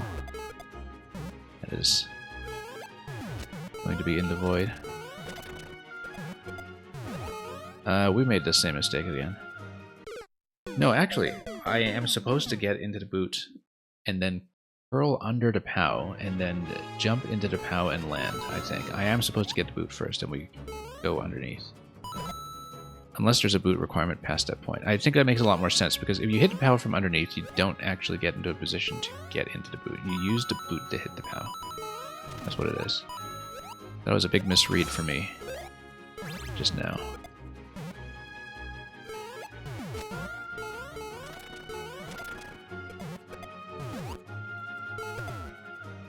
Yeah. And then we need to hit that a bit faster so we land back on the platform.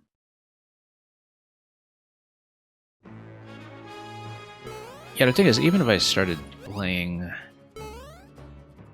Mario Maker 1 again very seriously tomorrow, I would not get through all the content I want to get through by April. No way. But again, I'll also, I think, be making some decisions about what I want to download for long-term safekeeping offline.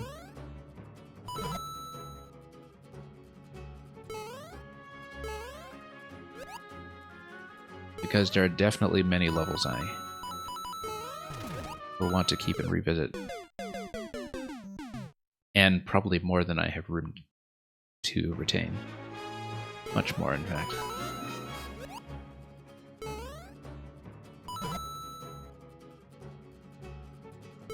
Like I said, I only really got seriously into the community element of Mario Maker 1 when it was near its end. Shortly before Mario Maker 2 was announced, in fact. It was in early 2019 that it did a big catch-up. So the announcement of Maker 2 came at a perfect time for me to be fully engaged with what was going on. We need to hit the second on-off switch so we have access to a stump. Yes? Must be. Yeah. We need to hit it a second time, so it's not just trapped at a column over there and is going to deflect over from the wall. Then we ride the stump down in a boot, and then we get over to the next boot after that. Next boot stump. Oops. Nope, missed it.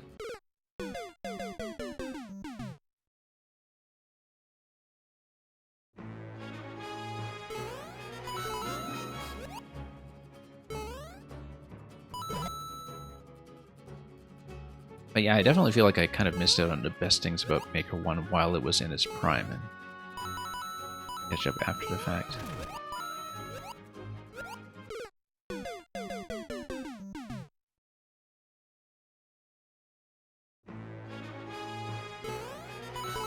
And of course, the social landscape of Mario Maker has just completely transformed. I wish you were older in Maker 1. Yeah, I just wish I was better in Maker 1. I didn't need to be older. I was experimenting with a lot of mechanics, but I wasn't really connected with a lot of the people who were pushing it. If I were, like I am much more connected to Maker 2, that would have been a very different story. As it's with that interchange of ideas and inspirations that you really see people push the game.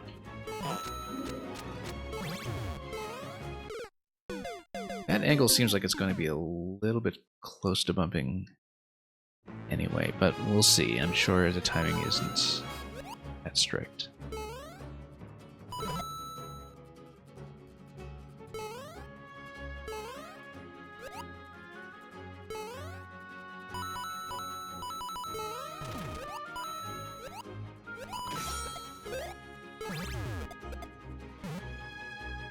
Okay.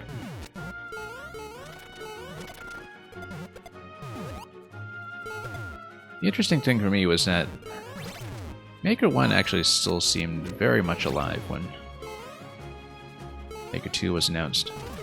A bit late on that one. Had to get up to the Goomba, up to the platform.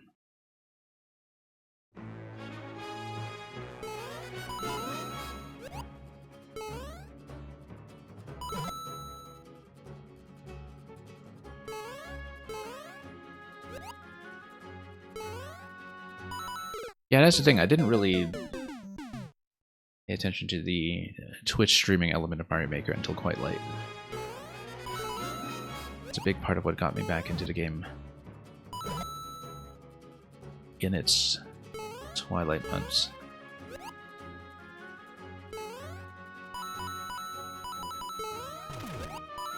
Actually, no, watching a lot of Steve Gaming was one of the things that really got me back into it.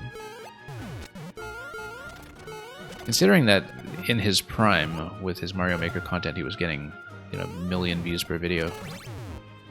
The surprising thing is how late in the life of the game a lot of that was. That a lot of that was coming out already in the Switch era, as far as consoles go, is this. I need to use the on-off switch to deflect the boot in the other direction. That's what it is.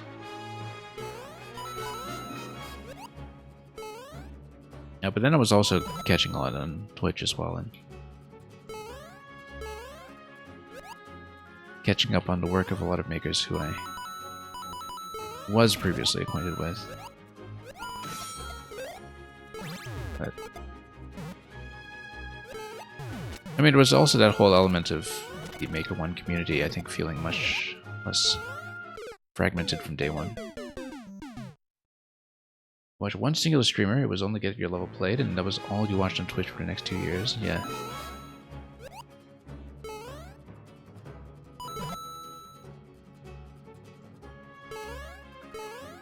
Yeah, I mean, I got back on Twitch in a really big way in Mario Maker. I mean, I was around for the service that was the precursor to Twitch, back when it was called Justin.tv, because back in 2010, 2011, it was a very splintered streaming landscape. So Twitch dates back to 2011, and a lot of the kind of first generation on Twitch were StarCraft streamers. And I was following StarCraft esports very closely at the time.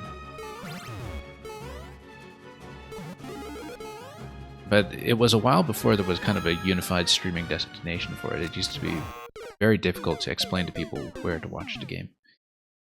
I didn't read this bit properly at all. I was trying to look at what the interaction was there, and I just didn't manage to parse what was going on with the bomb and muncher in the top corner. It seems like there was some kind of switch activation that I needed to trigger remotely.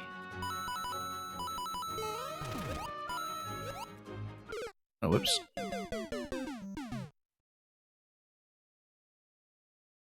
But yeah, in the last few months of Maker 1, I was watching Orator all the time because his hours worked very well for me, as you can probably tell from the hours I run nowadays.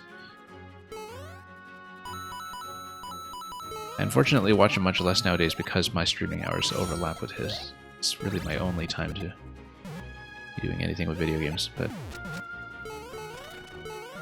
I actually did get a level played on that stream in Maker 1 when I was kind of trying to relearn it.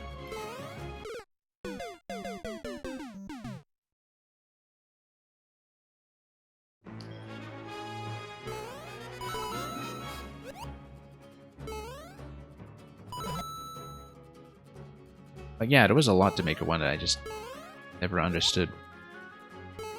When left my own devices, one thing in particular being a lot of the loading rules. That was the biggest thing for me. Was that,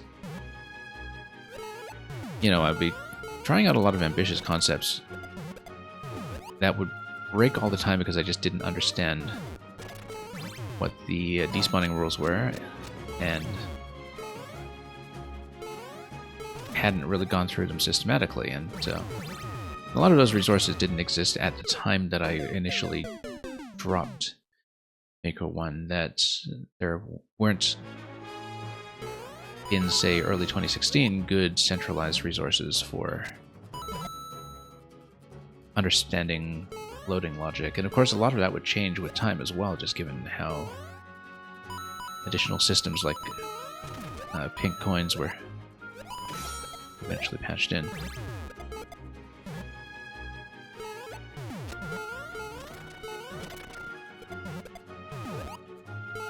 But yeah, looking back at the calendar in any given year, I'm usually able to reconstruct a pretty clear memory of what I was playing at a given time, and I kind of remember specifically what did tear me away from Mario Maker in early 2016. And it was the 1-2 punch of Fire Emblem Fates and getting into Factorio.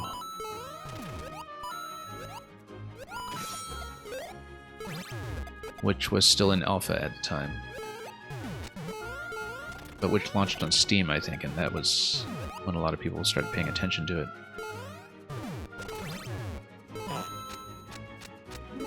And so I know pretty concretely that that's why my attention was pulled away from Maker 1, before I finally found a time to go back years later when my Switch was in just enough of a dry spell to encourage me to go back to Wii U again.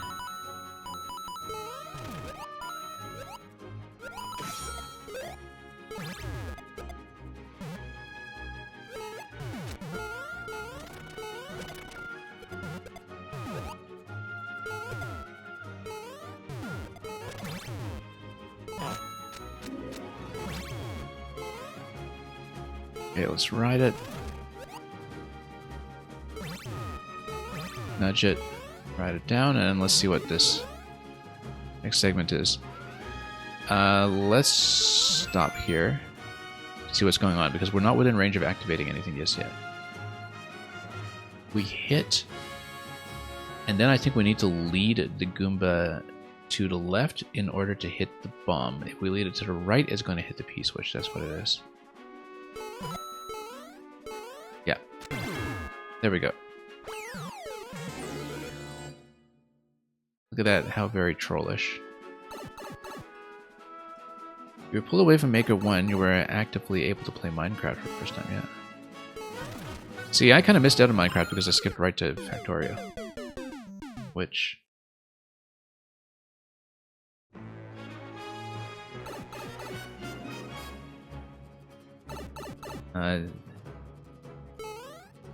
it's a game that I think you would actually be really into if you ever were unwise enough to get deep into it. Because it was basically born out of the Minecraft community initially, in fact, from people who wanted to do more automation and engineering and kind of building of complex mechanical systems.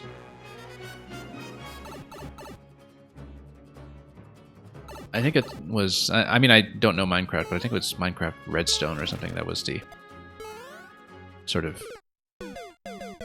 circuit building or systems building mod. So basically, you know, Factorio was the answer to a lot of demand for a lot of that. So yeah, it came initially out of people playing Redstone, I think. And just became the deepest builder game when it comes to engineering mechanics. It's also just this incredibly vast train set as well, where basically the entire train set element of the game is just a game within the game. And then there are other things that I never even touched, like nuclear power plant designs and all that. But that's because some of that content launched after I was already paying less attention. I think it is actually going to be landing on the spike using the spiny hat. And that gets peeled off, and then while we have iframes, we hit the switch that's buried under the icicle. Buried above the icicle. It's not really buried, I guess. Embedded above the icicle.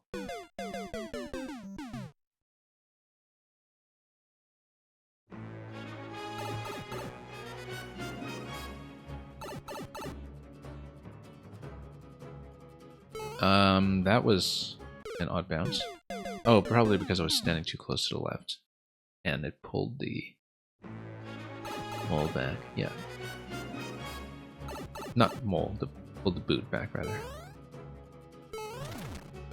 I was just thinking moles because I've had a similar mistake happen to me with Muncher and mole levels. Total miss. So yeah, the bomb is, I think, a bit of a timing element here. We take the spiny hat, we go right. Not clear whether I can make that jump over to the one tile spike later, but we'll see if we can do it.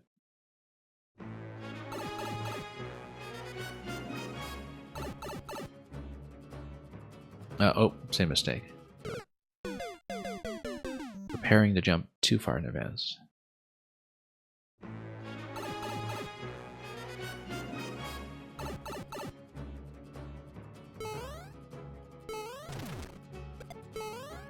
Whoops.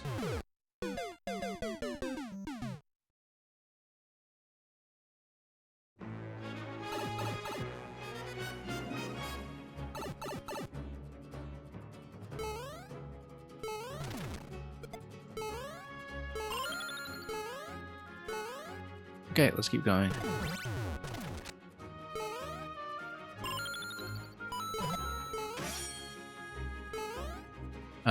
Yeah, no, we're still late on that, but I think if we go a bit earlier, we can clearly make it over to the spike. So we put a little boot guider thing before the CP just to remind players that boots follow you, yeah. I see. And here I thought it was just a mini-boss or something. No, I see why you were doing that. Sure. Oh, keeps slipping off. Yeah, we hit that, we grab the spiny hat, we run off the blue platform quickly, and using low gravity.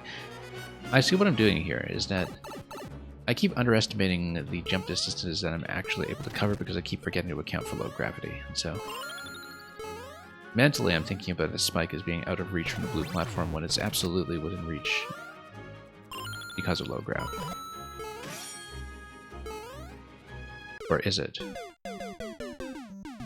No, we're supposed to go up. We're supposed to go up and punch the Muncher up above. Yeah, we jump immediately and we jump up to the Muncher above. That's its whole point, and that's why there is a falling platform there. We have to cycle there.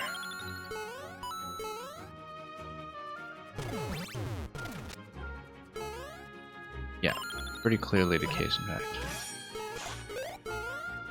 And then we hit the bomb, and then we jump on a stump. Okay. I was wondering about that bomb because it wasn't clear to me what it was going to activate. But it isn't there for activation, it is there to just bob up and down because that's what bombs do. And we'll... Oh, whoops. Slide off to diagonal before trying again on the next attempt.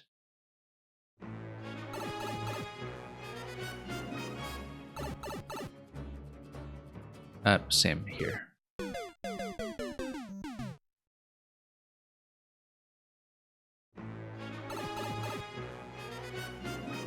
Well, we'll be there in no time.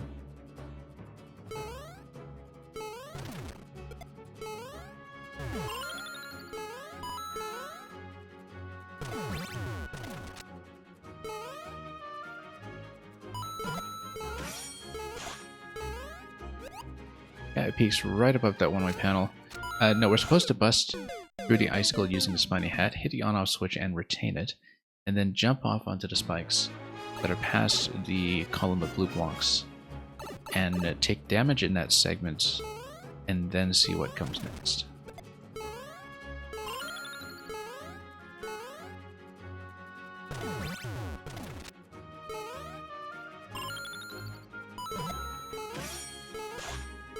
Things are pretty well timed here when you engage with them.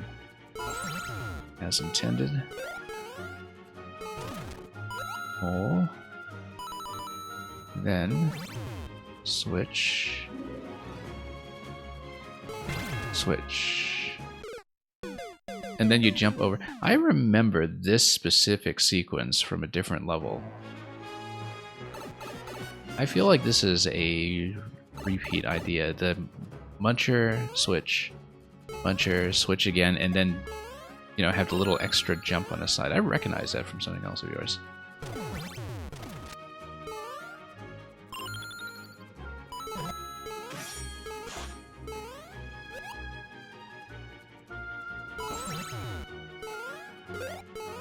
It feels very familiar.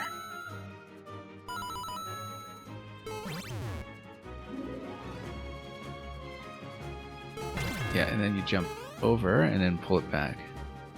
Do we do it again? No, we don't.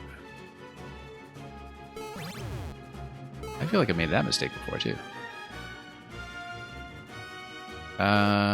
Yes, we do. We hit the two switches. We hit that one, we go through that column, and then we hit the other one. Yeah. It may have been a playtest. Yes. It may have been. Much earlier on.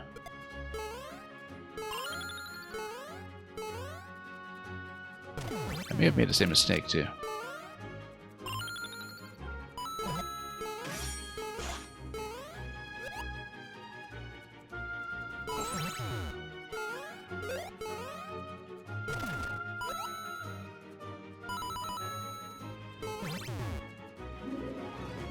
Okay, back this way.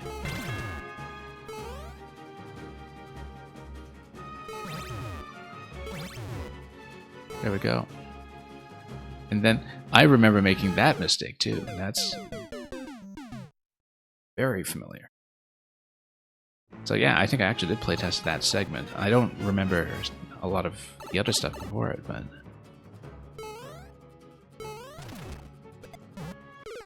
that sequence and that specific mistake is very familiar to me. And it must have been months and months ago. Definitely before I was playing Zelda.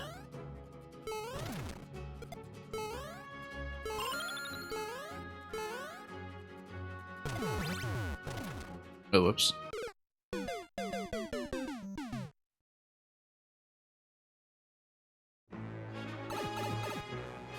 Yeah, because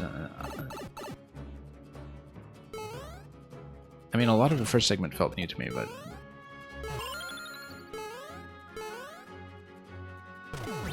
the boot setup and specifically the whole back and forth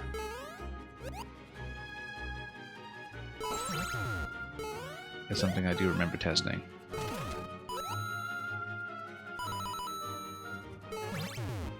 Which is a good sign.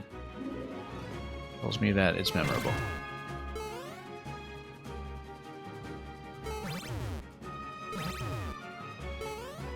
Okay. Wait. We have to go under it. Or ahead of it. I think I remember making that mistake too, actually.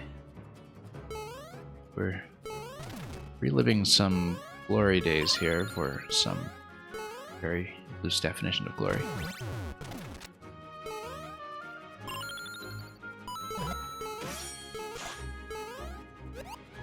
Okay, down we go.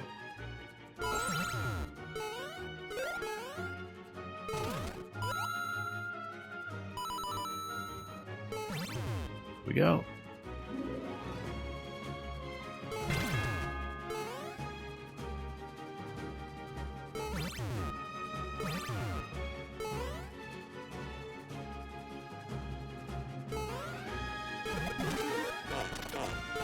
Wait.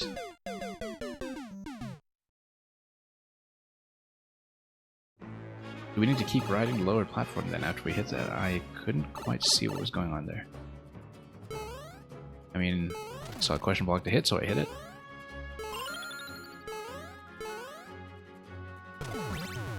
Maybe I'm reacting to that a bit late? We'll see.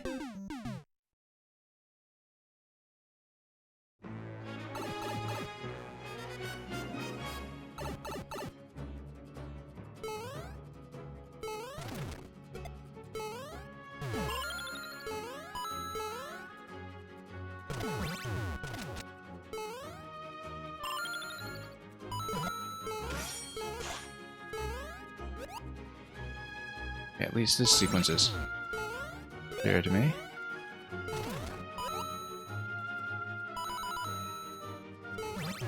And this whole bit here, as long as we watch our positioning, we're going to be okay.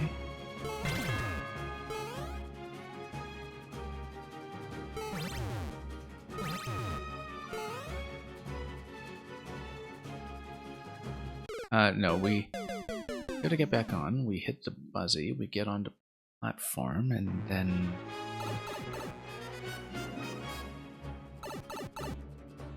we have to see how it develops from there.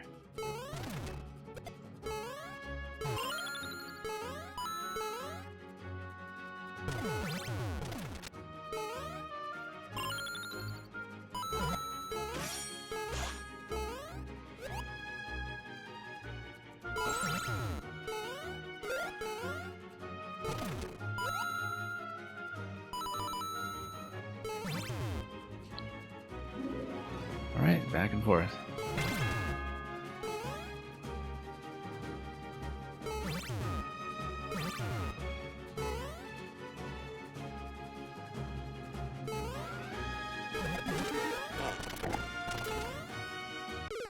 No, we need to get in a boot, and we jump from boot to boot.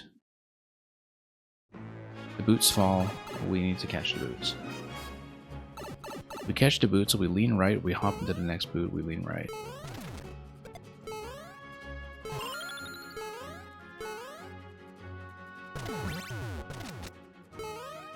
With everything kind of scattered and falling down all over the place, it took me a moment to read what was interactable there, but it's definitely the boots.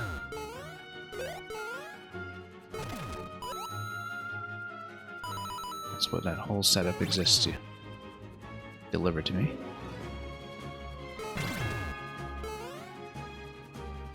Just have to read a lot of the explosions in the meantime to sense of what's going on.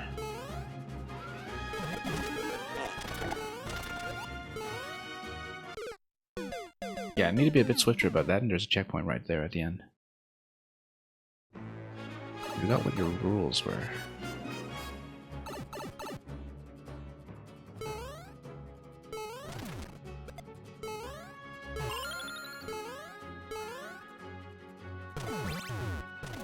Whoops. Rules for what exactly? I think green boots are the ones you enter, and the black ones you ride and bounce on. Oh, okay. I don't think I was looking for a particular pattern for that, but part of it is that we haven't really seen that many green boots this level. Enough of them to really establish that. Or maybe we did in the first half, and that is just receded in memory as we progressed much further.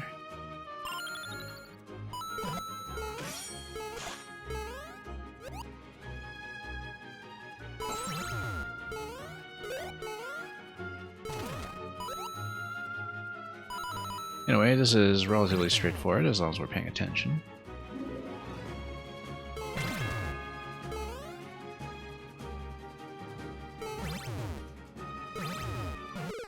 Whoops. Maybe not paying attention.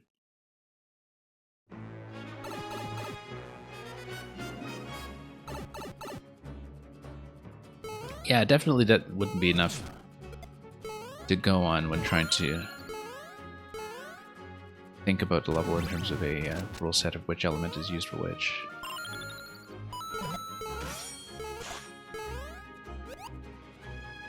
Wouldn't really have occurred to me to think about that as something consistent, although of course it's nice to think about in retrospect.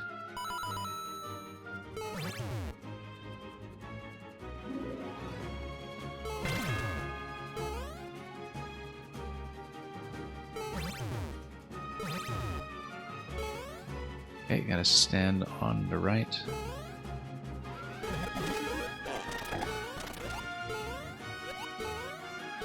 Okay. That did it. And then, I think I remember this segment too, yes, actually. Hit the POW, and then you kind of have to hit the top of the flag.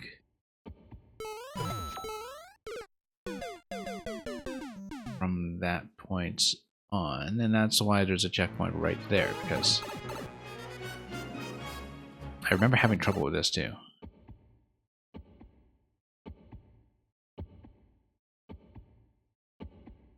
You do have to jump out. This. But why a double spin?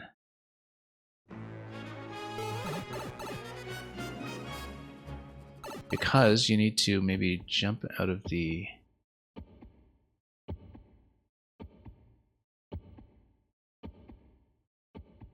Oh no, because you need to get into the boot.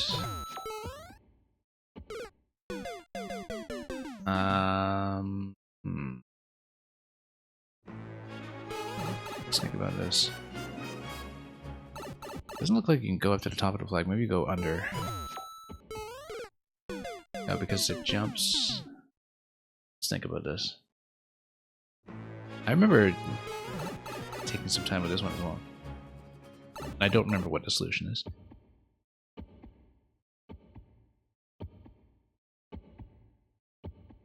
Because you jump out of that.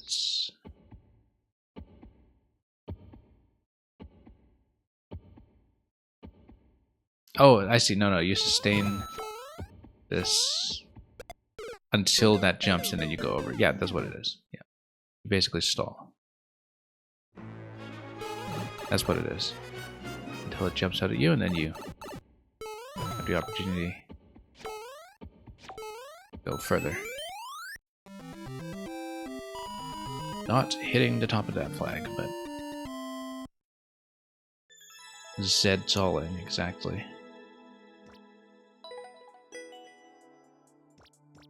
Alright, thank you for that, Supernova. 2 down from you today, and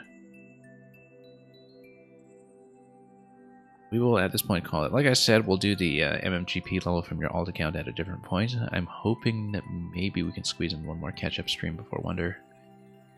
But definitely the priority is going to be Guacamelee this week, and then squeezing in Advance 4 e-reader levels after that, probably, and then whatever time we have left at that point will fit in a bit of Maker catch-up, likely. So this month is pretty much mapped out, depending on how long we take with each of these pieces of content. And yeah, Guacamelee is tons of fun. It is, despite being kind of based on the Metroid structure, much less of an exploration game and much more of a combat and platforming game. And that's fine. It's good at doing that. It's very focused. And I did a lot of the challenge rooms on the last stream yesterday, all the ones that I'm able to unlock so far, and they've been particularly inventive. A lot of recognizable design tropes from some Mario Maker boss concepts I've seen too, in fact, in terms of what that game's equivalent of on-off switching is. Anyway, that's all for today. And we'll be back likely in 2 days. And in the meantime, we'll send you off somewhere else. Happy making, playing, streaming, everything. I guess everything isn't a verb. Unless you everythed something. Well, if you do everythed something, good luck with everything. For now, thanks for watching. We'll pass you on elsewhere. And until we meet again soon enough, thank you so much for dropping by, and especially for hanging out and showing me good levels on a rather consistent basis. And above all, have a wonderful weekend ahead of you, and fare thee well.